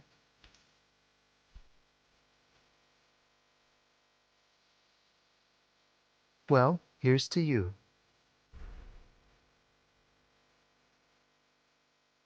Oh yes, let's see. He knocked on my door a few days after the lynching. I think he was going through the entire building, asking questions. Nothing. That I didn't see anything. Why shouldn't he? What friend? No, I don't think it came up. Muscular, handsome, strong, like one of those military types. Yes, but he was speaking to someone on his earpiece. Yes, you know those tiny speaker microphones that fancy security guards sometimes wear. Just reporting back whatever I was telling him. Oh, let me think. He had an accent. He sounded like one of those mercenaries. He sounded vaguely Oranese. No, not vaguely, scratch that. He sounded definitely Oranese. Sure. Anything else on your mind? You did? And how did you like him?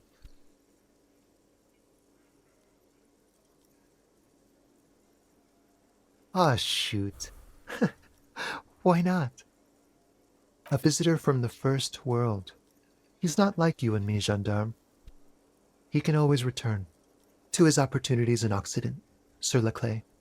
Still, his coming and going brings some life to the village. Or is it just money? I don't know. Friends, I told you. Sunday friends.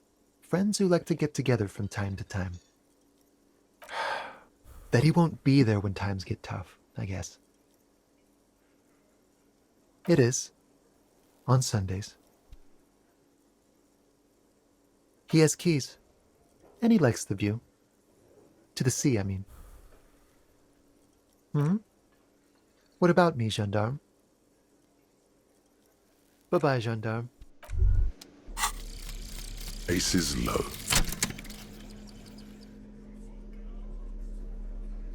For the rest of the world, the aces low is just some cool Revachol thing, politically neutral. In Revachol, it still holds revolutionary connotations. Also, have you looked at Lieutenant Kitsuragi's clothes? He wears a bomber jacket, just like the ones worn by aerostatic brigades. And those cargo pants look like they could fit tools for hot fixing your burning aerostatic. You should ask him about this.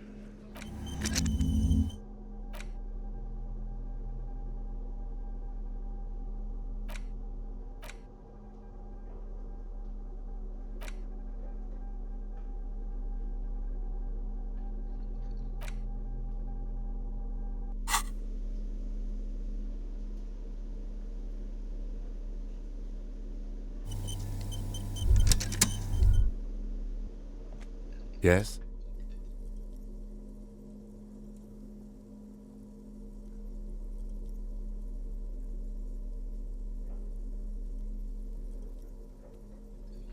What about me? What? This? It's just seasonal clothing. Where is this going?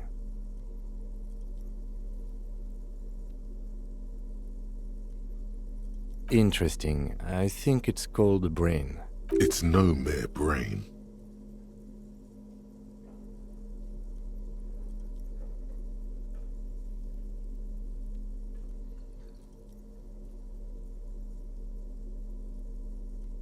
Okay, art cup.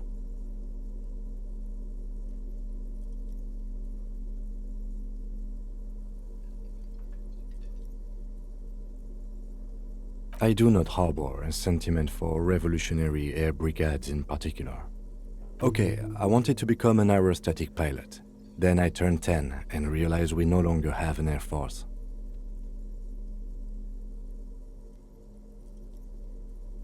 Absolutely nothing. The revolutionary must have added a little luster to it for a 10-year-old Kitsuragi. He will never admit it, though. Okay, I admit to it. The revolution employed a more forward-looking 8-rotor design. Their blades were foldable and their pilots were better trained and motivated. I see this from a purely tactical standpoint, of course. It is not from a purely tactical standpoint. We are not ruling out that the lieutenant had a little rebel phase in that past of his. Good. Good. Let's...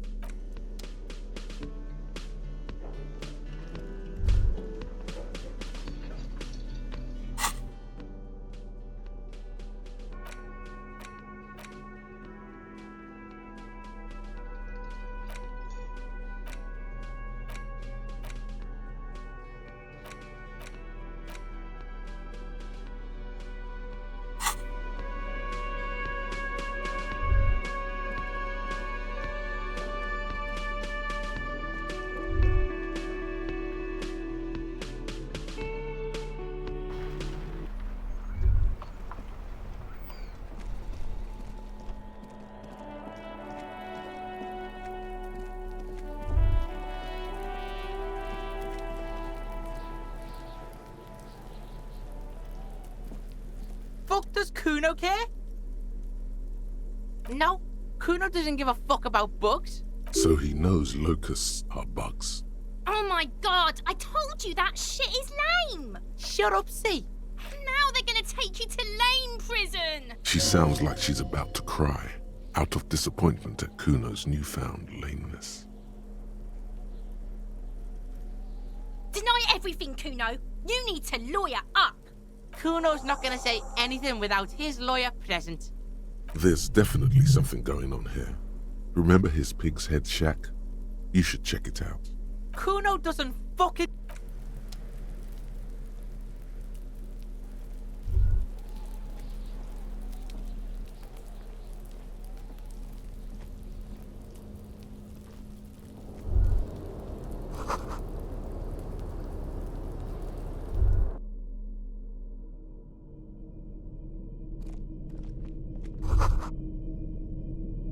All around you, the hisses and chirps of locusts fill the musky air.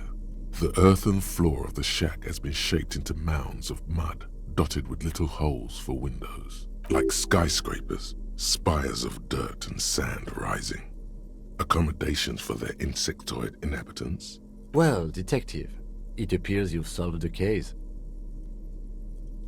of the locusts. For the missing locust case, which is a sub-case of the imaginary insect case. So at least that's going well. Yes, I feel we are nearing a real breakthrough. If anything, the presence of the locust points to the opposite. The phasmid did not take the bait from the traps. It was Kuno. The phasmid doesn't exist. But what do I know? Use your powers of deduction. You knew the magic bug was nowhere near here. The phasmid is impairing your judgment. I'll let you handle the Kuno side of things. You are doing just fine.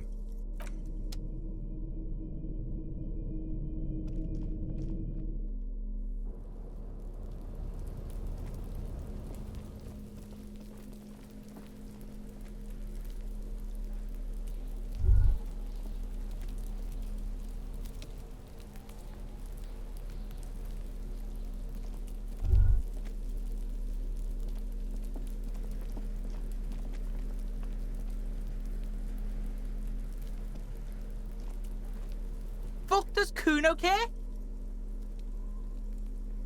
Yeah. Kuno took the bugs, so what?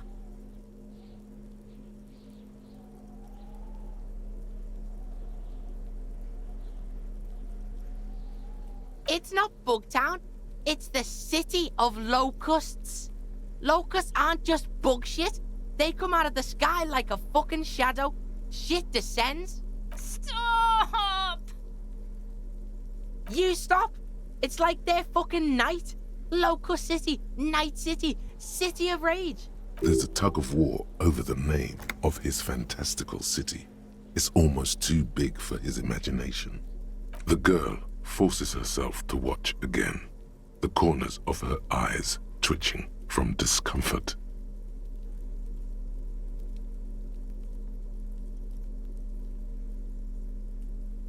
Kuno, the pig wants to help you. Oh, that's how lame it is. Please just don't say you're... An artist? Maybe I am an artist. You hear that, everyone? I'm a fucking artist now. Did he just say I? Kuno usually calls Kuno, Kuno. Kuno made Kuno. Kuno says whatever the fuck he wants. There are no rules here, pig. I fucking say I when I wanna, and Kuno when I wanna. Kuno's free. Kuno's free to fucking die, bitch. This is what he sometimes does when things get tense. Oh my god, Kuno! He's gonna make you totally lame in, like, 3 seconds! Don't let him, Kuno! Yo, fuck you, see? Kuno can be what Kuno wants to be. Kuno's his own man. Kuno's free. Kuno made himself into Kuno. Kuno can make himself into anything. Kuno can make himself into a pig if he wants. Kuno can make himself into a... Kuno doesn't give a shit. But don't make yourself into a pig, Kuno. You'll have to take me away. In it, you hear snow melting, dripping from the eaves. Someone closing a window.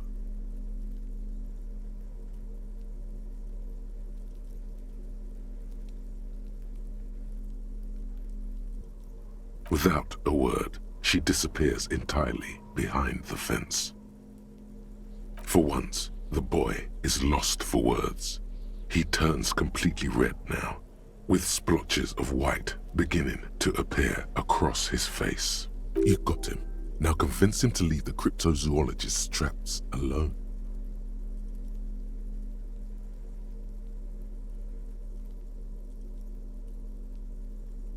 I don't give a shit. I don't need the locusts anyway. Shit is all lame now. C was right. The girl's face appears again, above the fence, just long enough to make eye contact with Kuno. She doesn't know whether to be glad because Kuno's finally convinced of the lameness, or more worried because of his continued use of the first-person singular. Kuno is Kuno, not I. It don't mean anything. It's shit. Kuno just likes to focus. Kuno likes to concentrate on shit. Build shit when he's zipping hard. Fuck. Pig, you really shouldn't have fucked with Kuno City. Now it's all fucking lame. Kuno's gonna let the fucking locusts die. The fuck are they trying to catch anyway? With the traps? Huh. He recognizes the name. Bitches think Kuno doesn't know shit. The fuck out of here. Kuno's tired of this shit. There's silence between the two children. They're not saying anything to each other, nor looking in each other's direction.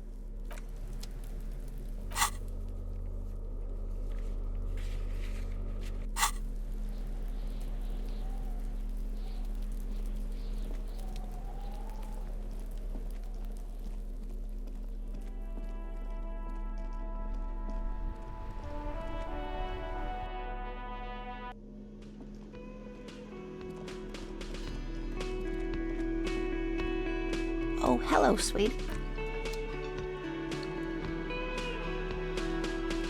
Hello, officer. I think I... So it was just a child. Thank you for telling us, sweetie. This is good news, right? It means we can try again. She acts chipper, but something's changed in her tone. A hidden worry. Yeah, you're right. We just need to restock the empty trap. Then we'll need to inspect the traps one more time.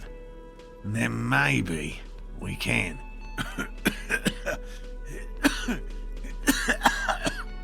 He has a 38-degree fever. His resilience has given way. Darling, I told you to take it easy.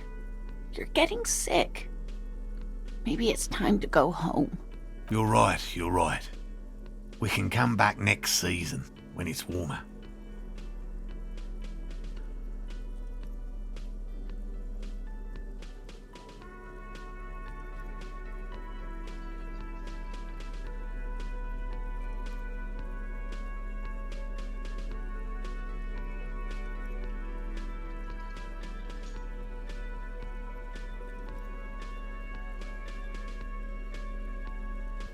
We are getting really carried away with this, aren't we? Fine, it's better than having these people get pneumonia on the coast. But he wants to see this tale through as much as you. Otherwise, he'd have stopped this already. But he cannot let it drag out after this. Really? It's too much, officer. What Morel means is we're grateful for your help. Here's a fresh fractured locust. They should slide right down the funnel. And thank you again. We will definitely mention you, should this lead to a discovery. I'm not talking co-discovery, of course, but...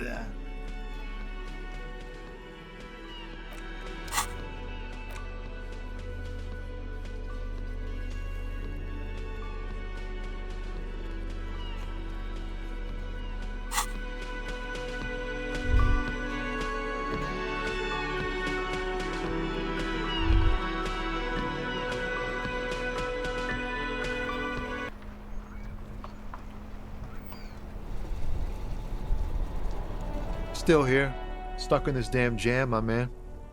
What's up? Ah, man, me and narcotics go way back. Had some good times surfing the psychic waves of my own consciousness, you know? But those days are behind me. There are other addictions in my life now. Why the inquiry, my man? Hey, man, that's serious criminal talk. Are you trying to pull some sort of an entrapment thing on me? Entrapment is a practice whereby an officer of the law induces a person to commit a criminal offense that the person would have otherwise been unlikely to commit, usually through some trickery, persuasion, or fraud. Then what's your deal here? We have a credible lead, sir. Someone on this roundabout is waiting for a bulk shipment from the harbor to load it on their lorry and drive it to Jamrock. Not me, man. No way.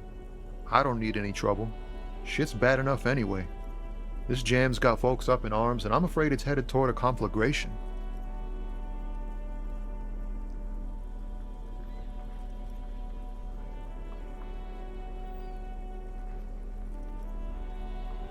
Gotta guard the stuff. Bosses don't look kindly on missing cargo, and it gives me time to work on my rhymes. A rhymesmith? This is quite credible. It goes with its cadence and way of speaking. Working on these rhymes clearly leads to muscular atrophy. Make sure you don't get hooked on poetry. Look, man, I try to stay away from the criminal underbelly of Revachol. I'm a guest here, You really need to find another man to probe with those questions. We wouldn't say he's lying, sire. Wait, there's something here, stored away in some dusty corner. It starts like... Whoa! What else? Silent communion. That's good. Dang, that's some great shit. You came up with that yourself. Or did you learn it in school? More importantly, who can prove if you did? Go with it. You deserve some acclaim.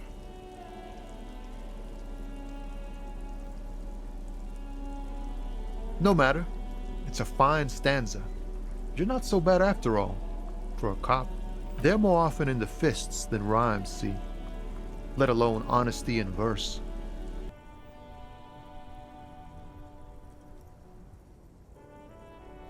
The lieutenant looks at you in silence, a curious look in his eyes, nodding slightly. Well, you've given me some hope, I guess.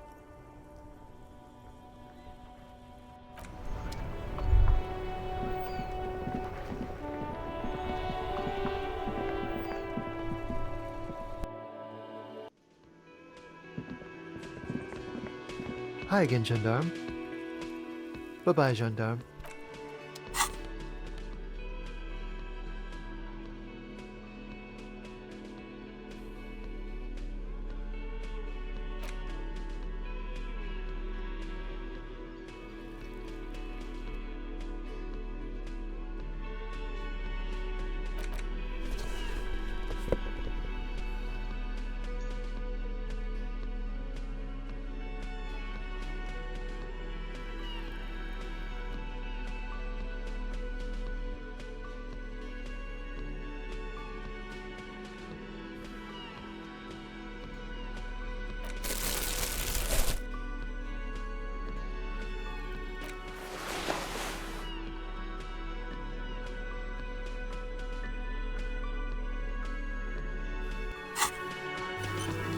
Hi again, gendarme.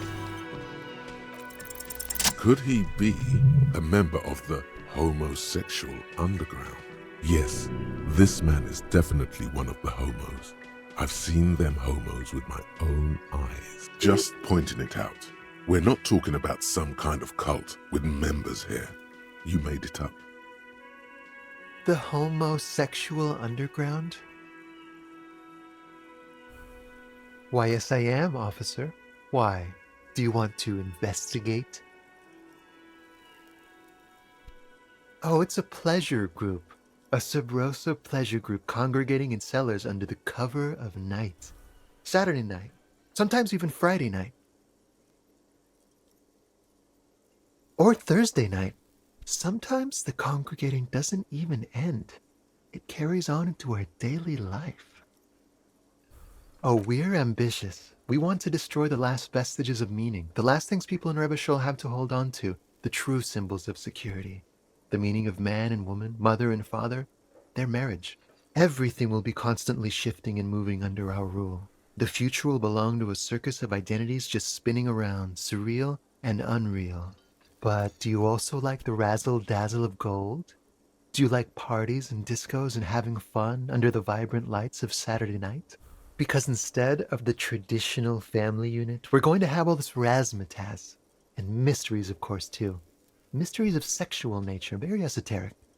And disco music and drugs. You can't just get into it. You have to be born into it. One is either already in the homosexual movement or forever excluded from it.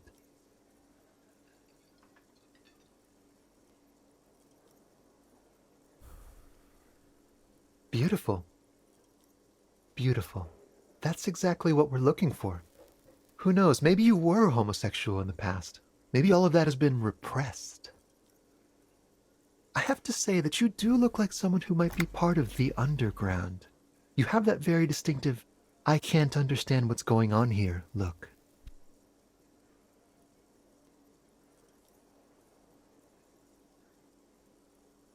Absolutely wonderful. man like you can figure out his sexuality in a working day. It won't be 20 hours unless you want to enter the heightened realms of the phantasme érotique afterwards. It may be 20 hours or more, but that would be on your own time. Bye-bye, gendarme.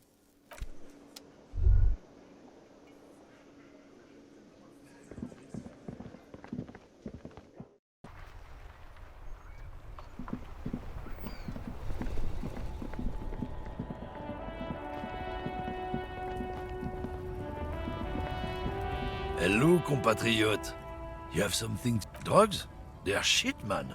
I don't let anything pollute my body. You know where that shit comes from? Sarah Miriza, Safre, Ilmara. They take the money from our local junkies here and then use it to outcompete us in the manufacturing sector. They know they can't beat us in a fair fight, so they have to get us to weaken ourselves somehow.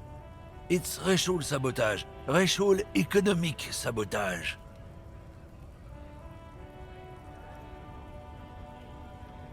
I don't go for that foreign piss. Proper booze is made in Mundi. Or sometimes, I like a dram of that Yugograd vodka. Koikos and worse much, but they do no booze. Not in, not out. I'll never betray the purity of my tribe. So you're telling us that you don't know anything about drug smuggling through Terminal B? I don't know shit. And if I did, I wouldn't tell you. What do you think? I can't leave the lorry unguarded. Stuff's been getting looted lately. It's those little kips sneaking around at night. If they touch my stuff, the bosses will be on my ass like ass cancer. There was a bunch of spilled boxes in the back of a big lorry nearby.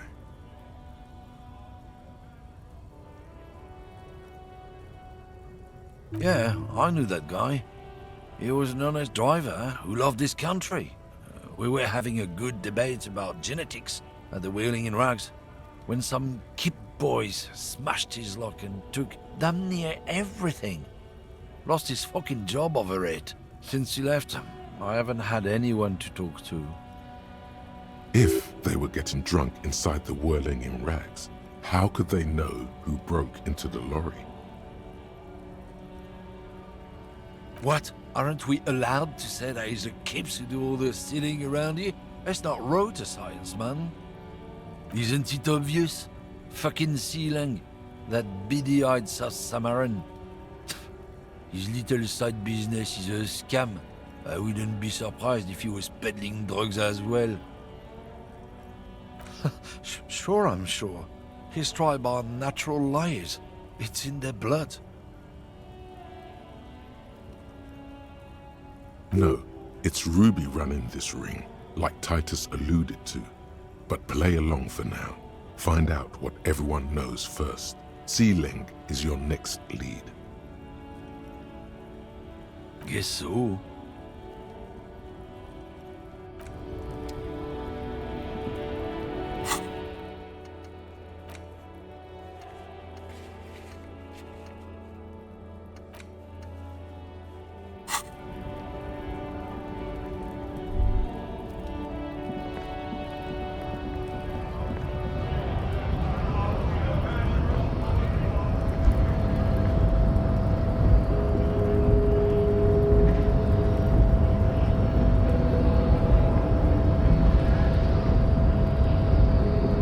The unpromising race pupil returns. And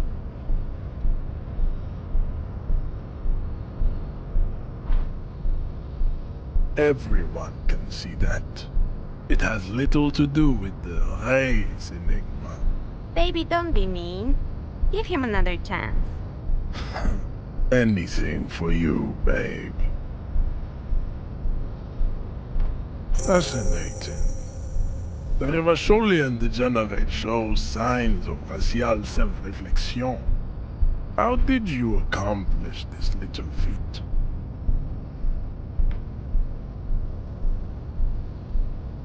So it would seem, Ralph Rule. On one hand, This pathetic self-therapy has little to do with the great mystery of living organisms. The race enigma. And, of course, you will not be able to free yourself from the yoke of rule.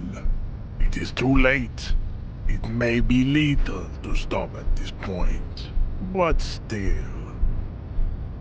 If the Revacholian degenerate is capable of critical thought, he may prove a race adversary yet. Was I mistaken to share the esoteric science with him? John, baby, you did the heroic thing.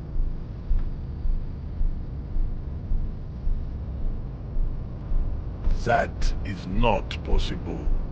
The game of Shahmat you play against the rule streaks is unwinnable. The days, the weeks, the months will wear you out. The Occidental haplogroup is incapable of long-term, lucid thoughts. You will not. You cannot withstand the wasteland of reality. It's super hard, John. My mom couldn't do it either. Let's go, officer. Let's go do some work.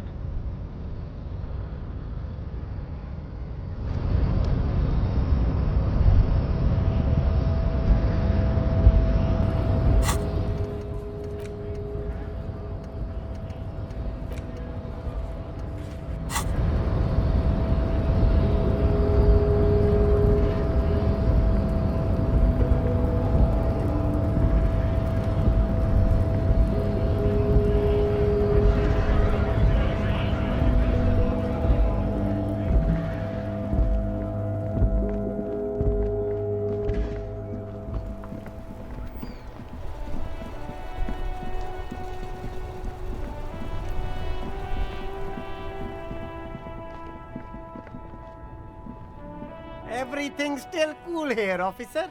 Drugs? I don't go in for that, officer. Drugs ruin lives. Unless you're into drugs, of course.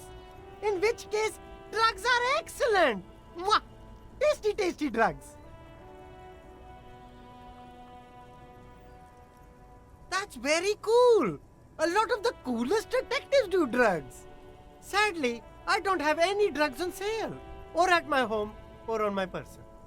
Sir, it appears to be true. No drugs in sight. Not in the box of sunglasses or under the speakers. That's even cooler. You investigating that and all. But, I am not a lorry driver. I'm just a street vendor. I don't know anything about that. A blatant lie, sire. Yet he tells it with such conviction. We'd believe him if we didn't know better. Who said that? It's the fat racist, right? I bet it's him. He has an agenda against me because I'm an immigrant who works harder than he does. He's a hater. So you admit you're a lorry driver? No, I just said I work harder and he's an asshole. Realizing he can't get out of it. Smart man. Okay, maybe I'm a lorry driver too. A little. But that's not the most important thing about me. That's my day job. This is my dream.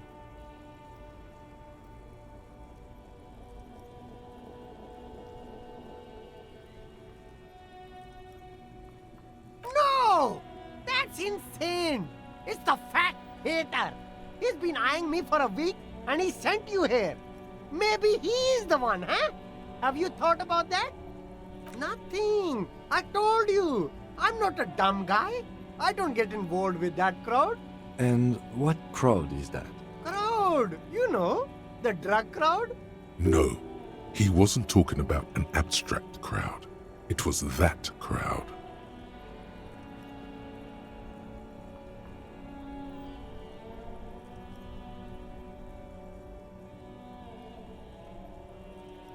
Shush, please. There's bad people doing bad things here. That's all I know. Please, don't get me into this mess. I spent 15 years working my way up Here we go.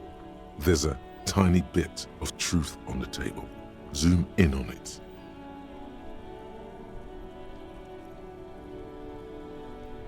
It's a she, okay? The other drivers call her the lady driver. You're better off staying away from her. The way they talk about her, she's no lady. There you go. A witness with corroborating evidence. It's Ruby. All of them. I don't know. I told you all I know. Are we cool now? Who exactly is talking about this lady driver of yours? The racist or the other one with the tattoos? All of them. Even the ones who've left. I don't hang out with them. I don't remember who has tattoos. I don't know. Maybe. If she is, I haven't gone near her. I don't get involved. I told you. No, it's still Ruby. Interesting that he doesn't seem aware of her existence, though. I don't know. I told you. I don't know her name. All right. I scored. Let's cap this off with a purchase. You. The shine on these sunglasses lasts a lifetime, officer. 100% gap. The speakers below are banged up and worthless. The sneakers triumph over them. You keep coming back. That's good, officer.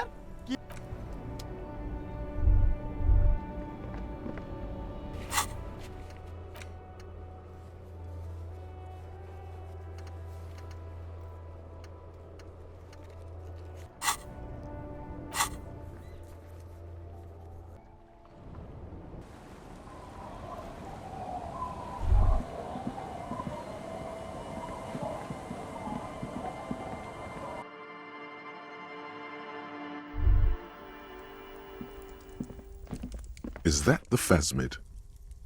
It looks like the phasmid, leaning against the wall. It's not the phasmid. It's not even organic. It's a fire iron. How disappointing. Don't be too hard on yourself. You couldn't have known that for sure. And besides, finding this phasmid is your special destiny. You can feel it.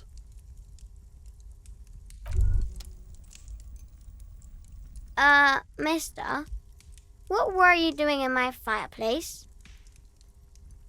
Oh, okay. Yes, they don't want to play with me. They're older and play outside. They look the same. Sometimes I can't tell them apart. They look identical. Oh, I had gloves. Very big ones. Heavy, too. Where did you get these gloves? Found them when Lemmy and I were playing hide and seek. In an empty house. Where no one lives. I think someone hid them there. She doesn't want you to think she stole them. I hid them. The twins were going to take them. They're stupid. We're going to need those gloves. It's for important police business. Oh.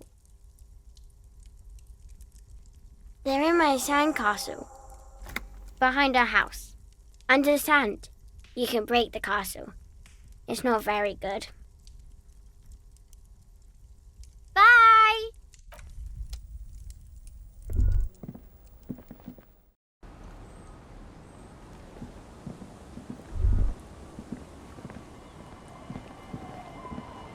The scruffy-haired little... Our tenant, please.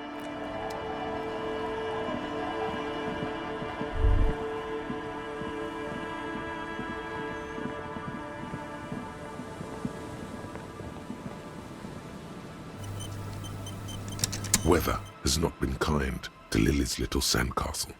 The once mighty towers are quickly eroding away.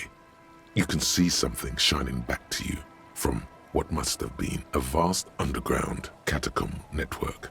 The little castle? The reigning lord must have come upon some really tough times to let it sleep in such decrepitude. The walls and floors give way to the giant's greed, collapse and present you with a pair of ceramic gauntlets. Congratulations. That's the gauntlets down then. We're doing good on the armor collection front.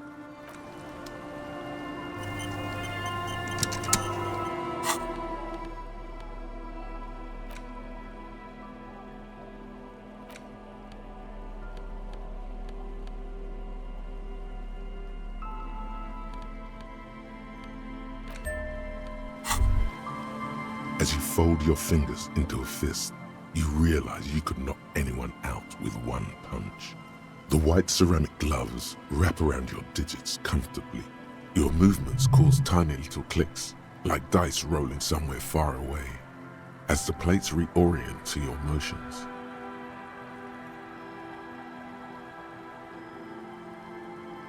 The hardened vitreous enamel, at once sleek and voluptuous, adds a glow to your cheeks and a spring to your step. Just imagine what a full suit of this stuff could do for you. You really do feel more confident. Invulnerability does that. Even partial invulnerability.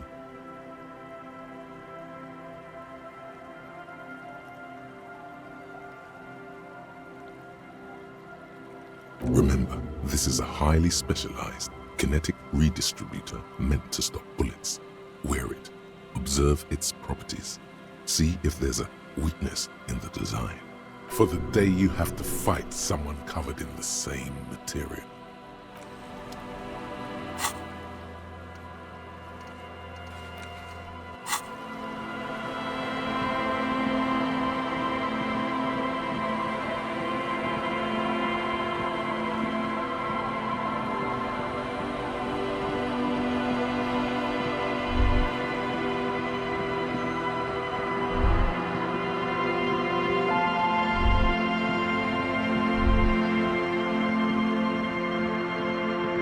The trap stands empty amongst the reeds. No insect sounds or movement around. Only the reeds' melancholy rustling. Fantastic. The locusts, dazed from being transported, slowly begin to acclimate to their new surroundings. They're not really going to get the chance to get comfortable here. Good. Now that's done. When do you think we will return to our impending apocalypse of a murder investigation? Don't answer that. It was a rhetorical question.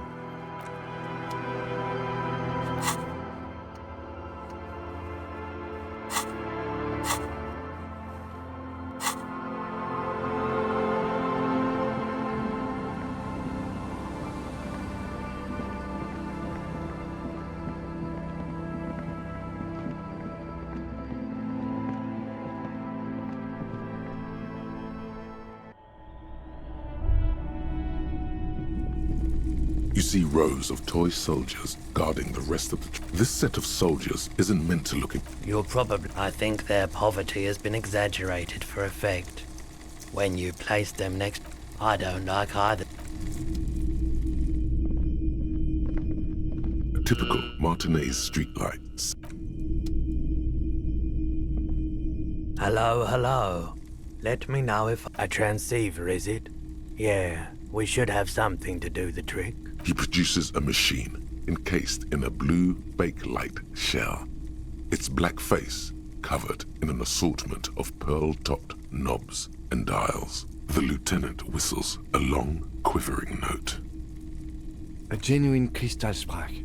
This is a connoisseur's model, good for picking up foreign milieus.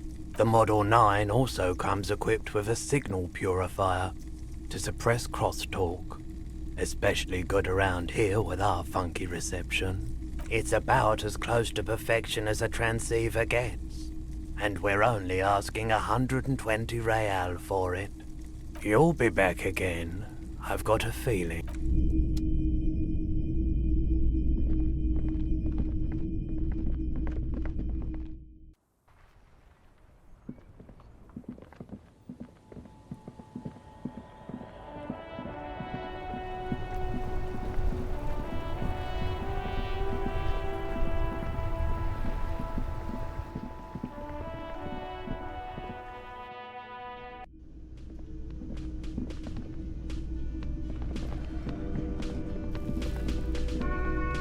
Hello, dear.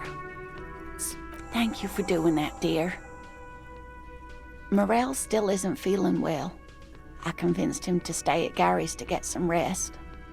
I'm afraid the cold has really gotten to him.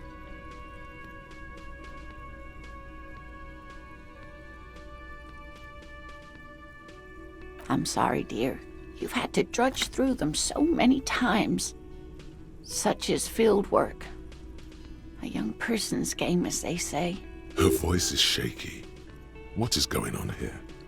Morel will eventually, or we'll talk Gary into going back out, perhaps. The lieutenant stares at his shoe, caked in mud. He doesn't say anything.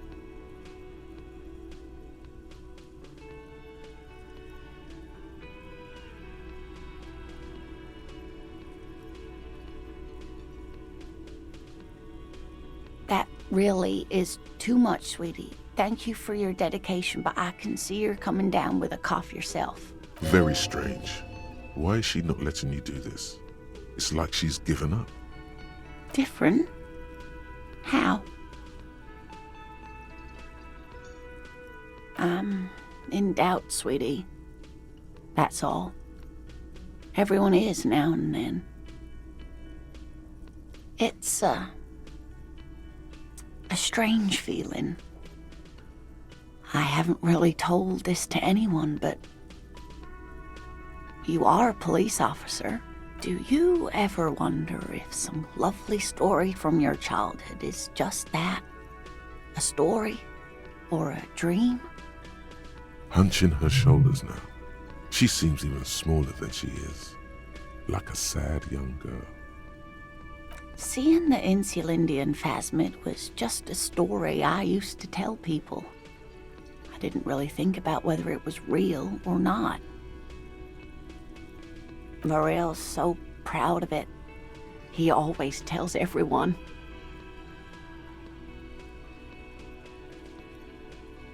No, at least I don't think I did, but Morel was so eager to believe my story was evidence of the Phasmid's existence. That I'm some queen of the cryptozoologists. That.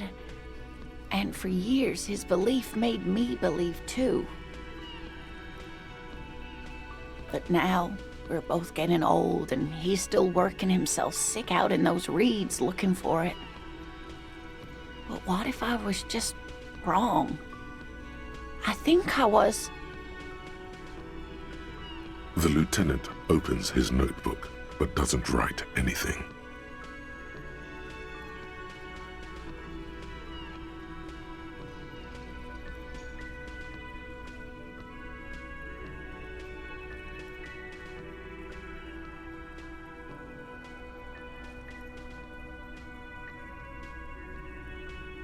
I'm not sure of anything. Sometimes I still see it, you know. The real memory. Not the memory of the memory, but it's so hard to tell the two apart. Either way, I should go. Poor Morel is running a fever, and I need to get him home to Jamrock before we overstay our welcome with Gary. Really? Oh, sweetie. Please don't get stuck on a dream. Take it from me and Morel. Okay, it's 1113 Tabernacle Road, Jamrock, but... Oh no, thank you, but I can get there on my own. This old thing is gas-powered. And then a taxi home. It's not so bad. Likewise, sweetie. Thank you for everything. Truly. Even though it turned out to be a waste of time. A lie. A fool's hope. Say her lips moving in silence. Like that, she drives off. The gas engine sputters quietly as she gets to the doors, then pushes them open. Outside, it's snowing. We should go too. Somewhere out there, a kilometer to the southeast, a gust of wind shakes the felled building, rattling dusty windows, beckoning with strange coldness. to ask the wind once more.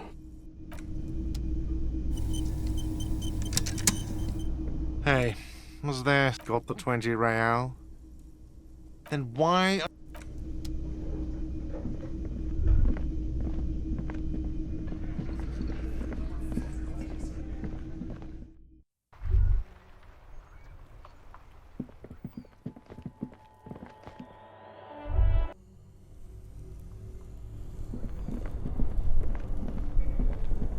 Both cables are unplugged.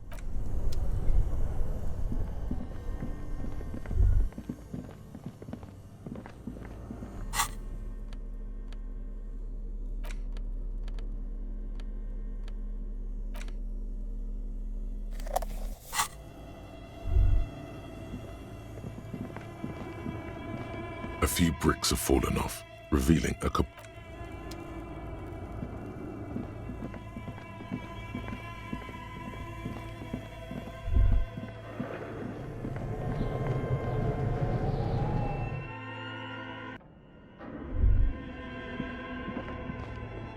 tiles on the cube are it's empty. The filament you have would fit perfectly inside the compartment.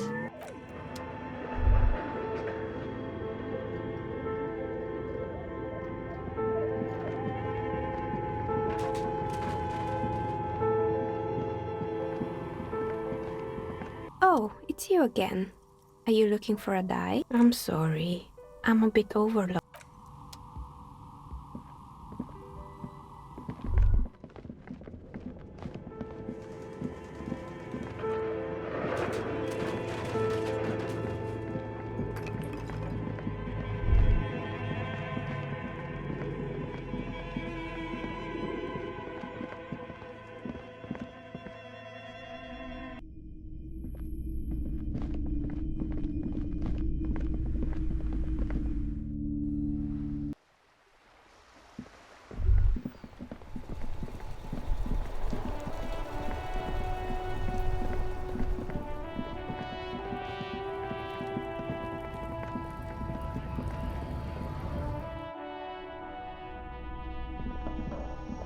The tear machine.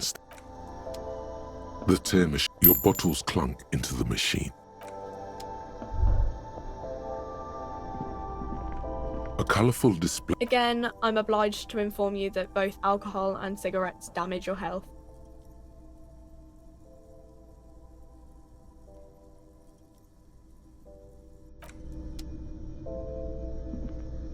To the left,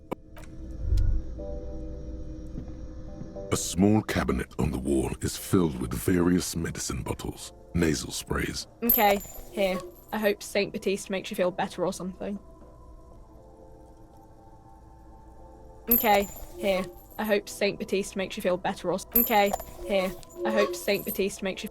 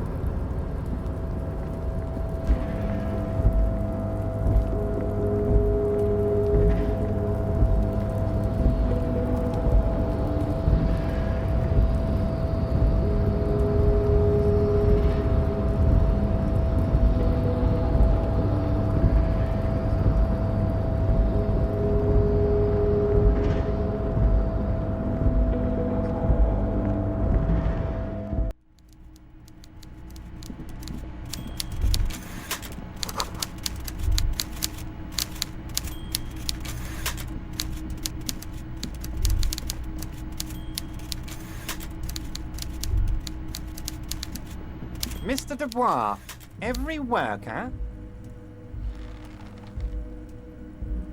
Ha ha ha! Mr. Dubois, so be it. How can I help you today? What? Harry, how could you say that to me? You know I appreciate a joke as much as any jolly fat guy, but I can't take slander. Are you actually investigating this? The reaction appears to be sincere, but It's impossible to tell with this guy. You've hurt me, Harry. Me, a friend. But you know what? And gets over it in 2 seconds. Seems like it didn't really hurt him. I trust you, like I trust all my friends. And I know you'll never talk to me about this again, because you don't want to wound me. So do what you want, and let's change the subject. He's hiding his real reaction beneath courtesy. Thank you for your understanding. We will continue to do what we must. You too, Lieutenant. You know, I like you, but you never were my favorite. I'm a Harry guy. I'm Team Harry. None taken. Did we have anything else to do here, Harry? Funny. That doesn't ring any bells, Harry. Funny. She was trying to set up a narcotics operation in the old church on the coast. Oh, that a Sal.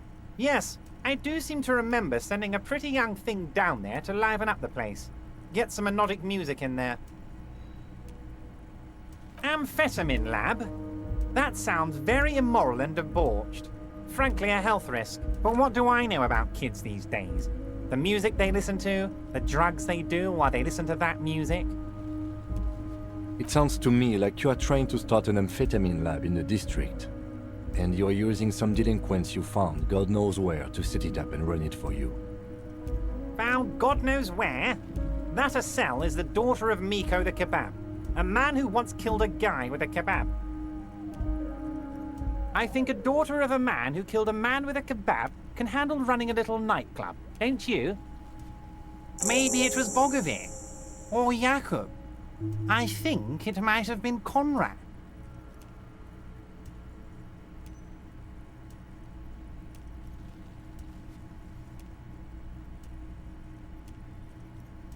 A nightclub? Harry, I'm an old-fashioned guy. After work, I like to listen to some rock and roll music and have a non-alcoholic lager. Nightclubs don't interest me. But here I am, talking about myself, when you have much more important things going on. What?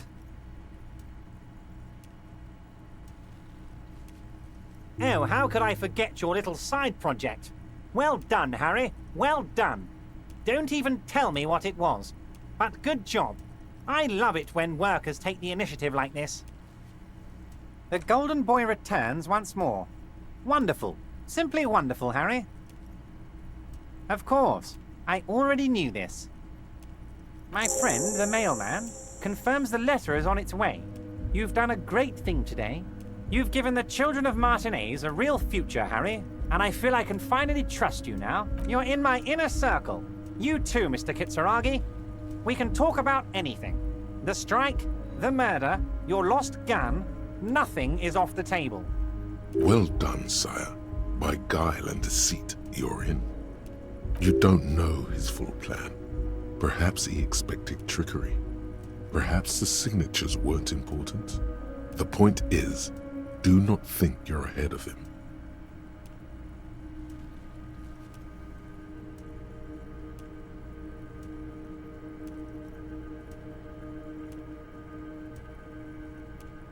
Harry, I've got to be honest with you. Your gun was found 2 days ago. Withholding this information weighed heavily on me, but it had to be done. An old woman has it, and let me tell you, Harry, word on the street is she's a character, so watch out. This must be the woman who bought the gun from Roy, the one he described as terrifying. Yes, the same one. I see you've done your research. The pawn shop made the gun easy to track. Crazy stuff, Harry. Selling your gun like that? Wild. Anyway, the neighbors of this old woman contacted my men because they trust me and the Debardeurs Union. Apparently, she was waving it around at the entrance to her building.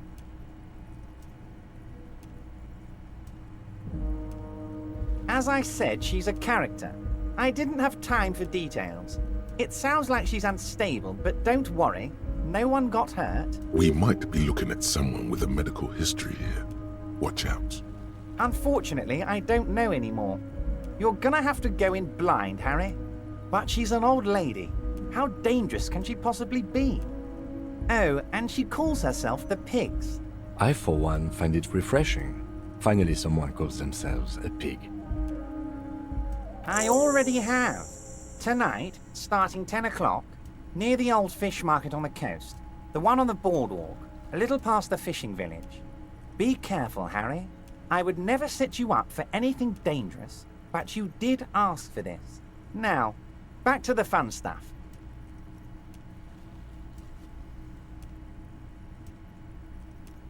She will be there from 2200 hours till 0200 hours. More fun stuff. Seems like we already have fun stuff to do.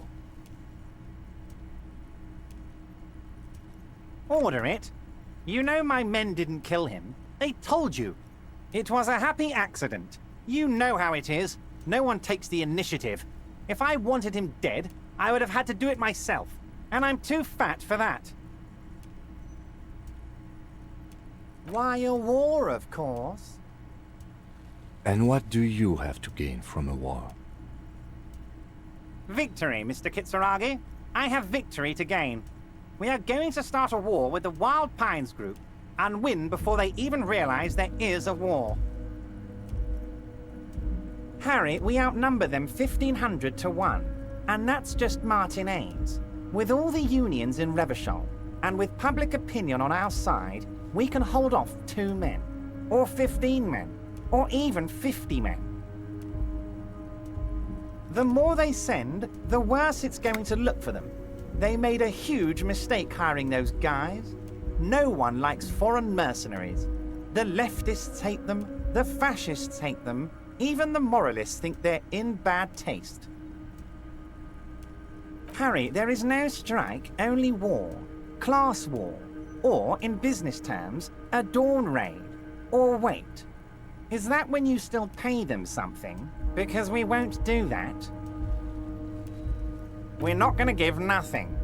We're gonna take Terminal B away from them. The roads, the gates, the containers, that big crane, even the damn coffee maker. We're gonna take all of it for the people, and fuck Wild Pines.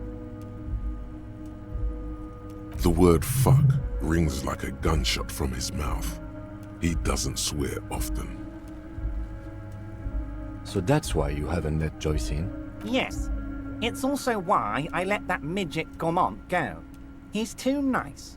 I can't put him through this. Plus, he knows how to get in here. That woman can't tell her tits from her arsehole. She has no chance. Because we're friends, Harry. Besides, it doesn't matter now. You can go tell her if you want. It won't change the course of events. We have a significant head start. It's already happening. Harry, by now you should know I would never do anything tricky like that. However, if the construction noise and limited street access makes some people consider moving, well, let's just say there'll be freshly renovated buildings near the roundabout where those poor people can finally enjoy a significant uptick in quality of life. I'm talking real affordable workers' palaces. He proudly spreads his hands to demonstrate the size of the palaces. They're very large. So the village is doomed. You were there. You saw the place. A wasteland. There's nothing left. But mark my words, officers. We are going to reset it. Reset. I have big plans for Martinez. And they do not include humans living in those pig sheds on the coast. That land will be used for municipal buildings and commerce. Harry, imagine a youth centre supermarket church complex. Employing hundreds, no, thousands of people. The coast will be lit up with enterprise and life. All those ruins out there turned into low-income housing. Harry, enough is enough.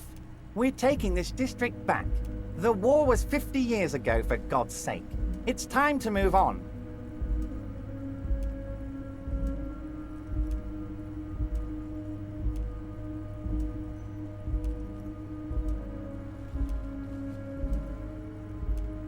I accept your salute, Harry. All of it is true. I've got the centre, I've got room for a retail complex, and in 4 years I'll get the church too. The wheels are turning, Harry. The wheels of progress. This post-war limbo, I won't stand for it. There are kids practically playing with their own feces out there. It cannot go on. The pain is true. He's seen kids do worse than that. And then there will be a giant statue of him towering above it all.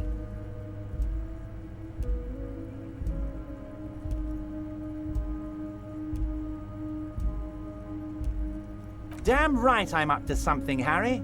I'm gonna make the working man as rich as Joyce Messier. That's my job. Just like yours is to keep the peace. No idea. Could have been his own mother for all I know. If you ever find the guy, give him a big fat kiss from Everard Clare. Couldn't have done it without him. He really doesn't know. A guy, huh? I don't. I told you it could have been his own mother. I'm pretty sure it wasn't anyone from the Union. Maybe it was the mob. Or maybe he killed himself because he was a closet socialist. Truth is, I simply don't know. He really doesn't. 2,372. Plus yours truly, of course. 2,373 is a sizable contingent for a labor organization in Revachol. Oh, you mean what sort of goods are going to be flowing through? How am I going to replace all the contacts we'll lose once the poo-poo hits the fan? The clients will ditch us. Harry, we've thought of everything. Clients would take a well-known multinational conglomerate over a local mobster any day.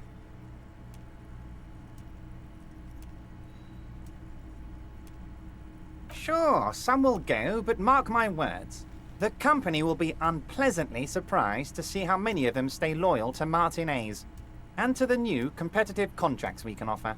With renewed zeal sparked by communal ownership, the men will be shipping those containers double time.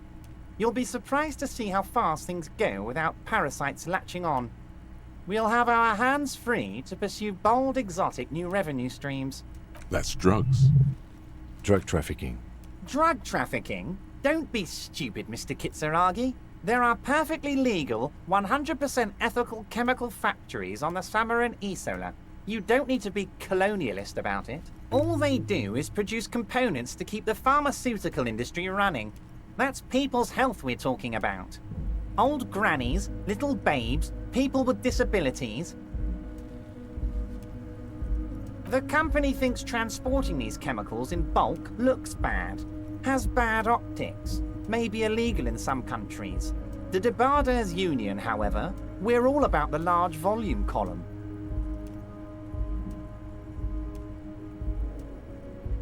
In bulk shipping, large volume column is a major buyer, a shark. We're gonna transport the living daylights out of those materials, Harry. So your sick kid can get his Benefed and your wacky uncle doesn't have to come off risperidone. Benefed is a children's cold medicine, usually apricot flavored, and risperidone is used to treat severe psychosis. And the kids on the street can get speed and pyrrolidone. I'm an old-fashioned guy, Mr. Kitsuragi. I sometimes grab a beer with the boys, but I have no idea about the things you just mentioned. But if I were to supply ingredients for some sort of rainbow party, I would make sure the Union took a fantastic share. And I'd keep that stuff far away from Martinez. He's basically admitting to it.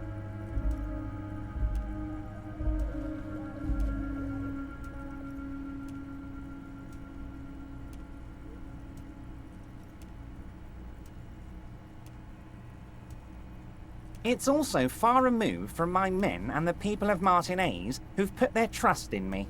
Anyway, let's not focus on the sensationalism of the drug trade. This hypothetical drug trade is all anyone ever seems to be interested in. It would only be a small part of the harbour's turnover, just like the harbour is, but a small part of Martinez. Let's look at the big picture. Martinez as a whole. There are little girls out there with dreams of making music. Young mothers who want to start businesses. Models who want to walk catwalks and steel welders who want to weld steel. I'm gonna unite them all into one economic body. We're gonna incorporate this place to Kingdom Come. Everyone's gonna be in on the wealth, and everyone's gonna pull their weight.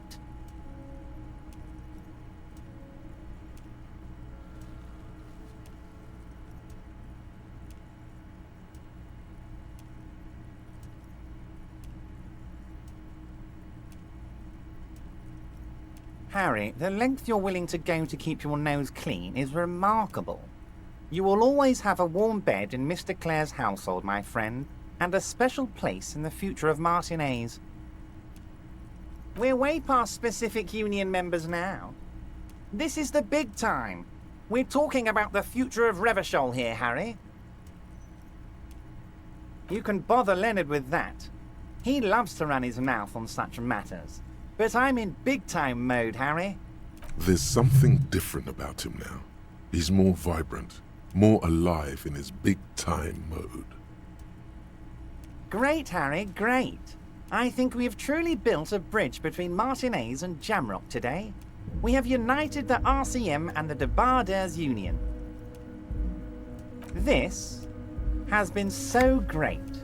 I'm sorry we don't have more fun things to do together, but if you ever feel like bouncing something off me, my door is always open. I'm always happy to educate. Very nice, Harry.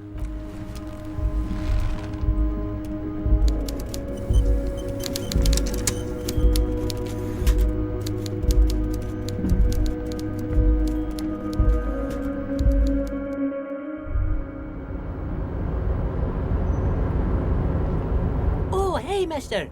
I'm not gonna bother you with a long greeting, just like we talked about before.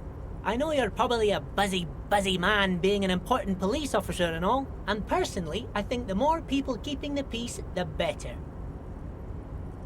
Mr. Evrat doesn't really want me to talk to people about union guys. But who did you want to talk about? Mr. Edgar is Mr. Evrat's brother. He looks a bit younger, he does, but a very smart fellow. Very smart fellow indeed. He's away on some union business. Not even in Revachol, they say. All kinds of places he visits. Him and his brother both do when they're on a vacation. Right now, it's Mr. Everett's turn to look after the union. But last year he spent a whole winter in South Safra. Left with the first autumn rains and didn't come back before the trees were green again. South Safra? A lot of bulk chemical manufacturing going on there. A lot of cargo shipments being made, too. The trade must have been lucrative for the trip to be so long. He's a union man through and through. Good guy. He's very calm, laid back, doesn't do much, talks to Everett sometimes.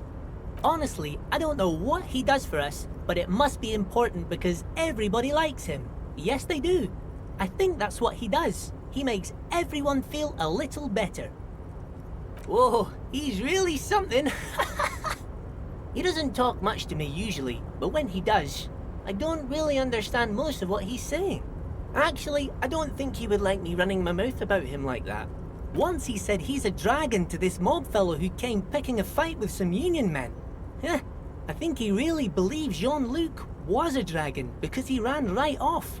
Another time he almost killed another guy, but I shouldn't talk about that. Who do you mean, mister?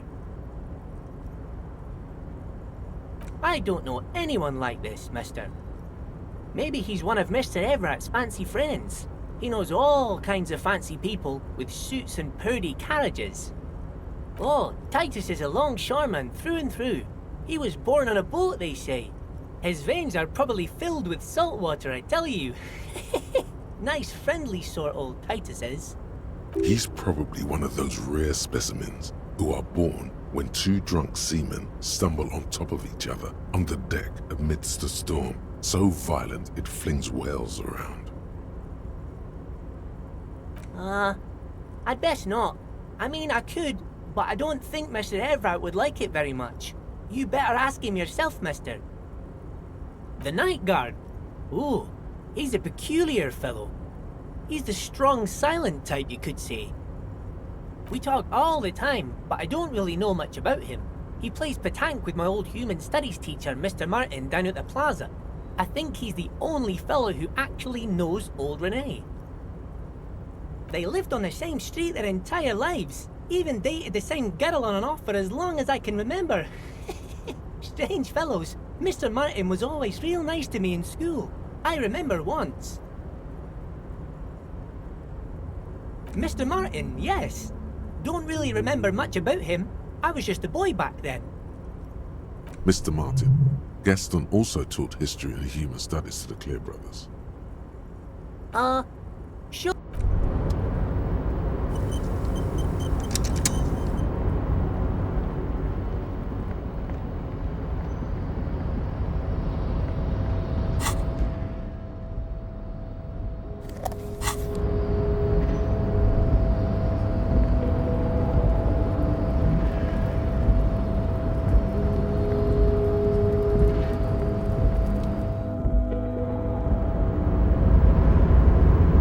Welcome back, gentlemen.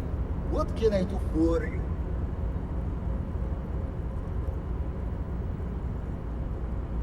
What do you mean? Go right ahead. Don't be shy. Oh, that's what you mean. Yes, I've heard of this effect, though I've never witnessed it myself, of course. It has something to do with our Weiss-Wiesemann coefficient. The Weiss-Wiesemann coefficient is a ratio designed to reflect the difference in net worth between individuals. When the coefficients is the Weiss-Wiesemann coefficient for you 0.99, that's not good. Among other things, that's good. I see nothing. Yes, the pleasure very well.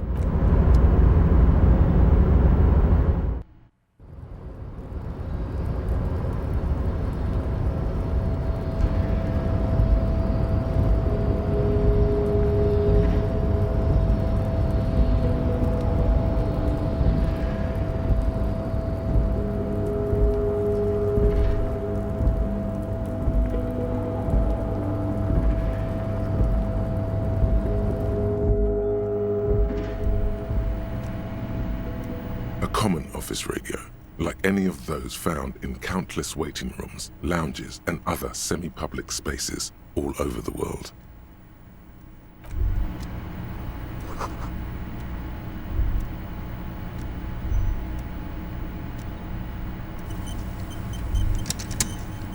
A common office radio, like any of those. There's usually a little switch somewhere. Ah yes, it's the one that says release. The lock disengages with a nice click. You may now safely remove the transceiver unit. There's nothing obviously remarkable about it. It's about the size of a common pasta box with knobs of molded plastic. What else is there to say? If this transceiver were a person, it would be an accountant at a large logistics firm. Perfectly competent, but unexceptional. I'm sure the transceiver understands, Detective. Now let's go. It's true. The transceiver appears quite forgiving. You've surprised me more than once during the course of our investigation, but I have to say it still seems like a remote scenario. With its transceiver gone, the radio has ceased its persistent buzzing. It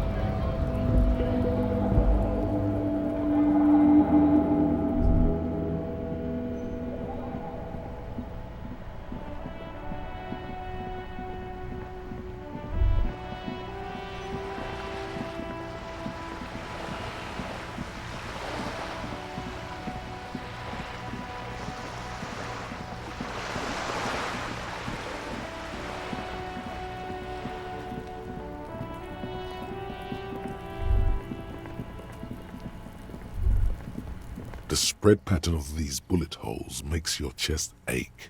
Your breath grows heavier. More old bullet holes.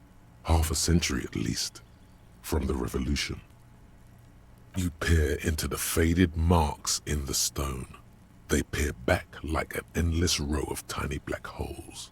Sweat starts trickling down your brow. Your chest feels tight looking at them. It's closing in, caving in, ever tighter. Your breathing grows even heavier. You okay there? You were looking pale there for a second. What are you looking at? Bullet holes generally look the same, so probably. But you're right. More old bullet holes from the revolution. Plenty.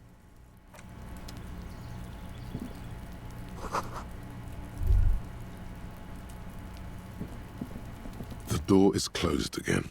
Nothing to do here anymore. You hear someone inside, walking from room to room. Whoever lives here must be back home.